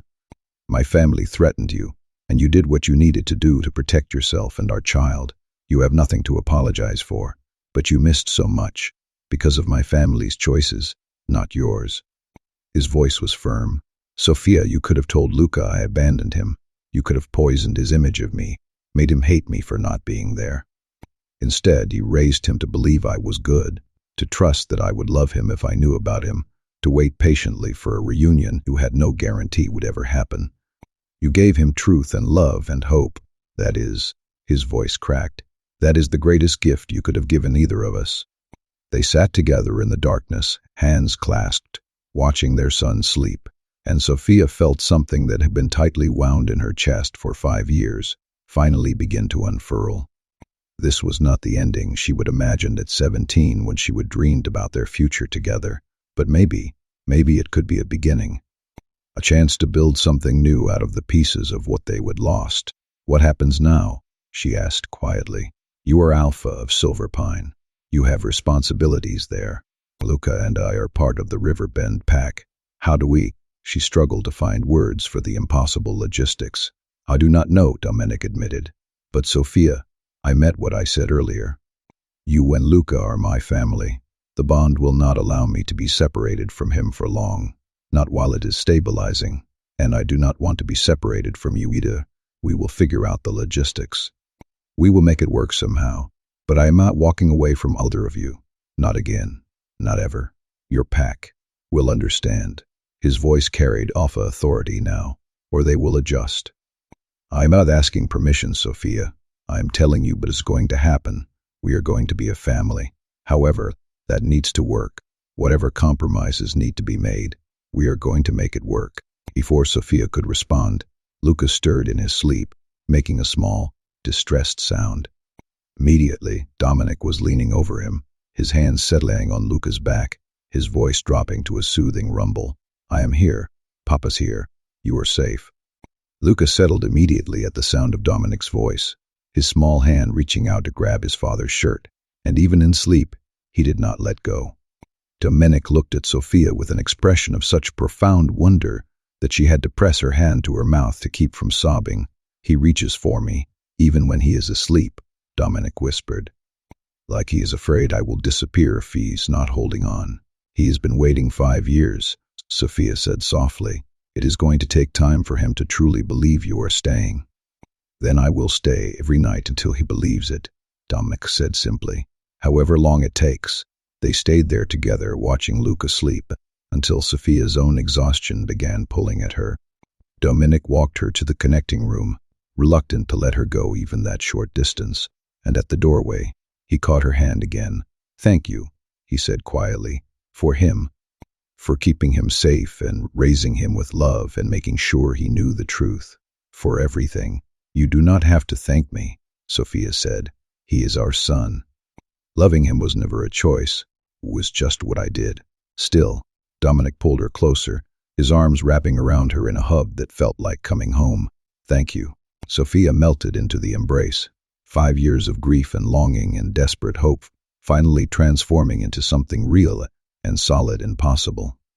They held each other in the doorway, neither quite ready to let go, until finally Dominic pressed a kiss to her forehead and stepped back. Sleep, he said softly. We will figure everything else out tomorrow. Sophia went to her own room, climbed into bed, and lay there staring at the ceiling, thinking about everything that had changed in the span of a single day. Dominic knew. He would meet Luca. He would claim their son with a fierceness that left no room for doubt or compromise. And tomorrow they would have to figure out how to navigate the impossible logistics of being a family split between 2 packs and 2 territories. But that was a problem for Daylight. For now, she let herself simply feel grateful that the secret was out, the bond was awake, and her son was finally sleeping peacefully in his father's arms. In the next room, Dominic lay down beside Luca, careful not to wake him, but unable to resist pulling his son close. Luca made a small, contented sound and burrowed into Dominic's embrace, and for the first time in 5 years, Dominic's wolf went completely quiet. No more restless searching, no more desperate scanning, just peace. Just rightness. His son was in his arms. His family was under his protection. The bond had finally woken, and nothing, no distance, no pack politics, no family interference, would ever separate them again. Dominic woke at dawn to find Luca already awake and watching him with those pale gray-green eyes, and for a disorienting moment, he thought he was still dreaming, still caught in one of those nighttime visions that had haunted him for months. But then Luca smiled, that sudden, brilliant smile that transformed his serious little face into something purely joyful, and reached out to touch Dominic's face with careful fingers, and the tactile reality of warm skin and steady breathing confirmed that this was real, that his son was here, The bond humming between them was not imagination or wishful thinking, but actual primal connection finally allowed to exist. "Morning, Papa," Luca whispered, his voice soft with the kind of contentment that suggested he would been lying there watching Dominic sleep for some time, just confirming that his father was still real and present and not going to disappear. "Morning," Dominic managed, his voice rough with sleep and emotion. He pulled Luca closer, pressing a kiss to his son's dark hair, and felt his wolf settle with satisfaction at the contact. "How long have you been awake?" "I do not know. A while." Luca snuggled against Dominic's chest, his small hand resting over Dominic's heart. "I kept waking up to make sure you were still here. I thought maybe I dreamed you, but you are real. You stayed."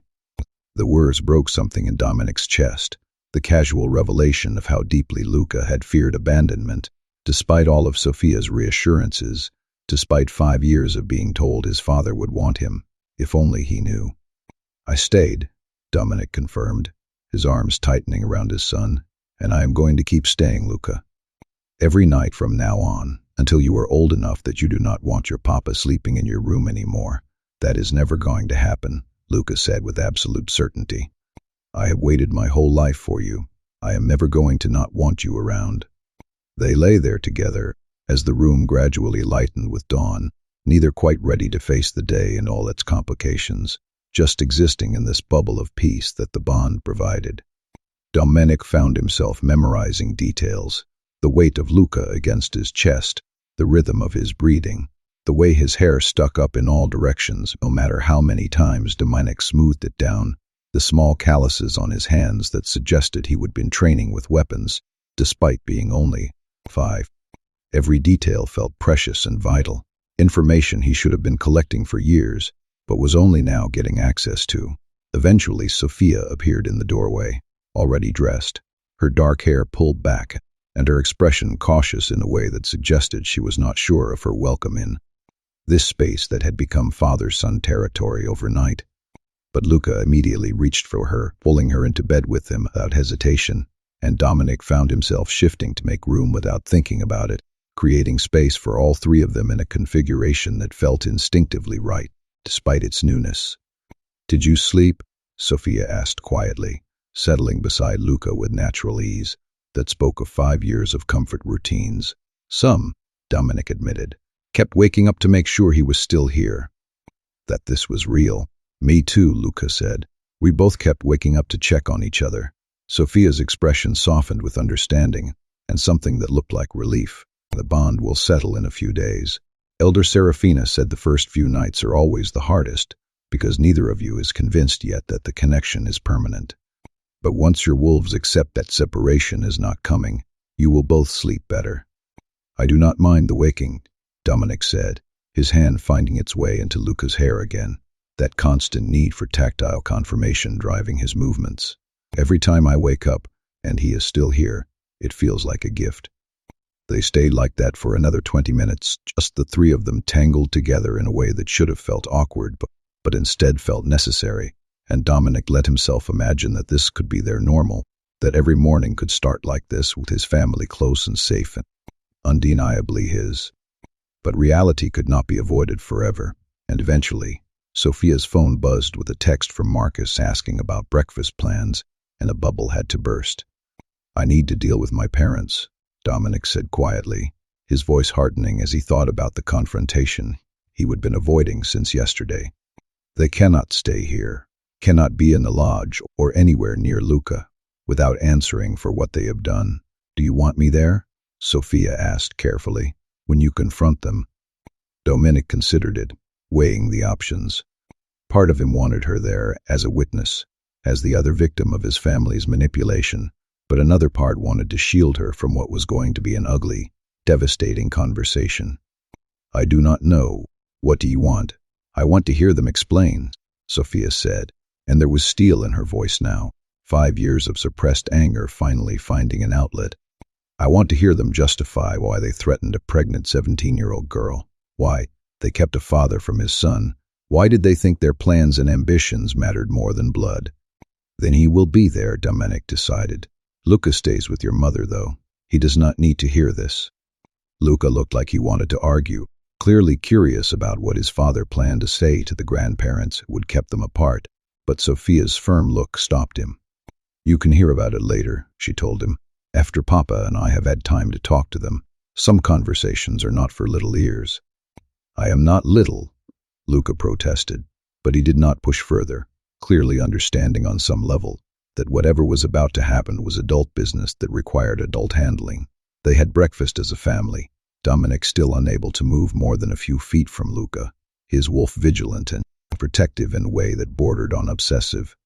Other pack members filtered through the lodge's dining room, most keeping their distance and giving the newly reunited family space, though Sophia noticed several silver pine wolves watching Dominic with expressions ranging from concern to confusion. Their alpha had arrived yesterday, controlled and composed, and had promptly fallen apart upon discovering he had a son, and none of them seemed to know quite how to process that information.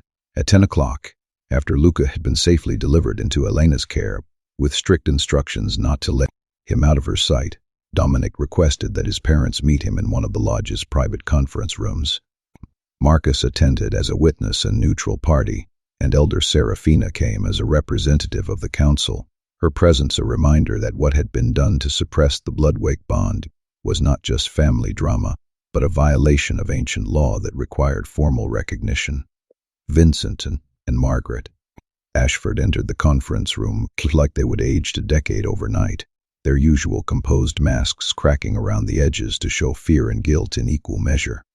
They took seats across the table from Dominic and Sophia, and the silence that stretched between them felt heavy with everything unspoken, every lie and manipulation and choice made over 5 years, crystallizing into this moment of reckoning. "Tell me everything," Dominic said finally, his voice carrying the kind of cold command that made even Marcus straighten in his seat. "From the beginning. Every choice you made, every lie you told, every letter you destroyed. I want to hear all of it."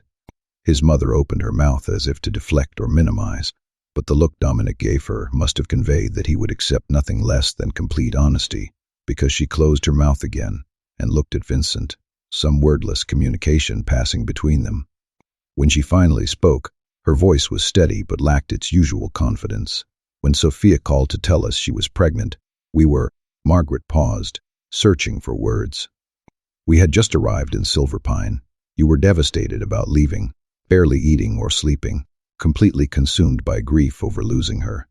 Alpha Morgana had just offered to mentor you, had seen potential in you that could lead to you becoming Alpha someday.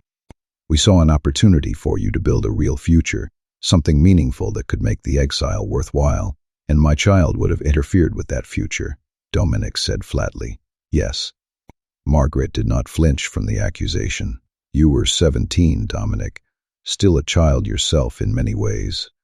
The thought of you trying to support a baby, trying to maintain a long-distance relationship with a girl you had known for less than a year, trying to split your attention between your training and fatherhood, it seemed impossible. We thought," her voice faltered slightly, "we thought we were protecting you from making choices that would limit your potential. By making those choices for me," Dominic said. "By deciding what I was capable of handling without giving me the information I needed to decide for myself." "Yes," Margaret admitted quietly. Dominic turned to his father. "You intercepted the letters, both mine and Sophia's. How?" Vincent's expression was haggard, guilt written into every line of his face. "I arranged with the post office in Silver Pine to redirect any mail from certain addresses directly to me. Told them it was a security concern, that we would left the southern territories under threat and needed to screen communications. They complied without question. And Sophia's letters to me, the ones she sent before she even knew she was pregnant, destroyed," Vincent said, his voice barely above a whisper. "I read them first. She was so desperate to hear from you, so hurt that you were not responding. But I thought if we could just create enough distance, enough silence, that you would both eventually move on.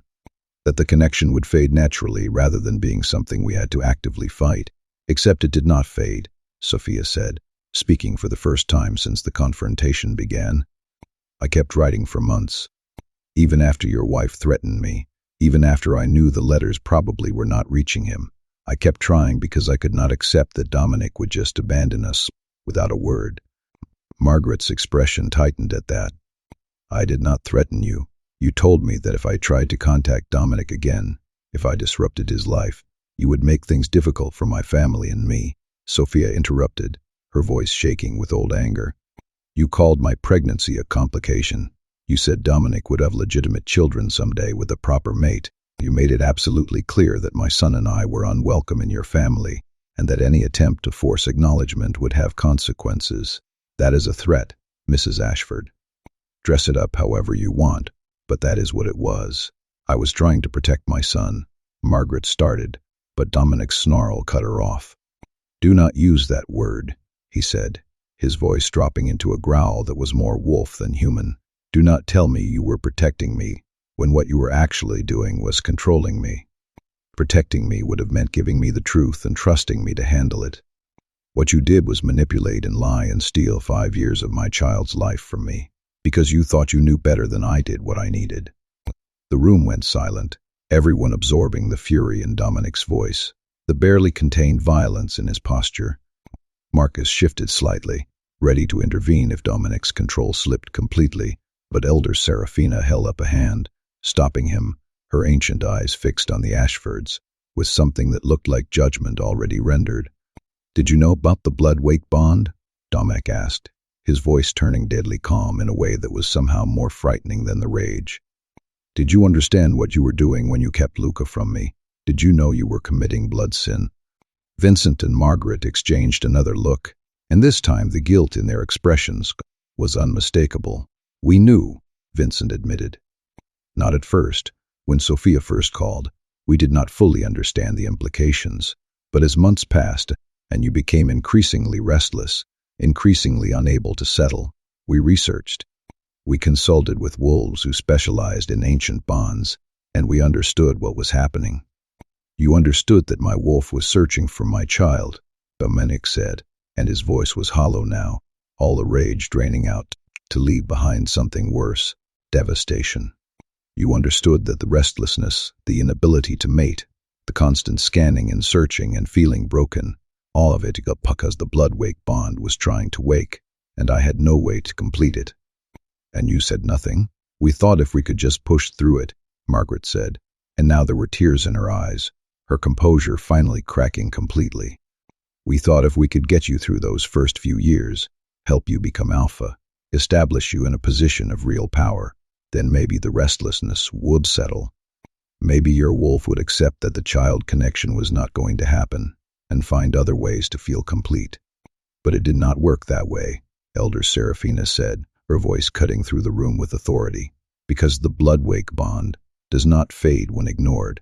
It intensifies. The parent wolf becomes increasingly desperate to find the missing child, and the child's wolf hyperactivates, trying to sense the absent parent. You did not protect your son, Mrs. Ashford. You damaged him, and you damaged your grandson in the process. We did not mean to hurt anyone. Margaret tried, but Dominic was not listening anymore. You watched me suffer for 5 years, he said, and his voice was so quiet that everyone leaned forward to hear it. You watched me become increasingly isolated and miserable. You watched me try and fail to connect with potential mates, watched my wolf reject everyone who came near. And when I asked you what was wrong with me, when I begged you to help me understand why I felt so fundamentally broken, you told me some wolves just are not meant to mate. You convinced me I was damaged, that there was something wrong with my basic nature. You were becoming such an effective alpha, Vincent said, and there was almost a plea in his voice now, focused, dedicated, without the distractions that mates and family bring. You thought that a controlled, isolated alpha would be easier to influence, Dominic interrupted, and understanding was dawning in his expression, ugly and undeniable. You were not trying to protect me from the burden of fatherhood. You were trying to keep me pliable. Unmated, childless alphas have no competing loyalties, no one to put above the pack interests or family legacy. You could guide my decisions, influence my choices, because I had nothing more important than duty to consider. The accusation hung in the air, and neither of his parents denied it. Their silence was confirmation enough, and Sophia watched Dominic's expression shift from devastation to a kind of cold fury that was more frightening than any explosion would have been.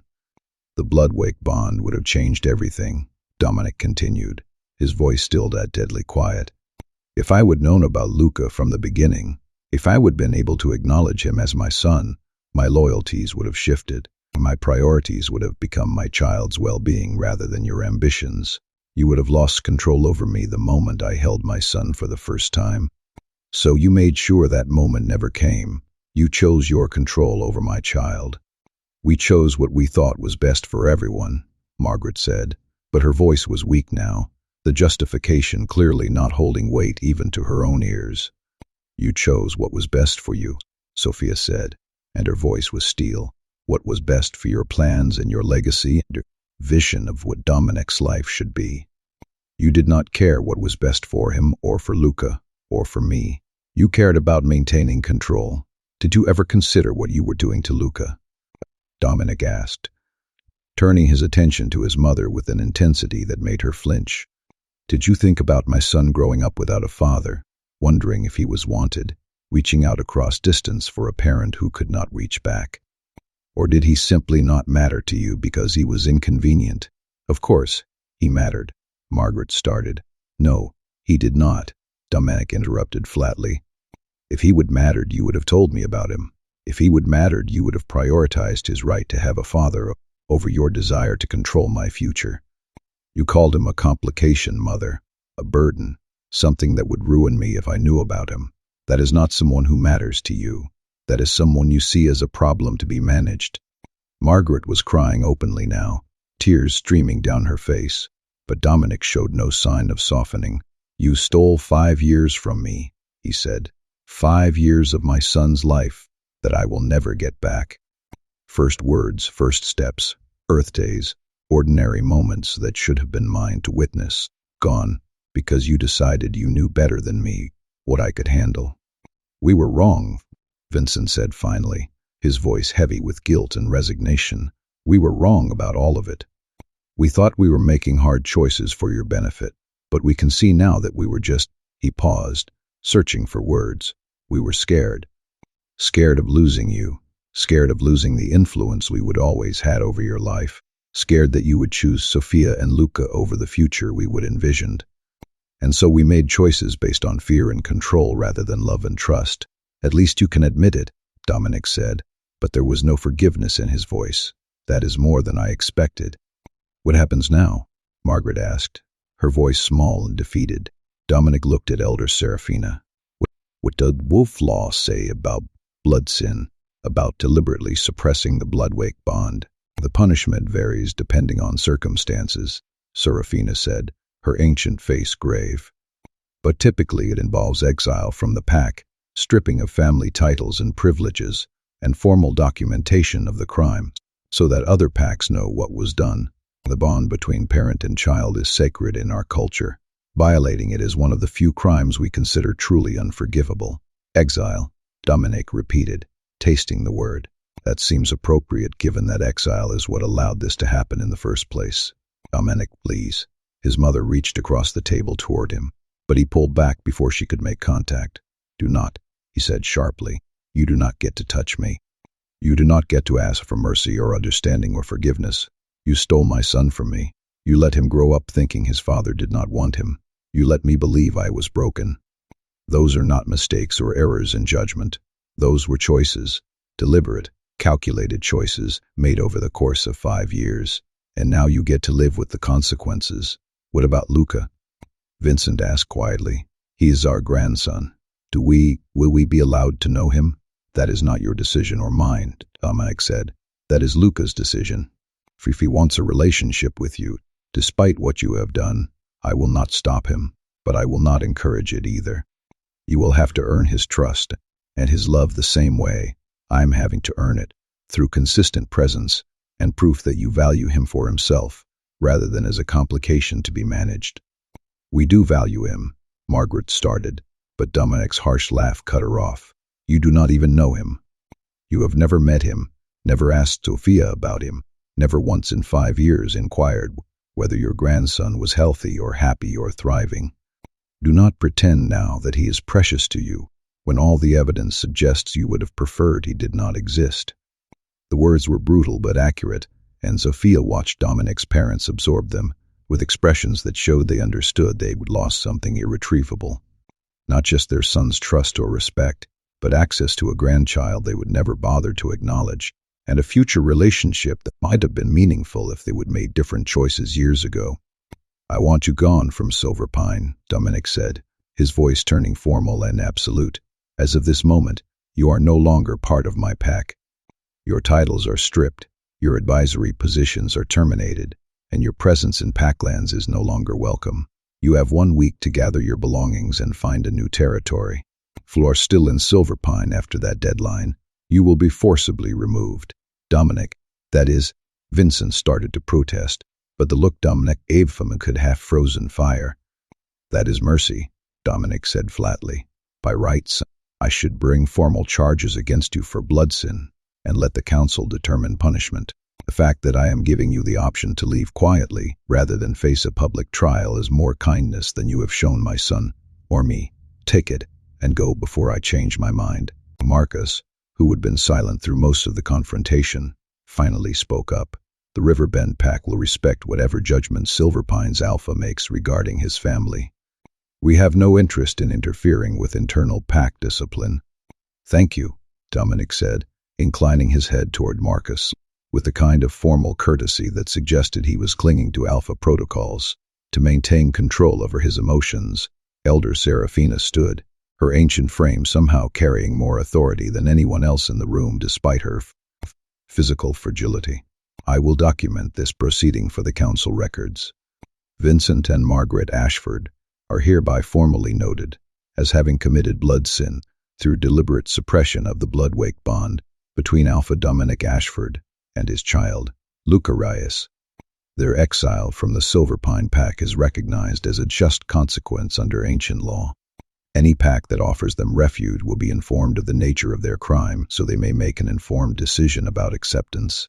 It was done then, formal, official, and Mimic's parents would carry the stain of blood sin with them wherever they went, and any pack that took them in would know exactly what they would done. It was not quite the public trial and formal punishment that Seraphina had mentioned earlier, but it was more than just family drama being handled privately. It was justice of a sort, even if it felt hollow compared to the magnitude of what had been lost. Dominic's parents left the conference room without another word, Margaret still crying, and Vincent moving like he would age 20 years in the span of an hour. Sophia watched them go and felt no satisfaction, just a tired kind of grief for how badly things had been broken, and how many years it would take to even begin repairing the damage. When they were gone, Dominic slumped in his chair, all the rigid control draining out of him, to leave exhaustion and devastation in its wake. "I thought it would feel better," he said quietly, confronting them, hearing them admit what they would done. "I thought I would feel vindicated or satisfied or something, but I just feel empty." "That is normal," Elder Seraphina said gently, her stern demeanor softening slightly. "Justice does not erase grief, Alpha Dominic. It does not give you back the years you lost. It only ensures that those responsible face consequences for their choices. The healing, that comes later, and it comes from the bonds you build going forward rather than the justice you extract for the past." "I have a son who barely knows me," Dominic said, and his voice cracked on the words, "and a woman I never stopped loving, who spent 5 years believing I would abandon her, and parents who committed blood sin and chose control over everything else. Where do I even start fixing this?" "You have already started," Sophia said, moving to sit beside him, her hand finding his, and threading their fingers together with the ease of muscle memory. "You claimed Luca yesterday. You held him and told him he was wanted. You made it clear that nothing would separate you again. That is not nothing, Dominic. That is everything. But 5 years are gone," Sophia interrupted firmly. "And grieving for them is valid and necessary, but you cannot let grief for what was stolen prevent you from celebrating what you have found. Luca is here. He is yours. The bond is awake. That is a gift, even if it came wrapped in betrayal and loss." Dominic pulled her close, burying his face against her shoulder, as she felt him shaking with everything he had been holding back during the confrontation. Marcus and Elder Seraphina quietly excused themselves, giving them privacy, and Sophia just held Dominic while he finally let himself break apart over everything He would learn and everything he would lost. I wanted them to fight, he said finally, his voice muffled against her shoulder. I wanted them to defend themselves, to give me a reason I could believe for why they did this. But they admitted everything. They knew about the bond.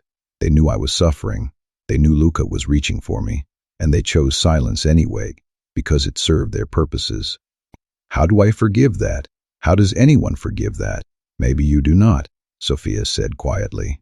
Maybe some betrayals are too deep to forgive, but you can choose to move forward anyway. You can choose to build something with Luca and with me, if you want to. That has nothing to do with them or their choices. You can choose to let the future matter more than the past. If I want to. Dominic pulled back to look at her, his eyes red but his expression intense. Sophia, I never stopped wanting you. Not in 5 years. I tried. God knows I tried, but I could not let you go. And now I understand why. You were not just the girl I loved when I was 17. You were the mother of my child, and the bond was reaching for you too, trying to pull us back together because we are supposed to be a family. We are a family, Sophia said, her own eyes filling with tears. However complicated the logistics, however much we need to figure out about territories and pacts and living arrangements, we are already a family. We made Luca together. We love him together. They're not nothing. I want more than co-parenting, Dominic said, his voice turning fierce. I want what we were supposed to have before my family destroyed it. I want to wake up every morning with you and Luca. I want to teach our son to shift and hunt and lead. I want to have more children with you someday, if you want that. He stopped, seeming to struggle with how much to reveal. I want everything, Sophia. The future we planned when we were 17 and stupid and thought love was enough. I want that future now, when we are old enough to fight for it properly. Sophia felt her breath catch because this was more than she would dare to hope for, more than seemed possible given how much had been broken. Dominic, we have been apart for 5 years. We have changed. We are not the same people we were. I know, he interrupted, and I am not asking you to make any decisions right now. I am just telling you what I want, what I am going to work toward. And if you do not want the same thing, if 5 years apart has changed how you feel about me, then we will figure out how to co-parent and be friends and give Luca the best possible life, even if we are not together. But Sophia, his hands came up to cup her face, his thumbs brushing away tears she had not realized were falling. If there is any chance you feel even a fraction of what I feel, any possibility that we could build something real together, I am asking you to let me try. Let me prove that I am not the 17-year-old boy who got dragged away from you. Let me show you that I am someone you can trust with your heart and your future. I never stopped loving you, Sophia admitted, the words tumbling out before she could stop them. I tried. I told myself you would move on, that what we had was a teenage infatuation that would not have survived real life, but I could not make myself believe it. Every time Luca smiled at me with your eyes, every time he did something stubborn and determined and absolutely Ashford, I would remember what it felt like to love you, and I would realize I would never actually stop. Dominic's expression crumbled with relief and hope and desperate longing. Then let me try, he said again. Let me court you properly this time. Let me show you and Luca both that I am here to stay, that I am someone worth building a future with. And if somewhere along the way you decide I have proven myself, he paused, swallowing hard, then maybe we can talk about making this permanent, about being a real family in every sense. Okay, Sophia said, the word coming out barely above a whisper. Okay, you can try. And there in the conference room, where Dominic had just exiled his parents and confronted the full magnitude of their betrayal, where blood sin had been named and justice had been served, and the worst of the truth had finally been laid bare, he kissed her, soft and careful and full of 5 years' worth of longing, a kiss that promised this was not ending but beginning, that the lies were over and truth was finally going to be allowed to dictate their future. When they finally broke apart, both breathing hard, Dominic rested his forehead against hers and whispered, I am going to make this right. Whatever it takes, however long it takes, I am going to make this right. You already are, Sophia assured him. You already are. And for the first time since the Bloodwake, Bond had woken, Dominic allowed himself to believe that maybe, just maybe, they could build something beautiful out of the ruins of what had been stolen from them. Formal council hearing was convened 3 days after Dominic's confrontation with his parents, held not in the intimate conference room where private family reckoning had occurred, but in the lodge's great hall with representatives from 5 neighboring packs in attendance as witnesses. Elder Serafina had insisted on the public nature of the proceedings, explaining to Dominic that blood sin was not a private matter to be handled quietly within family. It was a violation of fundamental wolf law that required community acknowledgement and formal consequence. The hall was packed with wolves who had traveled specifically to witness this, drawn by news that had spread through pack networks with the kind of speed that only truly scandalous revelations achieved. Dominic sat at the front with Sophia beside him, and Luca on his lap, the boy having refused to be separated from his father for something this important, despite Sophia's gentle attempts to leave him with Elena. Luca had looked at his mother with those 2 knowing eyes and said simply, "This is about me, about Papa and me. I should be here." And neither parent had been able to argue against that logic, though Dominic kept one arm wrapped protectively around his son, and his other hand clasped tightly with Sophia's, drawing strength from both of them as he prepared to watch his parents face formal judgment for what they would done. Vincent, Margaret Ashford stood before the council table, looking diminished in a way that had nothing to do with physical stature and everything to do with the weight of shame and exposure. They would age visibly in the 3 days since their exile from Silverpine had been pronounced, gray showing in Vincent's hair that had not been there before, and lines etched deeper around Margaret's eyes. They looked like people who had spent decades building careful structures of control and influence, only to watch it all collapse under the weight of the truth they would try too hard to bury.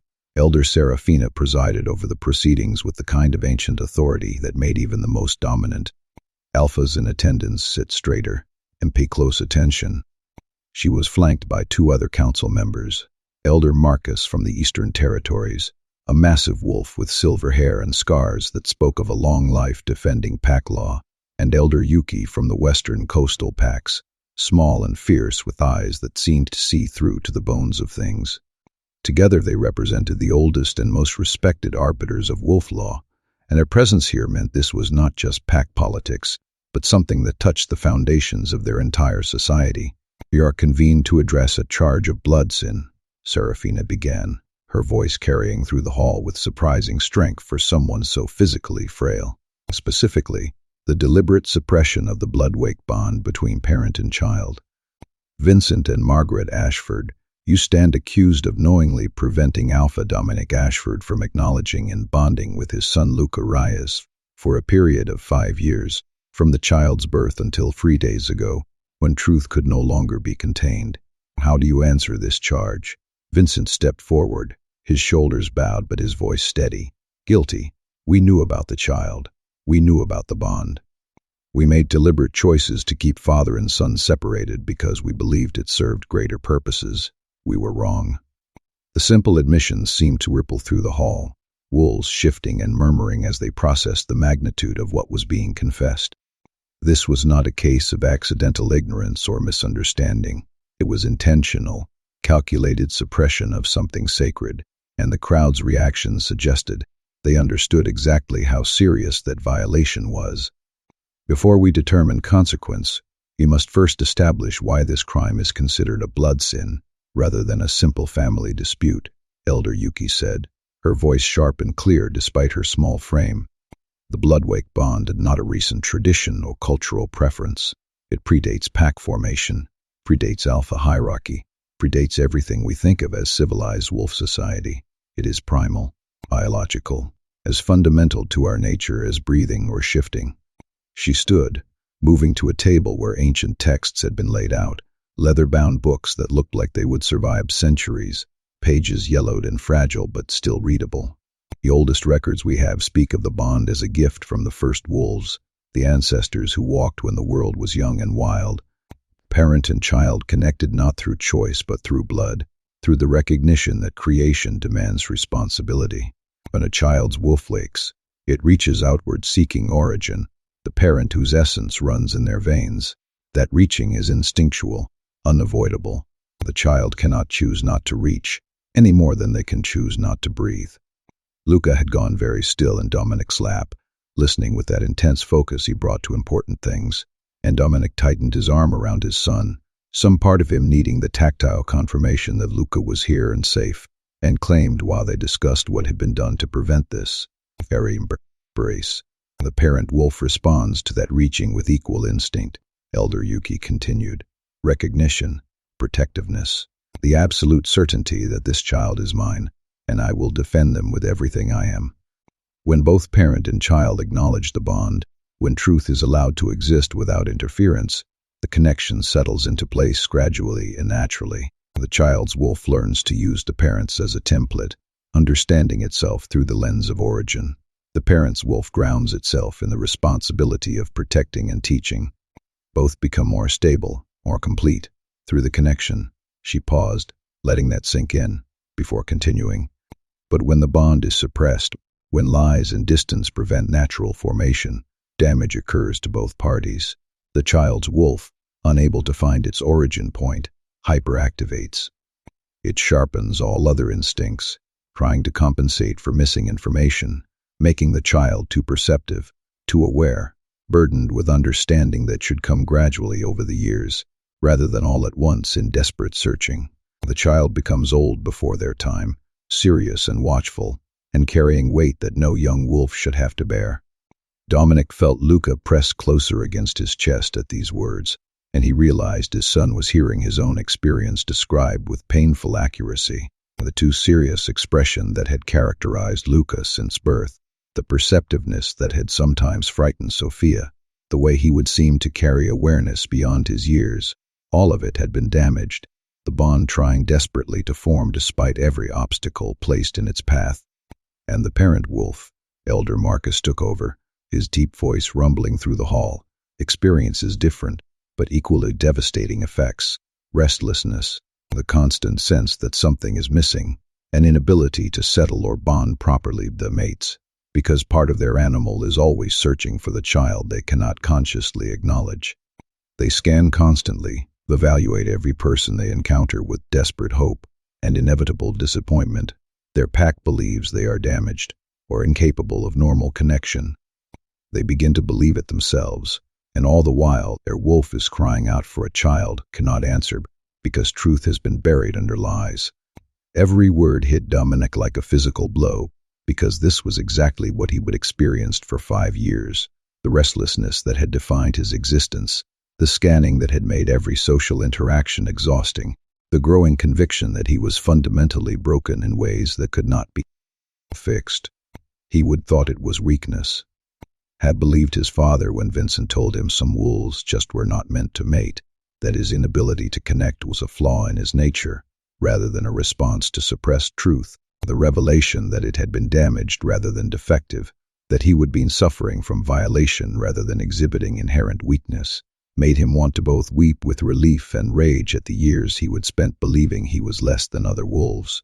This is why suppression of the Bloodwake bond is blood sin, Serafina said, bringing the focus back to the hearing, not because it violates pack hierarchy or disrupts political plans, not because it inconveniences the family or complicates legacies, but because it damages both parent and child on a fundamental level, warping their wolves and forcing them to develop in ways that cause lasting harm. It is a sin against nature itself, against the primal bonds that make us what we are. She turned her attention fully to Vincent and Margaret, her ancient face stern and unforgiving. You watched your son suffer. You saw him become increasingly isolated, increasingly convinced of his own brokenness. You heard him question his worth, his nature, his fundamental capacity for connection, and you said nothing. Worse than nothing, you reinforced his false beliefs, told him that his suffering was simply who he was, rather than what had been done to him. You stole not only 5 years of fatherhood, but 5 years of his ability to trust his own instincts and understand his own nature. Margaret's composure cracked completely at this, tears streaming down her face, as she seemed to finally grasp the full magnitude of what they would done. We did not understand, she said, her voice breaking. We knew about the bond in theory, but we did not realize it would cause that much damage. We thought Dominic's restlessness was just an adjustment to new territory, new responsibilities. You thought wrong, Aver Marcus interrupted, his voice hard. And the question we must answer now is whether that ignorance was genuine or willful. Did you truly not understand the damage you were causing?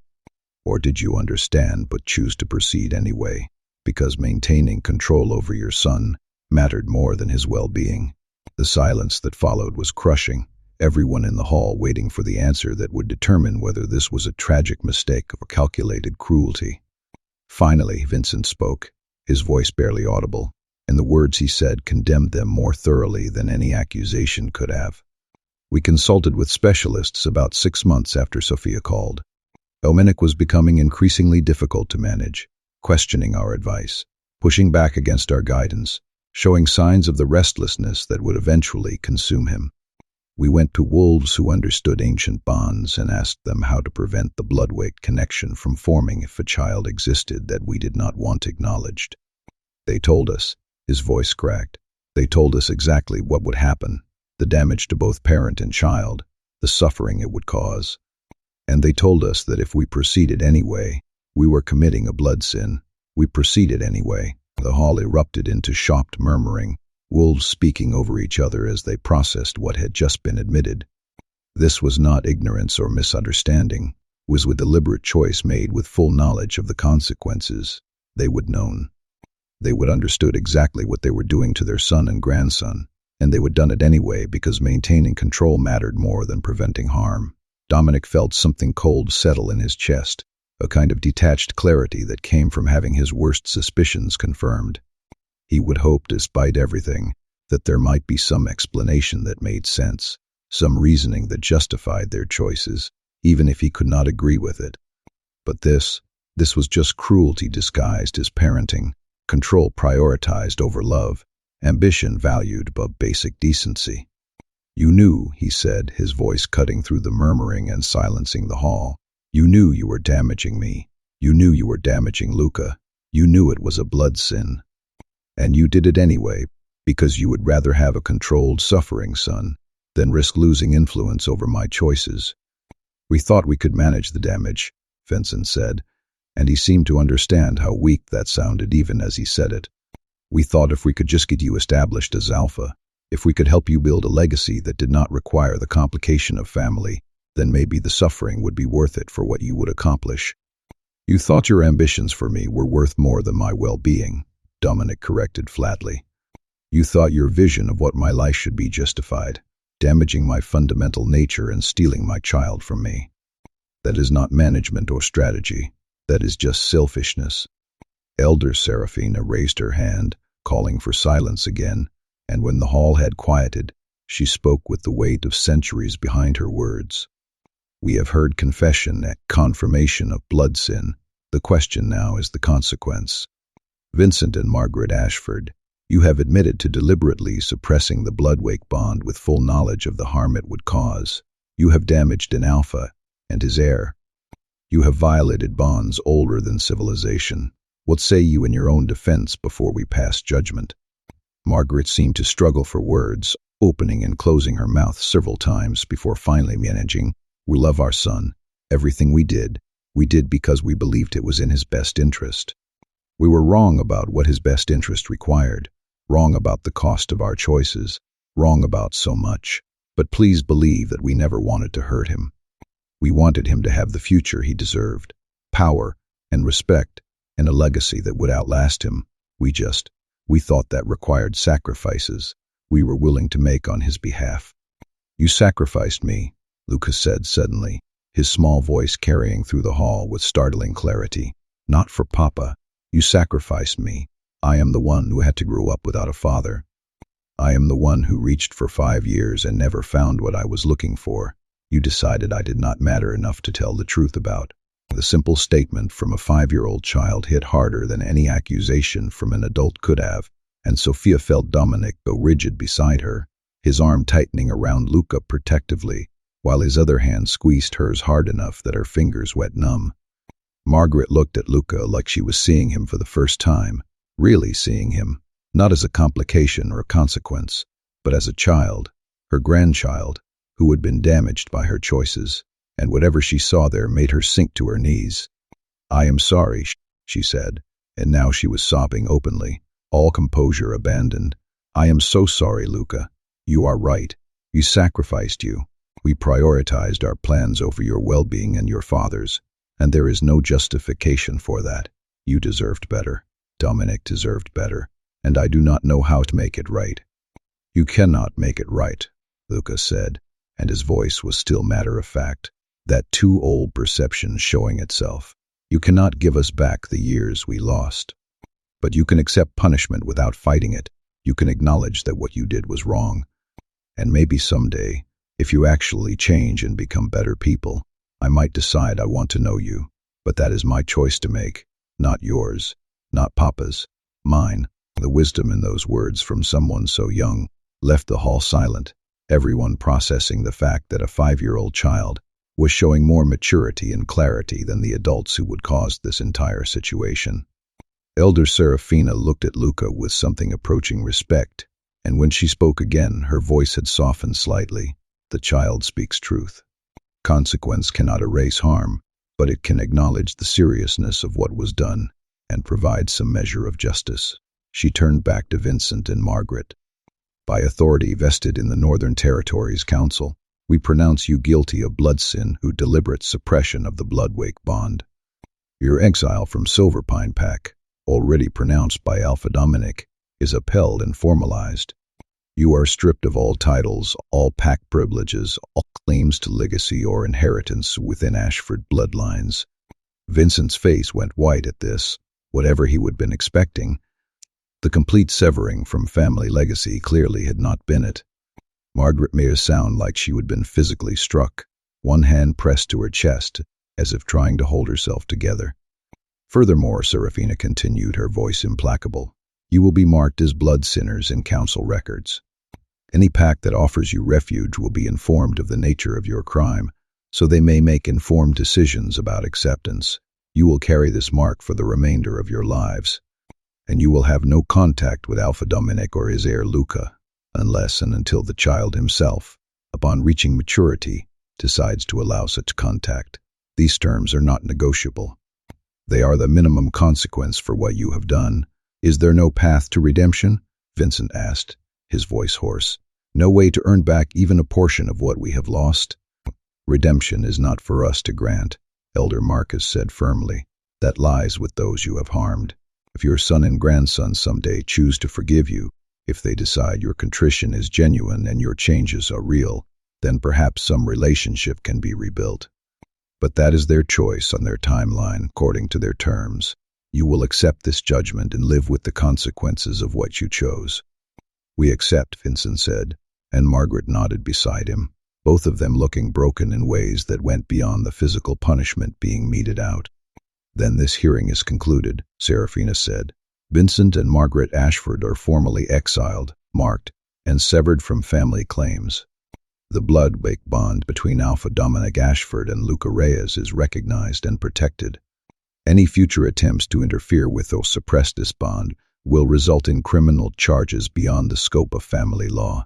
This is recorded and witnessed." The crowd began to disperse, wolves filtering out of the great hall with a kind of hushed conversation that followed truly significant events, and Dominic sat motionless with Luca still in his lap, and Sophia's hand still clasped in his, trying to process what had just happened. His parents were truly exiled now, not just from his pack but from his life, marked as blood sinners and stripped of everything they would spent decades building. It was justice by any reasonable measure, but it felt hollow because no amount of punishment could return what had been stolen. "Papa," Luca's small voice pulled him from his thoughts. "You're okay?" Dominic looked down at his son and felt something in his chest crack open. "I do not know," he admitted honestly. "I am glad they are being held accountable. I am glad the truth is out and the bond is protected now. But I am grieving, Luca, not for them, but for what we lost, for the 5 years we should have had together." "Me too," Luca said quietly. "But Papa, we have all the years ahead, and maybe, that is what matters more. Not what was stolen, but what we get to build." The simple wisdom made Dominic pull his son closer, pressing a kiss to his dark hair, and when he spoke his voice was rough with emotion. "When did you get so wise?" "I learned it from Mama," Luca said, tilting his head back to look at Sophia with a smile. "She has been telling me that forever, that we cannot change the past, but we can choose how we face the future." Sophia felt tears burning again. She had been crying so much over the past few days that she felt constantly on the edge of emotional overflow. But these were different tears. Not grief or rage or the complicated tangle of emotions that had characterized the past week, but something simpler: relief, hope, the tentative beginning of belief that maybe they really could build something beautiful out of the ruins they would been left with. Elder Serafina approached them as the hall continued to empty, her ancient face softening as she looked at the three of them huddled together. "The bond is stabilizing nicely," she observed. "I can feel it from here, the connection between you and your son growing stronger by the hour." "It does not feel like it is growing," Dominic admitted. "It feels like it has always been there, and I am only just now able to perceive it." "That is exactly what it is," Serafina confirmed. "The bond existed from the moment of Luca's birth. It was reaching and calling and trying to form for 5 years. All that happened 3 days ago was that truth finally forced it into conscious recognition." "You are not building something new. You are discovering something that has always existed. Does it ever stop feeling overwhelming?" Dominic asked.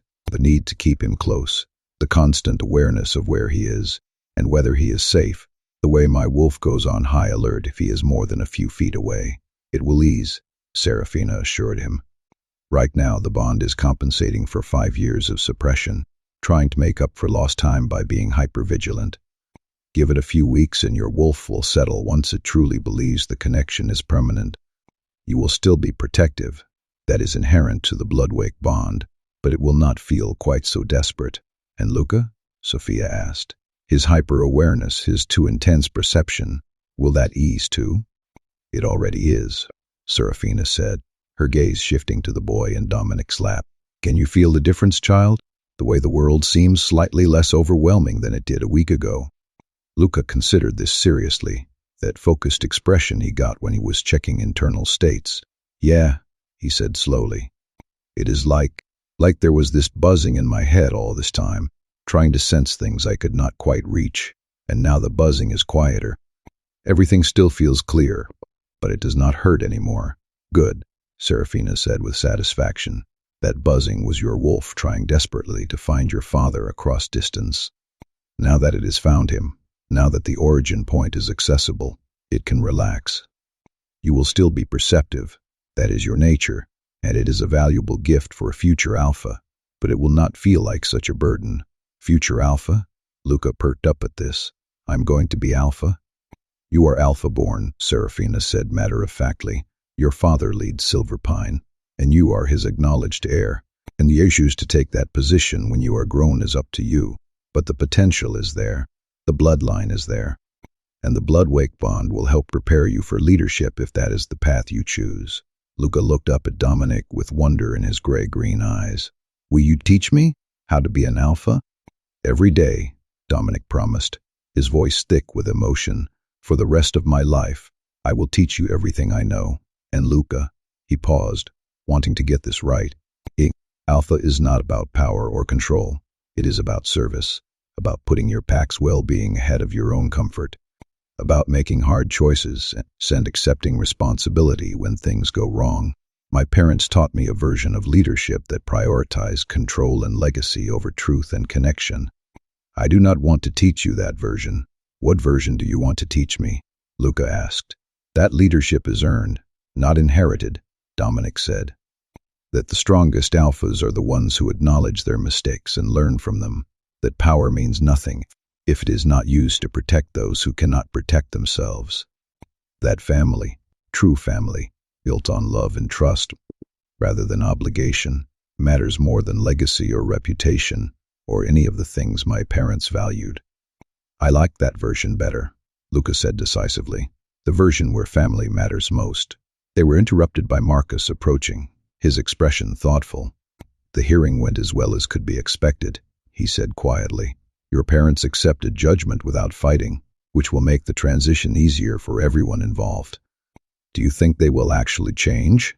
Dominic asked. Or will they just move to a new territory and continue being who they have always been? Marcus shrugged. That is not for us to determine. They have been given consequence and opportunity. What they do with it is their choice. But Dominic, he paused, clearly weighing his words. You handled this with remarkable restraint.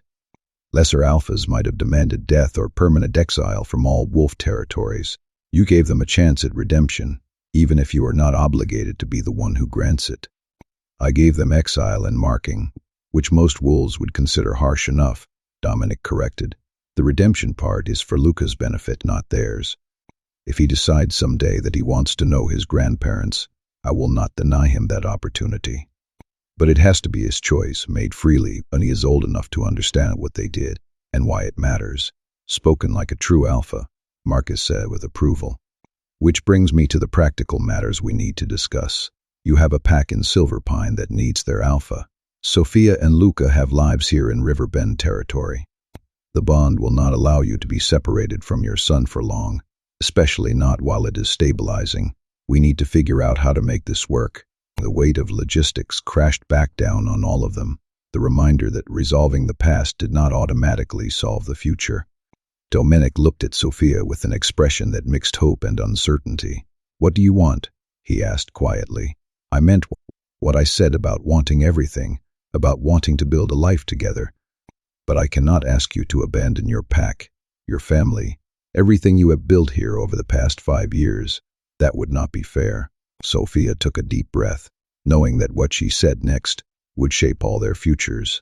I want Luca to know both his packs, she said slowly, thinking it through out loud. He is Riverbend born, but Silverpine heir. He should understand both territories, both traditions, both sides of his heritage. And I want, she paused, meeting Dominic's eyes. I want to see if we can build what we talked about. Not immediately, not rushing because the bond demands proximity, but actually courting and learning each other again, and seeing if the love we had at 17 can survive who we have become at 22. So what does that look like practically? Dominic asked. Maybe resplit time, Sophia suggested. A few weeks here, a few weeks there. Let Luca get comfortable in Silverpine. Let your pack meet him and accept him. And we, she gestured between herself and Dominic, we take it slow. Redate, properly this time, without the pressure of stolen moments and family disapproval. We figure out if we work as adults, not just as teenagers in love. I can work with that, Dominic said, relief evident in his voice. I can work with anything that keeps you both in my life. Marcus cleared his throat.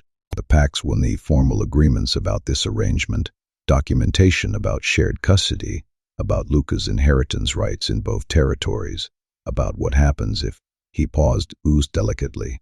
Fulfu and Sophia do not work out romantically, but need to continue co-parenting. I will work out, Dominic said with quiet certainty. But yes, let us put formal agreements in place. Protection for everyone involved, especially Luca. He should not suffer if the adults cannot figure out their relationship. I will not suffer, Luca announced confidently. Because you are both going to fall in love again, and we are going to be a real family.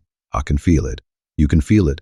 Sophia asked, amused despite the seriousness of the conversation. The bond knows, Luca said with that absolute certainty he had about certain things. It knows we are supposed to be together, all three of us. The bond between Papa and me is just the beginning. There is something bigger trying to form around all of us. Elder Serafina, who had been standing quietly nearby, made an interested sound. The child may be right. The Bloodwake bond sometimes acts as catalysts for other bonds. Parent-child connection can strengthen or even create mate bonds between parents who have been separated. It is rare, but documented in the oldest texts. The bond reaching out to pull the family together in all directions, not just between parent and child. So the bond is matchmaking? Sophia asked skeptically. The bond recognizes that children thrive best in stable family structures, Serafina corrected. If both parents are present and care for each other, the child's wolf settles more completely.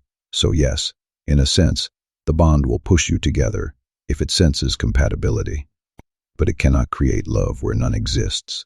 It can only enhance what is already there and remove obstacles that prevent natural connection.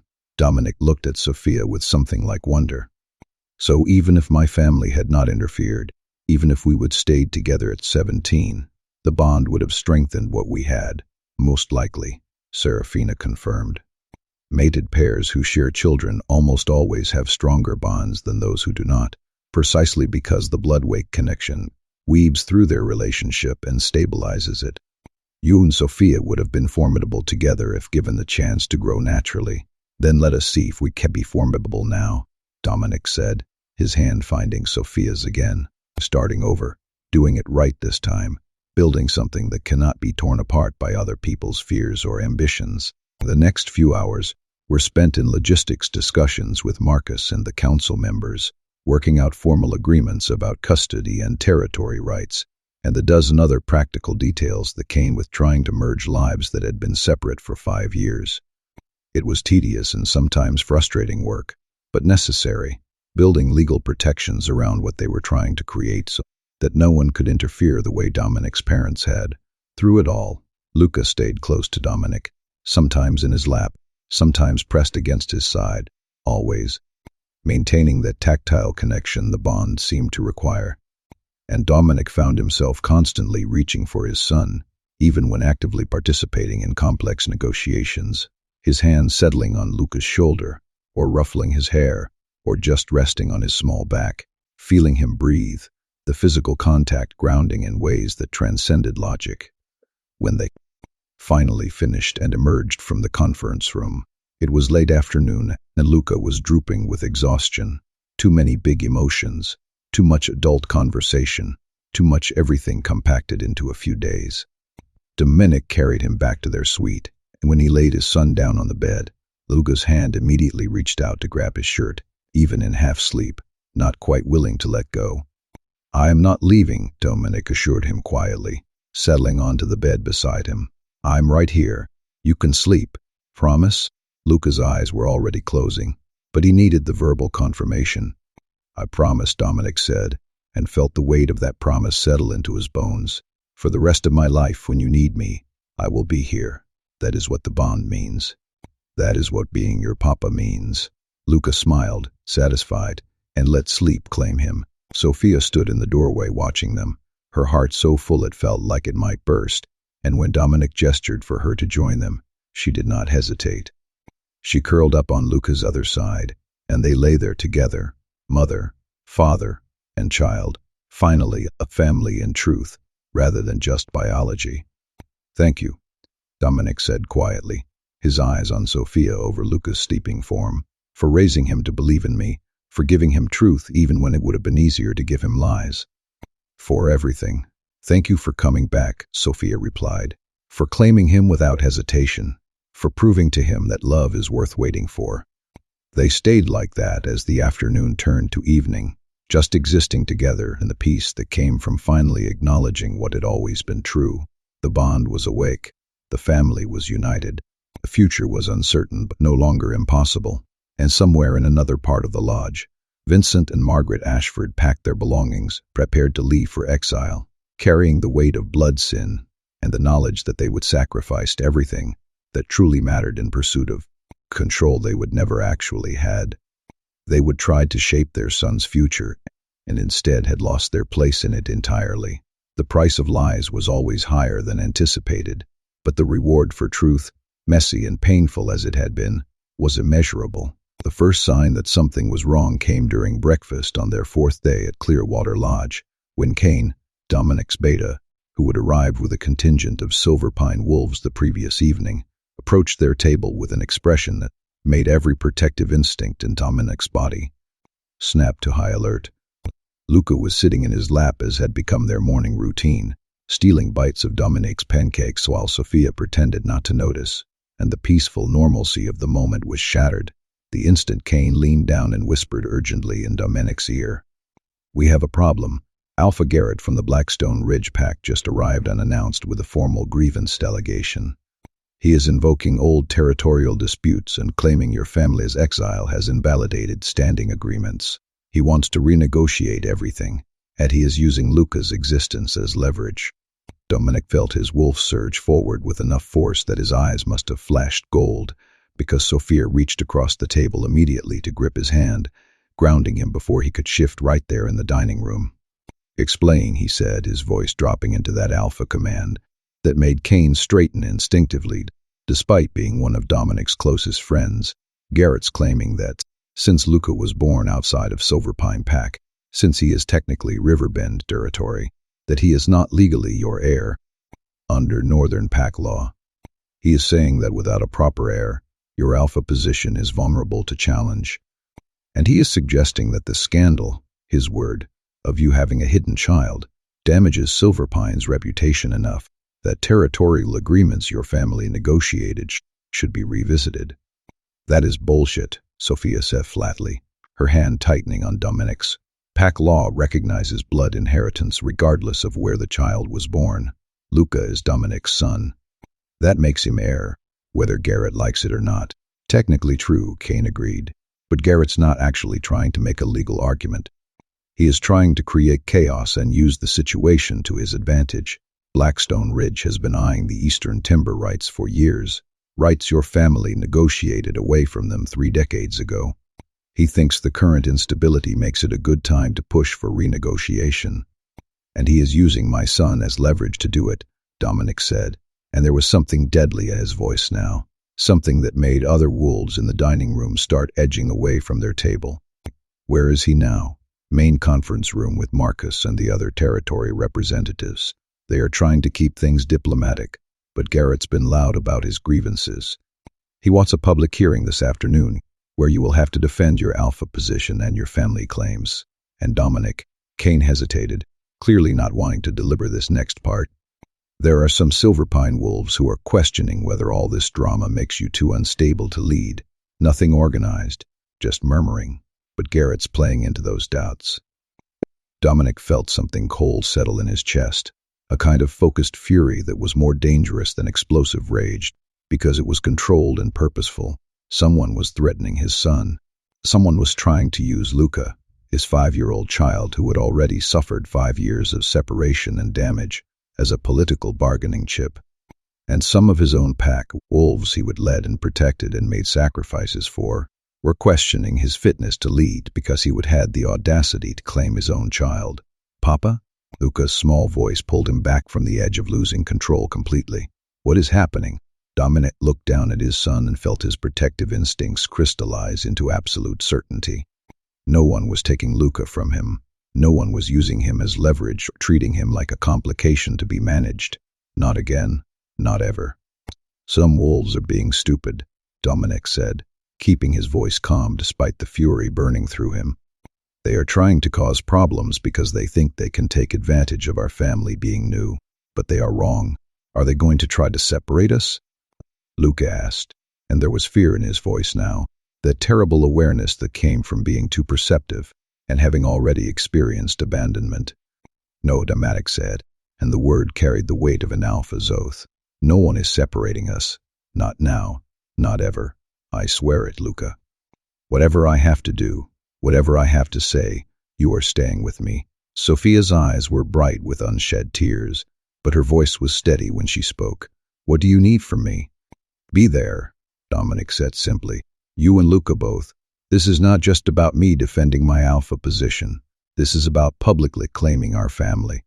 About making it clear to everyone, every pack, every wolf, every political opportunist, that Luca is not leverage or heir or any kind of political tool.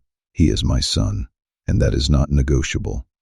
The hearing was convened for 2 o'clock in the Great Hall, and by the time Dominic arrived with Sophia and Luca, the space was packed with wolves from 6 packs.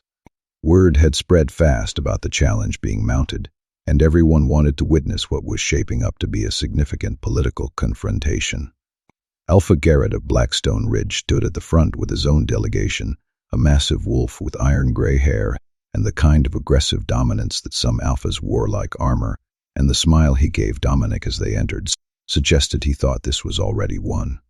Dominic walked in with Luca's hand clasped firmly in his, Sophia at his other side, and he made no attempt to hide the Bloodwake bond that hummed between him and his son, the visible connection that made them move as a unit.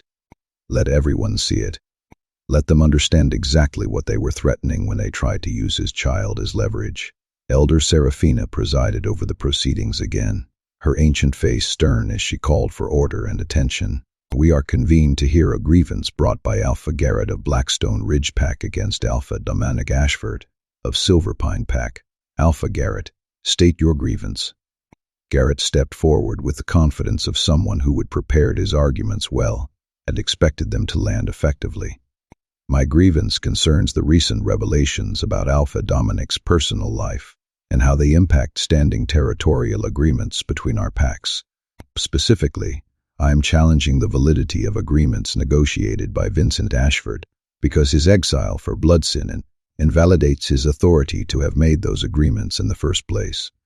Those agreements were ratified by Alpha Morgana of Silverpine, not by Vincent Ashford, Dominic said, his voice calm but carrying an edge that suggested Garrett was walking into dangerous territory. My father negotiated terms, but the Alpha approved them. Vincent's exile does not retroactively invalidate decisions made by Silverpine's sitting Alpha at the time. Perhaps not legally, Garrett conceded, but it raises questions about the stability and trustworthiness of Silverpine leadership. Your family was exiled for bloodsin, for deliberately suppressing a bond between parent and child that suggests a pattern of deception and manipulation that makes all previous negotiations suspect. My parents were exiled for bloodsin, Dominic corrected, his voice hardening. I was the victim of their deception, not the perpetrator. And the fact that I publicly held them accountable rather than covering for them should suggest exactly the opposite of what you are claiming, that Silverpine's current leadership values truth over convenience. And yet you hid a child for 5 years, Garrett pressed. Whether or not you knew about his existence, the fact remains that Silverpine's Alpha has an heir who was born in another territory, raised in another pack, and only recently acknowledged. That is instability, Alpha Dominic. That is the kind of complication that makes other packs question whether agreements will be honored, whether leadership is reliable, whether I am fit to lead because I dared to have a child with someone my family did not approve of, Dominic interrupted, his voice turning cold. That is what this is actually about, is not it, Garrett? You are not concerned about stability or honor. You are looking for an excuse to challenge agreements that have stood for 30 years because you think the current situation makes me vulnerable. I think a public hearing about your fitness to lead is warranted, Garrett said, not quite denying the accusation. Your pack deserves to know that their Alpha is not compromised by personal drama. And yes, part of that discussion needs to include the question of your heir, this child who has only just appeared, who has been raised in another pack, who has divided loyalties before he is even old enough to shift. How can Silverpine wolves trust that you will put pack interests first when you are clearly torn between two territories? Dominic felt Luca's hand tighten in his, felt his son's fear and confusion through the bond, and something in him snapped. Not into rage. Rage would have been easier, more satisfying, but into absolute crystal-clear certainty about what mattered and what was worth fighting for. You want to question my fitness to lead? Dominic said, his voice dropping into pure Alpha command that made even Garrett hesitate. Fine, let us have that conversation. Let us talk about what makes an Alpha worthy of following. He stepped forward, bringing Luca with him, and addressed not just Garrett but the entire hall, every wolf who would come to watch this confrontation. My parents tried to control me by hiding my son from me. They thought that keeping me isolated, unmated, childless, that would make me the kind of Alpha who put duty above everything else, the kind of Alpha who made decisions based on political advantage rather than personal conviction, the kind of Alpha who could be guided, influenced, and managed. And you are not that kind of Alpha? Garrett asked, trying to regain control of the narrative. No, Dominic said flatly, I am not, because 5 days ago, I learned I had a son. I learned the bond I would been reaching for, the connection I would been searching for, the restlessness that had consumed me for 5 years. All of it was my child calling for me across distance. And I had to make a choice right there in that moment about what kind of Alpha I wanted to be. He pulled Luca closer, his hand settling protectively on his son's shoulder. I could have been the Alpha my parents wanted. I could have claimed Luca as heir, made him a political asset, used him to strengthen alliances and secure legacy. I could have treated him as a tool for building power, the way my parents treated him as a complication to be hidden. That is one version of leadership, cold, strategic, putting pack advantage above personal connection. And you chose differently? Someone from the crowd called out. I chose my son, Dominic said, and his voice rang with absolute conviction.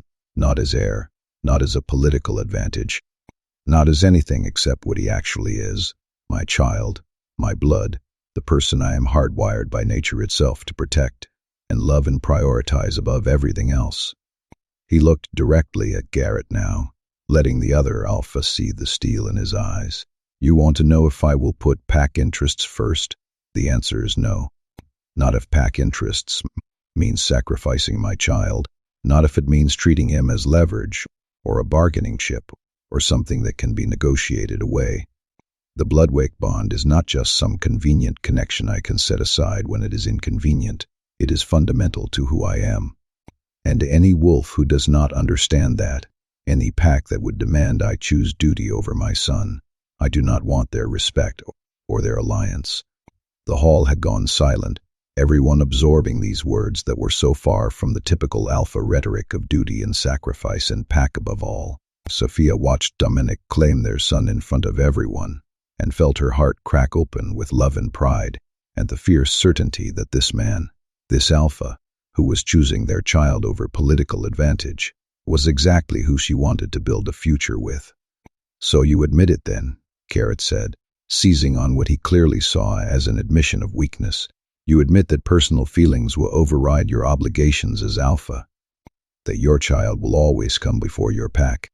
I admit that I am an alpha who understands that the bond between parent and child is older and more fundamental than any political obligation, Dominic corrected. And I am an alpha who will not compromise that bond for convenience or advantage, or to make other wolves more comfortable with my choices. You call that weakness? I call it understanding what actually matters. Your pack, Garrett started, but Dominic cut him off. My pack will follow me, or it will not. That is their choice. But they will follow me knowing exactly who I am and what I value, not some carefully constructed mask of control and duty, not the alpha my parents tried to create through manipulation and lies. The real me, someone who will fight for family as fiercely as I fight for pack, someone who understands that protecting my son is not weakness, it is the most fundamental responsibility I have. He turned to address the Silver Pine wolves directly, the members of his pack who had traveled to witness this confrontation. I know some of you are questioning whether I am fit to lead after everything that has happened. I know the revelations about my parents, about Luca, about the 5 years of deception. It has been a lot to process, but I need you to understand something. The alpha you have known for the past 2 years, that was not the real me. That was someone shaped by suppression and lies, someone damaged by a bond that was never allowed to form properly. I was restless and isolated, and convinced I was broken, because my own family was keeping my son from me. He pulled Luca closer, letting his pack see the connection between them. This is who I actually am, an alpha with a child he loves more than power or legacy or political advantage. An alpha who is willing to stand in front of all of you and say that family, real family, built on love and truth, matters more than alliances or territorial disputes, or any of the games we play, pretending politics is more important than blood. And if we cannot accept that, someone called from the Silver Pine section, if we think an alpha should put pack above family, then you should challenge me, Dominic said bluntly. Right now. Right here. Because I am not hiding who I am anymore. I am not pretending that duty without love is somehow more noble than duty that includes protecting the people you love. You want an alpha who will sacrifice his child for political advantage. I am not that alpha. I will never be that alpha. And if that makes me unfit to lead Silver Pine, then someone else should step up. The challenge hung in the air, and Sophia watched the Silver Pine wolves exchange glances, clearly not expecting their alpha to basically dare them to challenge his position. But Dominic stood there with Luca at his side, and conviction radiating from every line of his body, and no one moved to accept the challenge. Finally, Kane stepped forward, and when he spoke, his voice carried clearly through the hall. I have served as beta to Alpha Dominic for 2 years. I have watched him lead with strength and fairness, making hard decisions and putting pack well-being ahead of his own comfort. And I have also watched him suffer, restless and isolated, and convinced something was wrong with him, because the bond to his son was suppressed. Is the alpha standing before you now? This is who he has always been underneath the damage, and I would rather follow someone honest about his priorities than someone who pretends family does not matter. Other Silver Pine wolves started nodding, Murray spreading through their section. Not universal acceptance. There were still some who looked uncertain or disapproving, but enough that Dominic's position was clearly not as vulnerable as Garrett had hoped. This is sentiment, not strategy, Garrett said dismissively. Fine speeches about love and family do not change the fact that divided loyalties make weak leaders. Your son is Riverbend born, Alpha Dominic. He will grow up with feet in both packs, never fully committed to either. That is a weakness waiting to be exploited. Luca is my son, Dominic said, and there was something absolutely final in his voice now. Not Silverpine's heir, not Riverbend's son, not anyone's political tool. He is a 5-year-old child who deserves to grow up loved and protected, and free from the kind of manipulation my parents subjected us to. And yes, he will have connections to both packs. He will understand both territories, both traditions, both sides of his heritage. That is not weakness, that is richness. That is the kind of alpha who can bridge territories instead of just defending them. And when those territories have conflicting interests, Garrett pressed. When Riverbend and Silverpine disagree about resources or boundaries or any of the 100 other things that cause friction between packs, your son will be caught in the middle. Your loyalties will be divided. Then we will handle it the way any healthy relationship handles conflict, through communication and compromise, and remembering that the people involved matter more than the outcome, Dominic said. I am not going to pretend that pack politics will not be complicated. I am not going to pretend that having family in 2 territories will not require careful navigation. But Garrett, his voice turned hard again, you are not actually concerned about my son's well-being or complicated loyalties. You are looking for an excuse to challenge agreements that have stood for 3 decades, because you think the current situation makes me vulnerable. I'm concerned about stability, Garrett started, but Elder Seraphina's voice cut through whatever he was going to say. Enough. The ancient wolf stood, her presence somehow filling the hall despite her small frame. Alpha Garrett, you have made your grievance known. You have questioned Alpha Dominic's fitness to lead, suggested his child represents instability, and attempted to use a 5-year-old boy as leverage in territorial negotiations. But you have not actually mounted a formal challenge. You have simply created theater designed to weaken Silverpine's negotiating position. I am within my rights, Garrett protested. To bring grievances, yes. To question leadership, yes.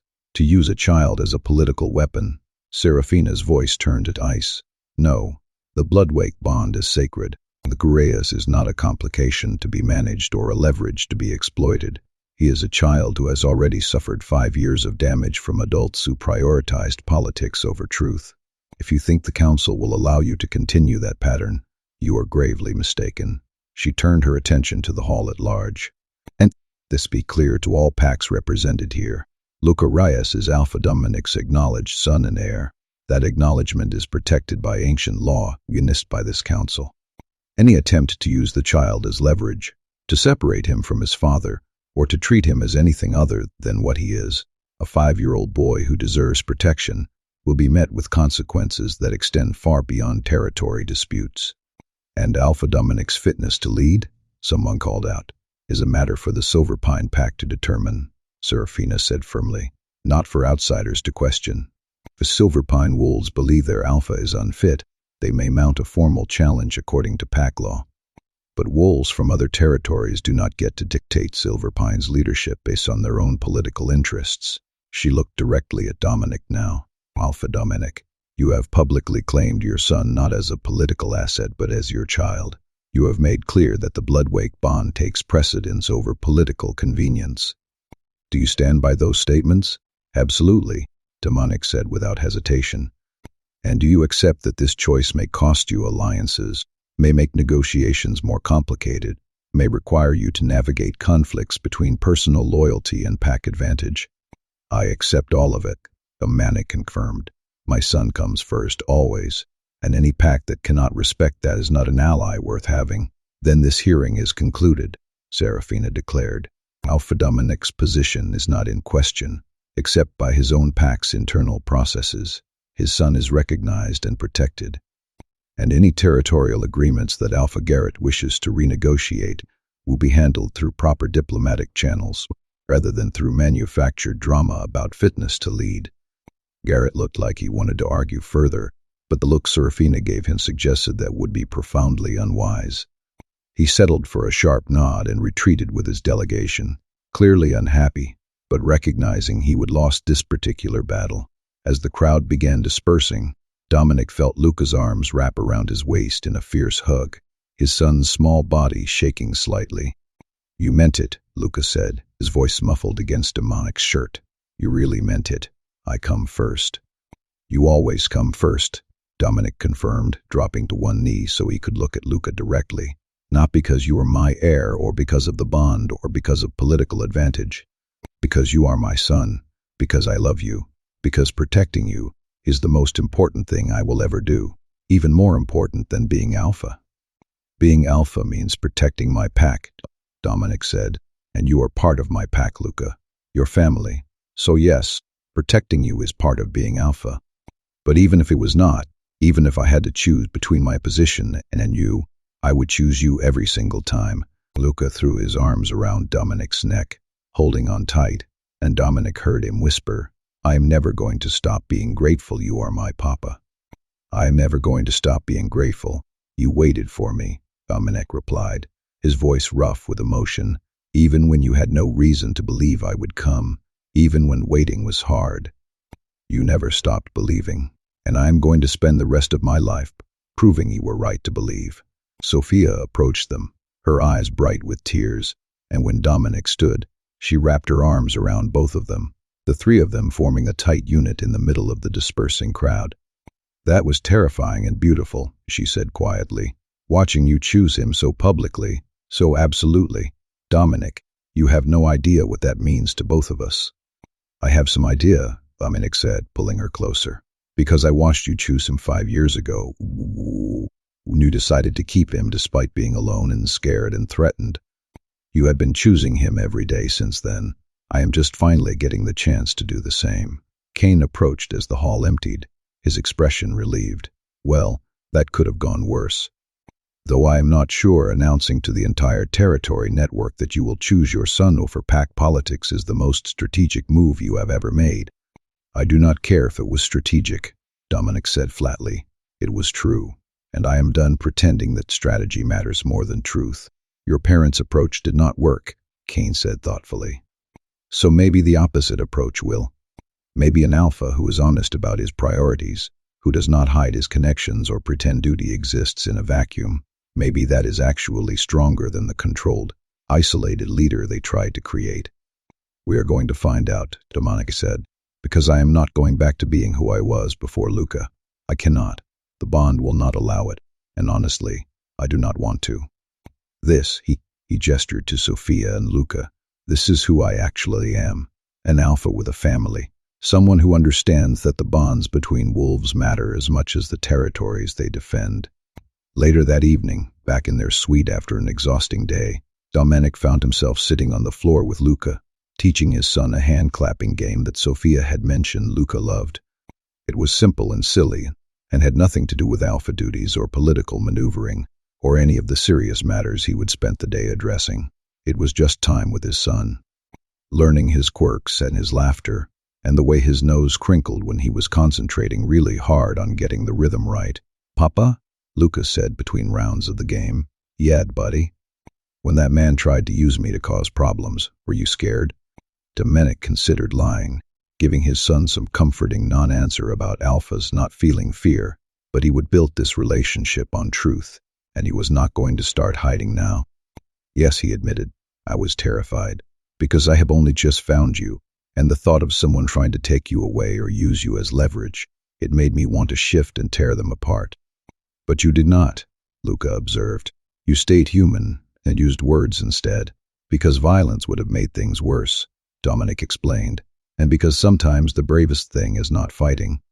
It is standing in front of everyone you are supposed to impress and admitting that your child matters more to you than their approval. That is harder than any physical challenge. I am glad you did it, Lucas said, his small hand settling over Dominic's heart. I am glad you chose me in front of everyone. Now they all know. You are my papa, and nothing can change that. Nothing can change that, Dominic confirmed. Not politics, not distance, not other people's opinions. You are mine. I am yours. That is permanent. Sophia watched them together from the doorway. These two people she loved most in the world, finally getting to just exist together without the weight of secrets or separation, and she felt something in her chest that had been clenched tight for 5 years, finally released completely. Dominic had proven today that he was exactly the father Luca needed, not perfect, not without fear, but certain about what mattered most, and watching him clap hands with their son and laugh at Luca's terrible attempts at rhythm, she let herself believe that maybe, just maybe, the three of them really could build something permanent and beautiful out of the ruins they would have been left with. The bond was awake, the truth was out, and Dominic had chosen his child over every political advantage, every careful strategy, every manipulation his parents had tried to teach him. That choice, that public, revocable, claiming changed everything, not just for them, but for what it meant to lead with truth instead of control, with love instead of duty, divorced from connection, with the understanding that the bonds between wolves mattered as much as the territories they defended. Dominic was building something, not the alpha his parents had tried to create, but something better, an alpha who understood that strength included the courage to love openly, to admit priorities, to choose family even when it was complicated, and for the first time in 5 years, the future felt not just possible, but bright. Months after the Clearwater Lodge meetings, Dominic woke to find Luca sprawled sideways across his bed, in that boneless way children had of taking up 3 times their actual size, one foot pressed against Dominic's ribs, and the other somehow wedged under his pillow. The position looked profoundly uncomfortable, but Luca was sleeping peacefully, his face relaxed in a way he never had been in those first weeks after the bond woke, when every sleep had been fitful and interrupted by the fear that separation was coming. No, he slept deeply, completely, his wolf finally convinced that his father was not going anywhere. Dominic carefully extracted himself from the tangle of limbs, without waking his son, pulled on sweats, and padded quietly out to the kitchen of the house he would purchased in Riverbend territory 6 weeks. It sat on the border between packlands, technically Riverbend, but close enough to Silverpine that he could reach his own territory within an hour, and it had become home in a way his quarters in Silverpine never had. This was where his family was. This was where he woke up to Luca's sprawled sleep and Sophia's morning grumbles about coffee that was never quite strong enough. This was real in ways that sterile alpha quarters and political necessities had never been. Sophia was already in the kitchen, her dark hair still messy from sleep, and one of Dominic's shirts hanging overside on her frame, and the sight of her there, comfortable and rumpled and utterly unself-conscious, in his face, made something in his chest tighten with gratitude and wonder. 3 months of dating, of actually taking time to know each other as adults rather than teenagers, of building something real rather than just reacting to the intensity of the bond and circumstances. 3 months of learning that she took her coffee with too much sugar and hated mornings with a passion, that she was fiercely protective of her pack and softer than she pretended with the children, that she had a wicked sense of humor that came out when she was relaxed and trusted the people around. Mornings, she said without turning around, somehow knowing he was there, even though he would moved silently. Luca sprawled all over you again. How do you know? Dominic asked, moving to stand behind her and wrap his arms around her waist, pressing a kiss to her temple. Because he does it every time he sleeps in your room, and you always come out looking like you survived a wrestling match. She leaned back into his embrace, her hands settling over his arms. He's testing the bond still, making sure you are really real, that you do not disappear while he is sleeping. I thought that would have settled by now, Dominic said, concern creeping into his voice. Elder Serafina said the hypervigilance would ease after the first few weeks. It has eased, Sophia assured him. 3 months ago, he woke up every hour checking on you. Now he sleeps through the night and just sprawls. That is progress, Dominic. He is learning to trust that the bond is permanent. Dominic pulled her closer, breathing in the scent of her, lavender and something earthier that was just Sophia, and let himself feel grateful for this moment, this morning, this life they were building together.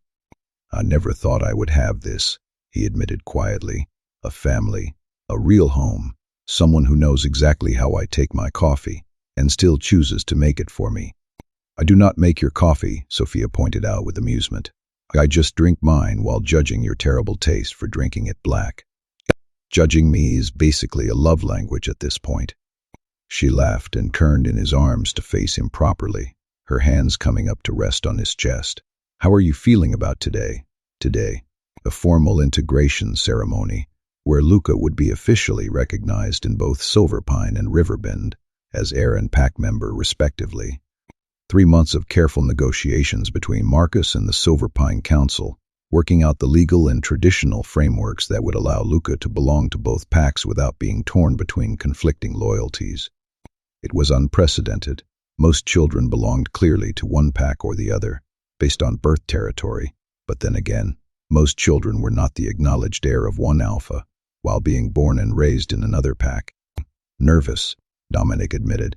This matters, Sophia, not just politically, but for Luca.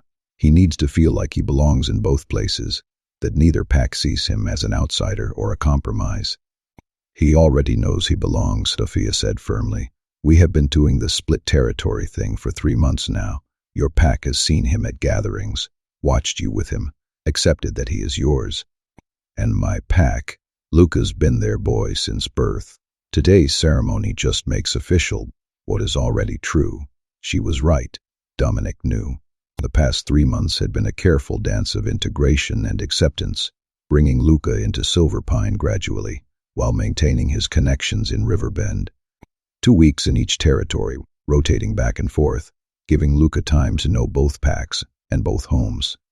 It had been exhausting logistically, coordinating alpha duties and parenting, and building a relationship with Sophia, while essentially living a bicoastal existence, but it was working.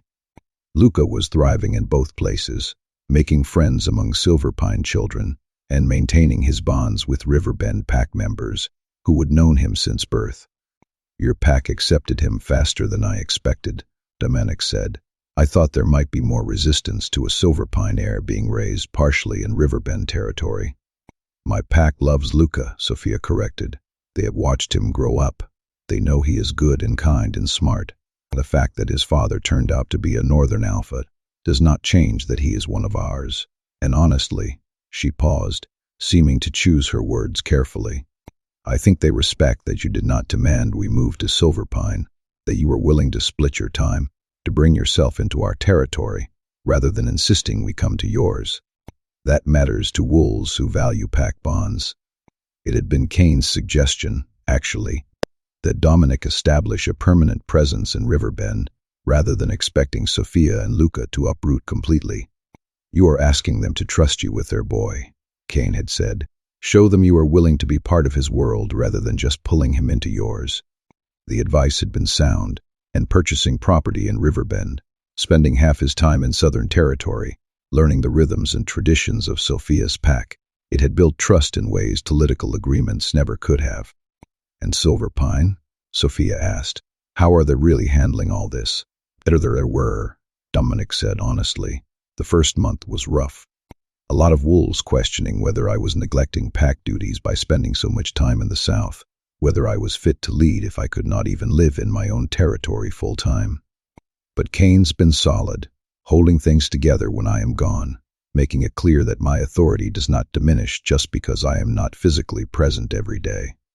And I think, he paused, trying to articulate something he was only beginning to understand himself. I think the pack is learning that an alpha who is willing to be honest about his priorities, who admits family matters and does not pretend duty exists in a vacuum, maybe that is actually stronger than the controlled, isolated leader they expected. There had been challenges, of course.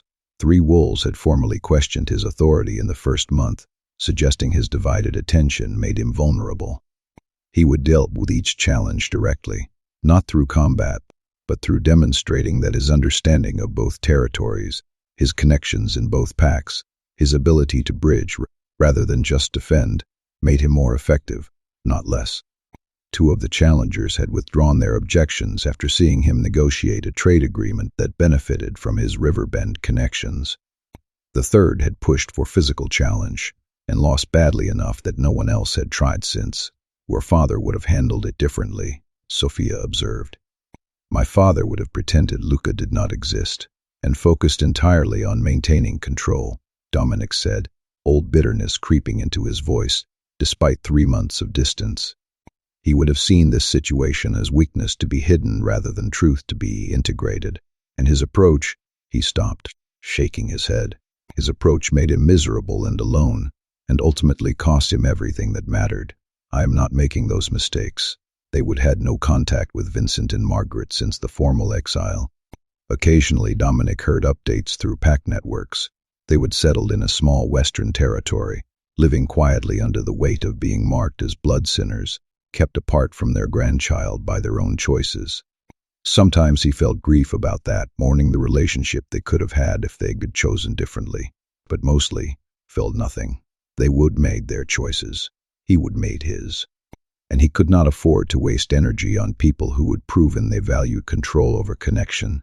Luca asked about them again yesterday, Sophia said quietly, when they might visit. Whether they ever think about him. What did you tell him? The truth. That they live far away now, that they made choices that hurt him at his papa, and that someday when he is older he can decide if he wants to know them. But that right now, the answer is no, they do not get to be part of his life. Sophia's expression was firm. He seemed okay with that, sad maybe, but not hurt. I think he understands on some level that people who hurt the ones you love do not get automatic access just because they are family.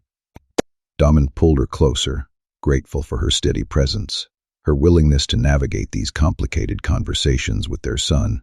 He is lucky to have you. We both are. You are lucky to have each other, Sophia corrected. I am just lucky you both wanted me around for it. Sophia. Dominic tilted her chin up, making sure she was looking at him. I am going to ask you to marry me. Maybe not today, maybe not for a few more months, but it is coming. I need you to know that. This is not casual dating or convenient co-parenting. This is me choosing you, us, the family we are building together. Her eyes filled with tears, but she was smiling. I know. I have known since Clearwater Lodge, when you stood in front of everyone and chose Luca over politics, when you made it clear family came first. That is when I knew. This was real. We were real. And in whatever we were building was worth fighting for. He kissed her then, soft and deep and full of promise, and they stood there in the kitchen with morning light streaming through windows and coffee getting cold on the counter, just existing together in this moment of peace they would fought so hard to reach. Gross, Luca's voice announced from the doorway. You guys are being mushy again. Dominic turned to find his son standing there in pajamas decorated with cartoon wolves, his dark hair standing up in all directions, and his gray-green eyes bright with happiness despite his complaint. 3 months had changed him in subtle ways. The too serious expression had eased into something more age-appropriate. The hyper-aware tension in his small body had relaxed, and the constant watchfulness that had characterized him from birth had transformed into normal childhood curiosity. He was still perceptive, still saw connections others missed, but it did not seem to burden him anymore. The bond had settled, and with it, Luca had been able to just be a child. Good morning to you too, Dominic said, scooping Luca up and pretending to drop him before catching him at the last second, earning delighted shrieks that probably woke up half the neighborhood. Papa? Luca squirmed until Dominic set him down, then immediately climbed onto a chair at the kitchen table. Is today the ceremony? The one where both packs say I belong? That is today, Sophia confirmed, pouring juice for Luca and coffee for herself. Nervous? No. Luca said it with such certainty that both adults smiled. Everyone already knows I belong. Silverpine knows I am Papa's son. Riverbend knows I am their boy. Today just makes it official. The ceremony itself was held at noon in neutral territory. Not Clearwater Lodge again, but a ceremonial ground that had been used for inter-pack gatherings for generations, a natural amphitheater formed by ancient trees, where both packs could gather without either feeling territorial disadvantage. Dominic stood at the center with Luca beside him, and Sophia on his other side, and watched as wolves from both Silverpine and Riverbend filtered into the space, finding seats and settling in for what promised to be a historic moment. Elder Serafina presided again, her ancient presence lending weight and legitimacy to proceedings that were being invented as they went along. The girl gathered to witness the formal recognition of Luca Ashford, she began, her voice carrying through the amphitheater with surprising strength. Child of two packs, heir to one, beloved of both. This ceremony is unprecedented. Our traditions have never required us to formally acknowledge that a child can belong fully to two territories, but perhaps our traditions have been too rigid. Perhaps what we are witnessing here is not an exception to be tolerated, but an evolution to be embraced. She gestured for Marcus to step forward, and the Riverbend Beta approached with the formal bearing of someone representing his entire pack. Riverbend pack has known Luca since birth, Marcus said, his deep voice resonating through the space. We watched him grow, protected him, loved him. He is ours, not through conquest or negotiation, but through 5 years of shared life. His mother is our daughter. His grandmother is our elder. He has learned our traditions, run our territories, been shaped by our values. Reclaim him not because of political advantage, but because he belongs to us in all the ways that matter. The Riverbend wolves voiced their agreement, not formal assent, but the kind of spontaneous affirmation that came from genuine feeling. Dominic watched his son stand a little straighter at that, hearing himself claimed so absolutely by the pack that had raised him. Then Cain stepped forward, representing Silverpine, and his expression was solemn. Silverpine pack acknowledges Luca as Alpha Dominic's heir, he began, and Dominic tensed slightly because this was where resistance might emerge, if it was going to. But more than that, we acknowledge him as one of our children. He has spent 3 months learning our ways, eating our families, earning his place not through his father's position, but through his own character. The boy we have come to know is kind and curious and sees connections that others miss. He asks good questions. He listens to answers. He treats our children as friends and our elders with respect. We claim him not because we must, but because we want to. He is ours too. The Silverpine wolves voiced their own agreement, and Dominic felt something tight in his chest ease. His pack was not just tolerating Luca out of obligation to their alpha. They genuinely wanted him. They would seen past the politics and complications to the actual child underneath, and they would chosen to embrace him. Then by the authority vested in me as keeper of records, Serafina said formally, I witness and record this unprecedented acknowledgement. Luca Ashford is recognized as heir to Silverpine pack and son of Riverbend pack. He belongs to both. He is claimed by both. And any who attempt to use his dual belonging as leverage or division will answer to both packs united. The amphitheater erupted in affirmation from both sides, not the formal, measured response of political agreement, but genuine joy and acceptance. Wolves from both packs were standing, voicing their support, and Luca looked around with wonder in his eyes, like he could not quite believe so many wolves wanted him. They all said yes, he whispered to Dominic, his small hand gripping his father's tightly. Both packs, they all said it belong. Because you do, Dominic confirmed, kneeling so he was eye level with his son. Not because of politics or the bond or anything, except who you are. They chose you, Luca. Both packs chose you. Did you think they would not? Luca asked, that too perceptive gaze seeing through to his father's earlier anxiety. I was afraid, Dominic admitted honestly, because I wanted this so badly for you. I wanted you to have what I never did, belonging without conditions, acceptance without having to prove yourself, family that claimed you just because you existed. And I was afraid the complications would get in the way, but they did not, Lucas said with satisfaction, because truth is stronger than complications. The wisdom in those words from a 5-year-old made Dominic's chest ache. When did you get so smart? I have always been smart, Lucas said matter-of-factly. I just do not have to use all my smartness for surviving anymore. Now I can use it for learning things instead. That night they celebrated at the house in Riverbend, with both families present, Sophia's mother Elena, Marcus and his mate, Cain, and several other Silver Pine wolves who had made the journey south, various Riverbend pack members who had been part of Luca's life since birth.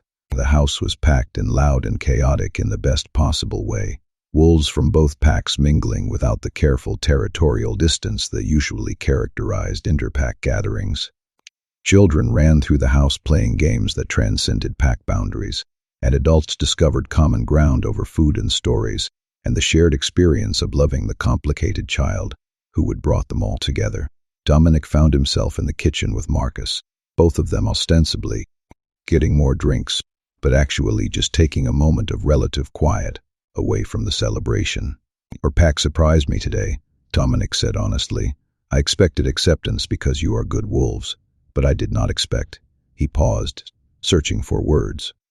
"I did not expect them to claim him so fiercely, to make it clear they wanted him, not just tolerated him for Sophia's sake. Luca's been ours for 5 years," Marcus said simply. "We do not let go of our children easily. The fact that his father turned out to be an alpha from another territory does not change that he is Riverbend raised and Riverbend loved. We are not giving him up. We are just sharing him, expanding the circle to include you and your pack. That is generous," Dominic said. "Most packs would not be." "Most packs do not have your situation," Marcus countered. "Most packs do not have an alpha willing to split his territory in time to honor both sides of his son's heritage. You have earned the respect my pack is showing you, Dominic. Not because you are powerful or because you have good political connections, but because you have proven you value Luca's well-being over convenience. That matters to wolves who care about children." They were interrupted by Sophia poking her head into the kitchen. "Whatever bonding ritual you are doing in here, it can wait. Luca wants to show everyone his new trick, and he specifically requested both his papa and Uncle Marcus be present." The trick turned out to be Luca demonstrating the hand-clapping game Dominic had taught him, performed with such enthusiasm and terrible rhythm that everyone watching dissolved into laughter. But Luca was beaming, completely unself-conscious in his performance, and Dominic realized with a start that this was what childhood was supposed to look like. Not the too serious, aware boy who had been carrying the weight of reaching for an absent father. Just a happy kid showing off for adults who loved him, secure in the knowledge that he belonged and was wanted. "He is so different than he was 3 months ago," Elena observed quietly, settling beside Dominic on the couch, while Luca moved on to teaching other children the game. Lighter somehow. "Like a burden's been lifted. The bond stabilizing," Dominic said. "His wolf does not have to work so hard anymore. He can just be. It is more than that," Elena said thoughtfully. "He has you now. Has both his parents openly claiming him, loving him, building a life around him. That security, it changes everything for a child. He does not have to wonder or worry or reach for something that might not come. He can just be loved." Dominic felt emotion tighten his throat, watching his son play with complete abandon, and he thought about how close they would come to never having this. If his parents had been more successful in their suppression, if the bond had not been strong enough to reach across distance, if Sophia had given up trying to tell him, or if circumstances had never brought them all to Clearwater Lodge at the same time, they could have missed this entirely.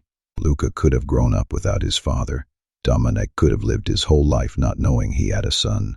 And this moment, this joy, this family, none of it would exist. "Thank you," he said to Elena quietly, "for helping Sophia raise him, for making sure he grew up knowing the truth, for everything."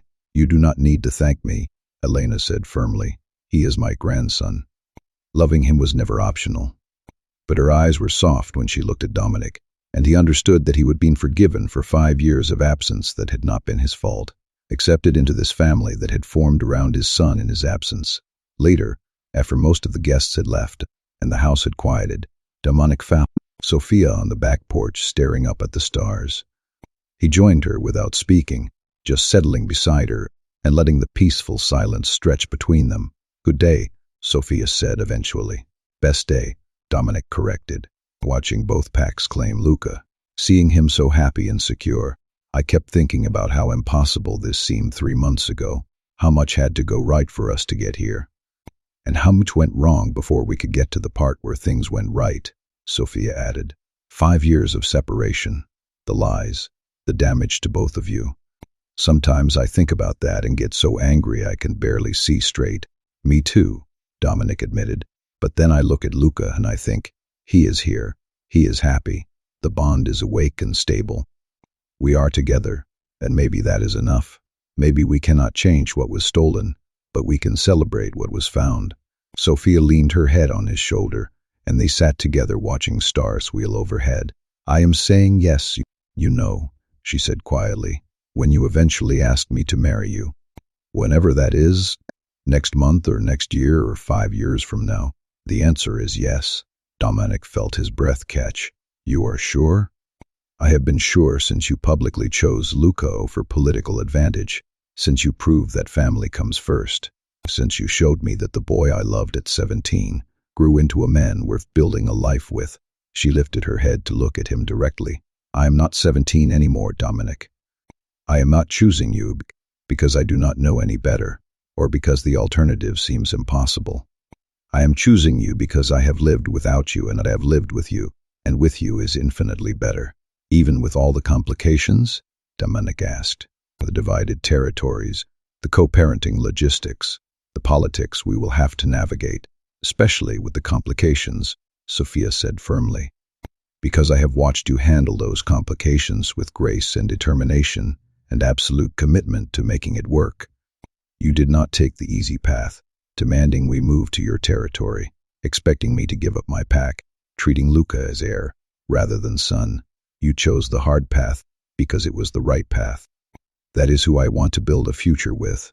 Dominic kissed her then, deep and certain and full of promise, and when they broke apart, he rested his forehead against hers. I am going to make you so happy, he promised. You and Luca both, whatever it takes.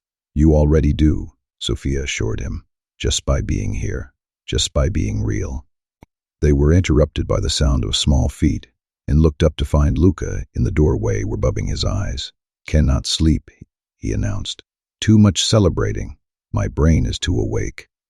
Come here, Dominic said, opening his arms, and Luca immediately climbed into his lap, settling against his father's chest with the ease of 3 months of practice. Better? Yeah. Luca yawned, his eyes already starting to close, despite his claims about being too awake. Are you staying here tonight? Or going back to Silverpine? Staying here, Dominic confirmed. We are in Riverbend territory for another week. Remember, then we all go north to Silverpine together. Good. Luca's voice was getting softer, sleep pulling at him. I like it when we are all together, when it is the 3 of us. Me too, buddy, Dominic said quietly, his hand settling on Luca's back, feeling him breathe. Me 3, Sophia added, shifting closer so she was pressed against Dominic's side. They sat like that on the back porch while stars wheeled overhead, and Luca drifted into sleep, the 3 of them forming a unit that had taken 5 years of separation and 3 months of careful building to create. Not a fairy tale ending where everything was perfect and simple, not a redemption arc where the pain of the past was erased by the happiness of the present, just family, complicated and real, and choosing each other daily, despite all the reasons it would be easier not to. The Bloodwake bond hummed between Dominic and Luca, stable now, settled, no longer the desperate reaching of suppressed connection, but the quiet certainty of acknowledged truth. And beneath that, weaving through all 3 of them, was something else, not fated bonds or primal compulsion, but chosen love, built on truth, and maintained through effort, and infinitely precious because of both. Eventually they moved inside, Dominic carrying Luca to bed, and tucking him in with the kind of practiced ease that came from 3 months of nightly routines.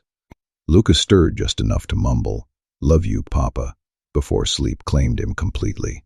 "Love you too," Dominic whispered, pressing a kiss to his son's forehead. Forever. He found Sophia in their room now, not just his room that she sometimes stayed in, but their shared space, and she looked up from braiding her hair with a soft smile. He went down easy, out like a light the second his head hit the pillow. Dominic began changing for bed. All that celebrating exhausted him. He was so happy today, Sophia said. Did you see his face when both packs voiced their acceptance? Like he could not quite believe it was real. He has spent his whole life reaching for belonging, Dominic said. Having it given so freely must feel overwhelming. They settled into bed together, Sophia immediately curling into Dominic's side in a configuration that had become their default over the past 3 months. He wrapped his arm around her, pulling her close, and let himself feel grateful for this moment, this life, this woman who had waited 5 years and never stopped, believing truth would eventually win. Do you ever think about what might have been? Sophia asked quietly. If your parents had not interfered, if we would known about Luca from the beginning? Sometimes, Dominic admitted. I think about being there for his birth, his first steps, all the moments I missed. I think about us raising him together from the start, building our relationship alongside building our family. But Sophia, he paused, trying to articulate something he would only recently understood. I do not know if 17-year-old Alice could have handled it. We were so young, so certain about everything. Maybe we needed those 5 years apart to become people who could build something lasting. You do not know that, Sophia said, but her voice was thoughtful rather than argumentative. No, I do not, Dominic agreed. Maybe we would have been fine. Maybe we would have grown up together and become even stronger for it, but we cannot know. All we can do is work with what we have, which is now, and each other, and a son who is finally getting to have both his parents. I choose now, Sophia decided. I choose who we are over who we might have been, because who we are, who we became through all that pain and separation, we were pretty damn good. We are, Dominic agreed, kissing the top of her head. We are building something real. They fell asleep like that, wrapped together, and for the first time in 5 years, Dominic slept through the entire night, without waking once to search for something missing. The bond was stable. His son was safe. His family was whole. The restlessness that had defined him for 5 years was simply gone. 6 months after Clearwater Lodge, on a crisp autumn evening with leaves turning gold and red, and the air carrying that specific quality of change and possibility, Dominic asked Sophia to marry him. Not in some grand public gesture designed to impress or prove anything, but privately, in the kitchen of their house, while they were cooking dinner together, and Luca was at a sleepover with Riverbend pack friends. Just the two of them, and a life they would build together, and a question he would been carrying since that first night, when she would told him she would never stop loving him. Marry me, he said, and pulled the ring from his pocket, simple silver with a small emerald that matched her eyes, nothing ostentatious but beautiful in its simplicity. Sophia looked at the ring, looked at him, and smiled that brilliant smile that transformed her entire face. Took you long enough. Is that a yes? Dominic asked, even though he already knew the answer. That is a yes, Sophia confirmed, and kissed him before he could slide the ring on her finger. They married 3 months later in that same amphitheater, where Luca had been formally recognized by both packs, with wolves from Silver Pine and Riverbend witnessing their union. Luca stood beside them as ring-bearer, his gray-green eyes bright with joy, and when Elder Serafina pronounced them mated, the 6-year-old threw himself at both of them with enough force to nearly knock them over. We are a real family now, he announced to everyone present. Official at everything. We were always a real family, Sophia corrected gently. The ceremony just makes it extra official. But Luca was beaming, and Dominic understood what his son meant. The ceremony was confirmation, acknowledgement, truth made undeniable. They were not just co-parents navigating complicated logistics. They were a family, chosen, claimed, permanent. 2 years after that, when Luca was 8 years old, and the house in Riverbend had been expanded to accommodate a growing family, when the rhythms of splitting time between territories had become so natural that no one even thought about it anymore. Dominic's leadership of Silver Pine was so secure that no one questioned his divided attention, and Sophia's position in Riverbend was so respected that wolves came to her for counsel as often as they went to Marcus. Dominic woke one morning to find Sophia watching him with an expression he could not quite read. What? He asked, immediately concerned. I am pregnant, Sophia said simply. The words hit him like lightning, joy, terror, and overwhelming love crashing through him simultaneously. You are, will are, he could not seem to form complete sentences. We are having a baby, Sophia confirmed, her hand settling on her still flat stomach. Due about 6 months. Dominic pulled her close, his hands shaking, his mind racing through everything he would miss the first time, the pregnancy, the birth, those precious early months. I get to be there, he said, and his voice cracked on the words. This time I get to be there for everything, every moment, Sophia promised, every doctor's appointment, every midnight craving, every kick and flutter. You get it all this time. When they told Luca later that morning, his initial reaction was pure excitement. I am going to be a big brother? Really? Really? Dominic confirmed. Will they have our eyes? Luca asked, already planning. The gray-green ones? Because that would be cool. And can I teach them stuff? Can I show them how to track? And how to play the clapping game and everything? You can teach them anything you want, Sophia assured him. You are going to be an amazing big brother. The best big brother, Luca said with certainty. Because I will know what it is like to reach for someone, so I will make sure they never have to reach. I will just always be there. The wisdom in that statement, the understanding that came from his own experience of separation, made both parents' eyes fill with tears. Luca had taken the damage of his early years and was transforming it into determination to be better, to give his future sibling what he would had to wait for.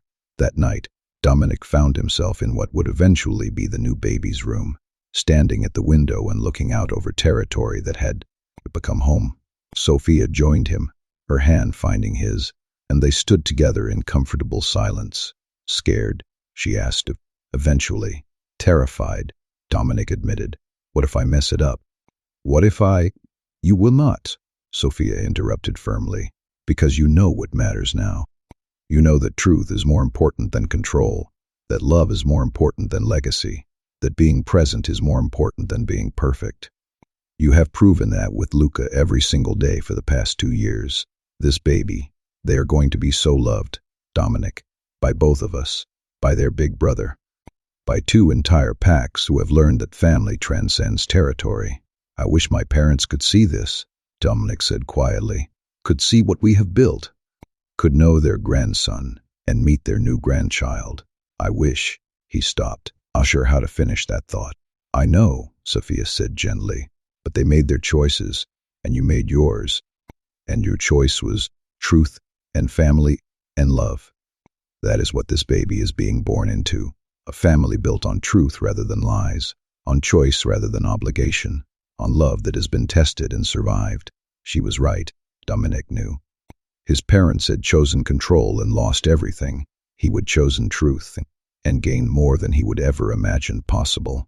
A son who was thriving, a wife who chose him daily. A baby on the way who would never know what it felt like to reach for an absent parent. 2 packs who would learn to work together rather than just coexist.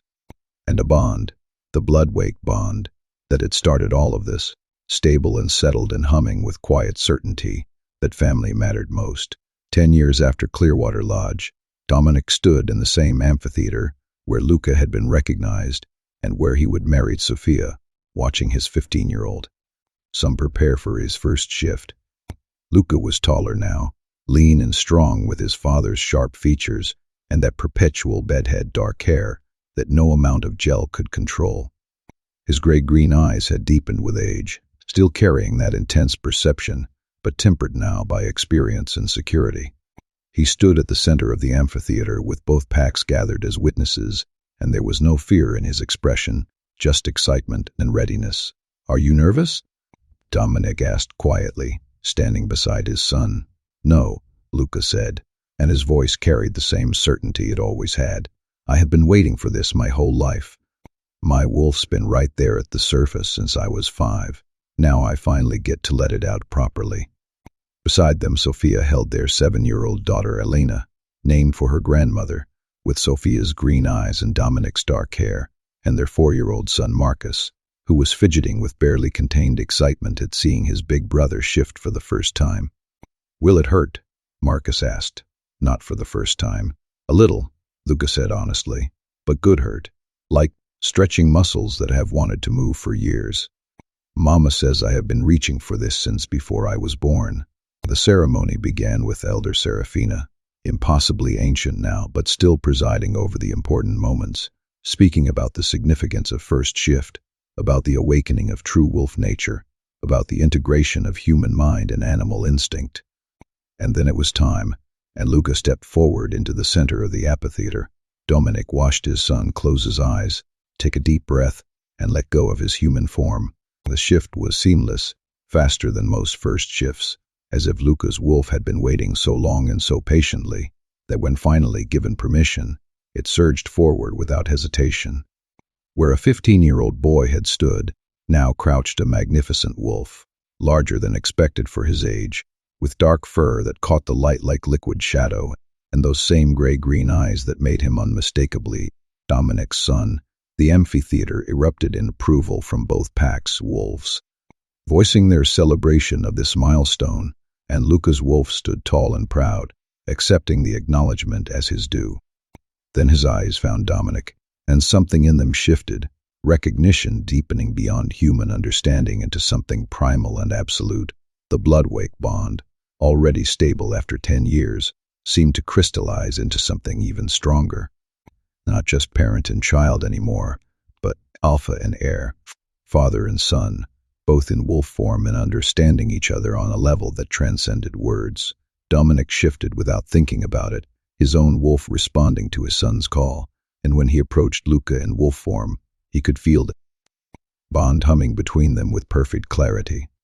His son's wolf was strong, would be formidable when fully grown, and the recognition between them was absolute. Mine, his wolf said, my child, my heir, my son, and Luca's wolf responded with equal certainty, my father, my alpha, my papa. They ran together through the forest surrounding the amphitheater, father and son wolf form for the first time, and it felt like completion.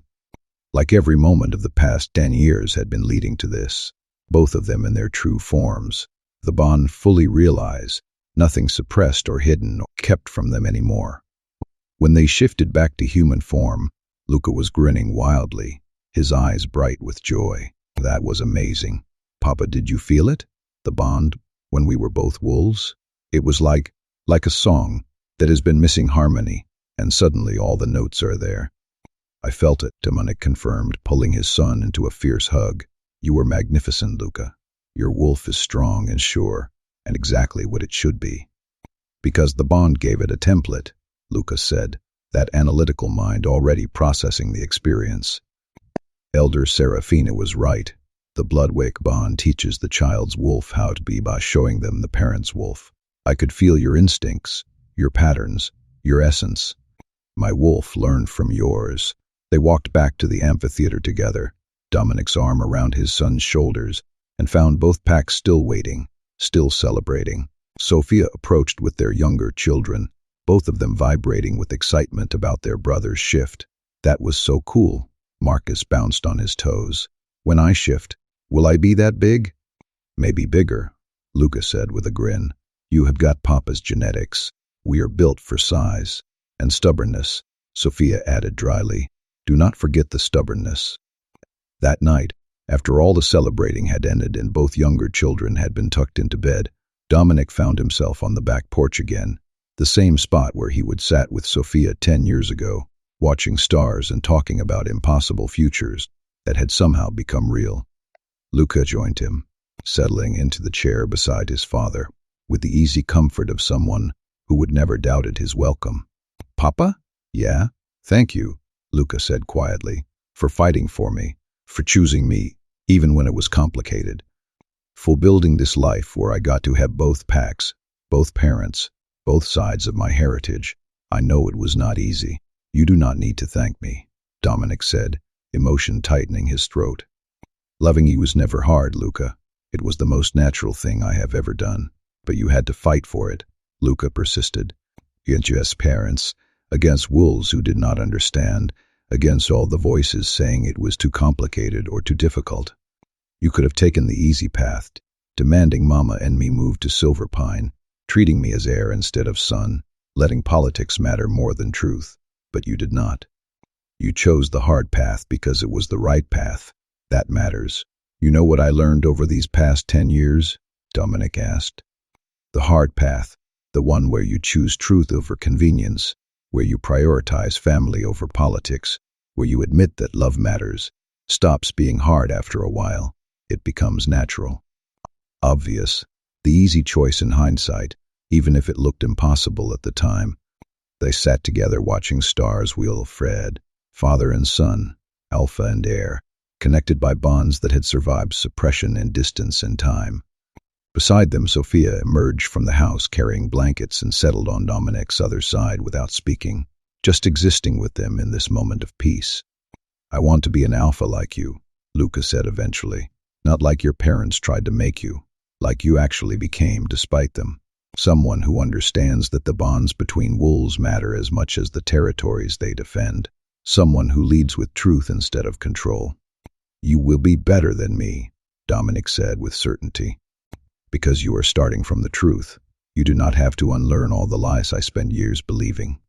You have grown up knowing that family matters, that love is strength, that honesty creates stability even when it looks like chaos at first. You are building on a foundation I had to excavate and rebuild. We built it together, Luca corrected. You and Mama and both packs, and everyone who shows truth. That is what makes it strong, not just one person, but whole communities deciding that love matters more than tradition or convenience or fear. Wisdom in his son's words made Dominic's chest ache with pride and gratitude. This was what he would fought for, not just having his son in his life, but raising him to understand what actually mattered, to value truth and connection, and the courage it took to choose family, even when easier paths existed. I love you, Dominic said simply. I loved you before I knew you existed. I loved you every moment we were apart, even though I could not name what was missing, and I will love you for the rest of my life. That is the one thing your grandparents could never take from us, the bond itself. They could suppress it, hide it, damage us both with their lies. But they could not destroy what we were always meant to have. No, Luca agreed. They could not, because what wakes cannot sleep. The bond was always there, always reaching, always trying to complete. Truth was always going to win eventually. They stayed there together on the back porch, mother, father, and son, while stars wheeled overhead, and the house behind them held their younger children safe and sleeping. The Bloodwake bond hummed between Dominic and Luca, 10 years stable now, so integrated into their existence that neither could imagine life without it. And woven through all of them was the family they would build, complicated and real, and choosing each other daily. Not a fairy tale ending where everything was perfect. Not a story where the pain of the past was erased. Just truth. Finally acknowledged. Finally honored. Finally allowed to dictate their future. The bond had woken 10 years ago in a hallway in Clearwater Lodge when a 5-year-old boy ran to his father and called him Papa. But it had existed long before that moment, reaching across distance and time, and all the lies meant to keep them apart. And now, finally, it could simply exist, not fighting to wake, not struggling to survive, just existing, stable and settled and certain. What wakes cannot sleep. What is true cannot be erased. What is loved will always find a way home. This is home, this family, this truth. And it was enough. It was everything. That is the end of this tale. But in the world of the supernatural, there is always another shadow waiting. Thank you for staying with me through every twist, turn, and heartbeat. If you enjoyed the ride, there is more waiting for you. Take a look at the other audiobooks on this channel. Do not forget to subscribe if you want more magic, monsters, and stories that go bump in the night. Until next time, stay curious and brave, and never stop listening.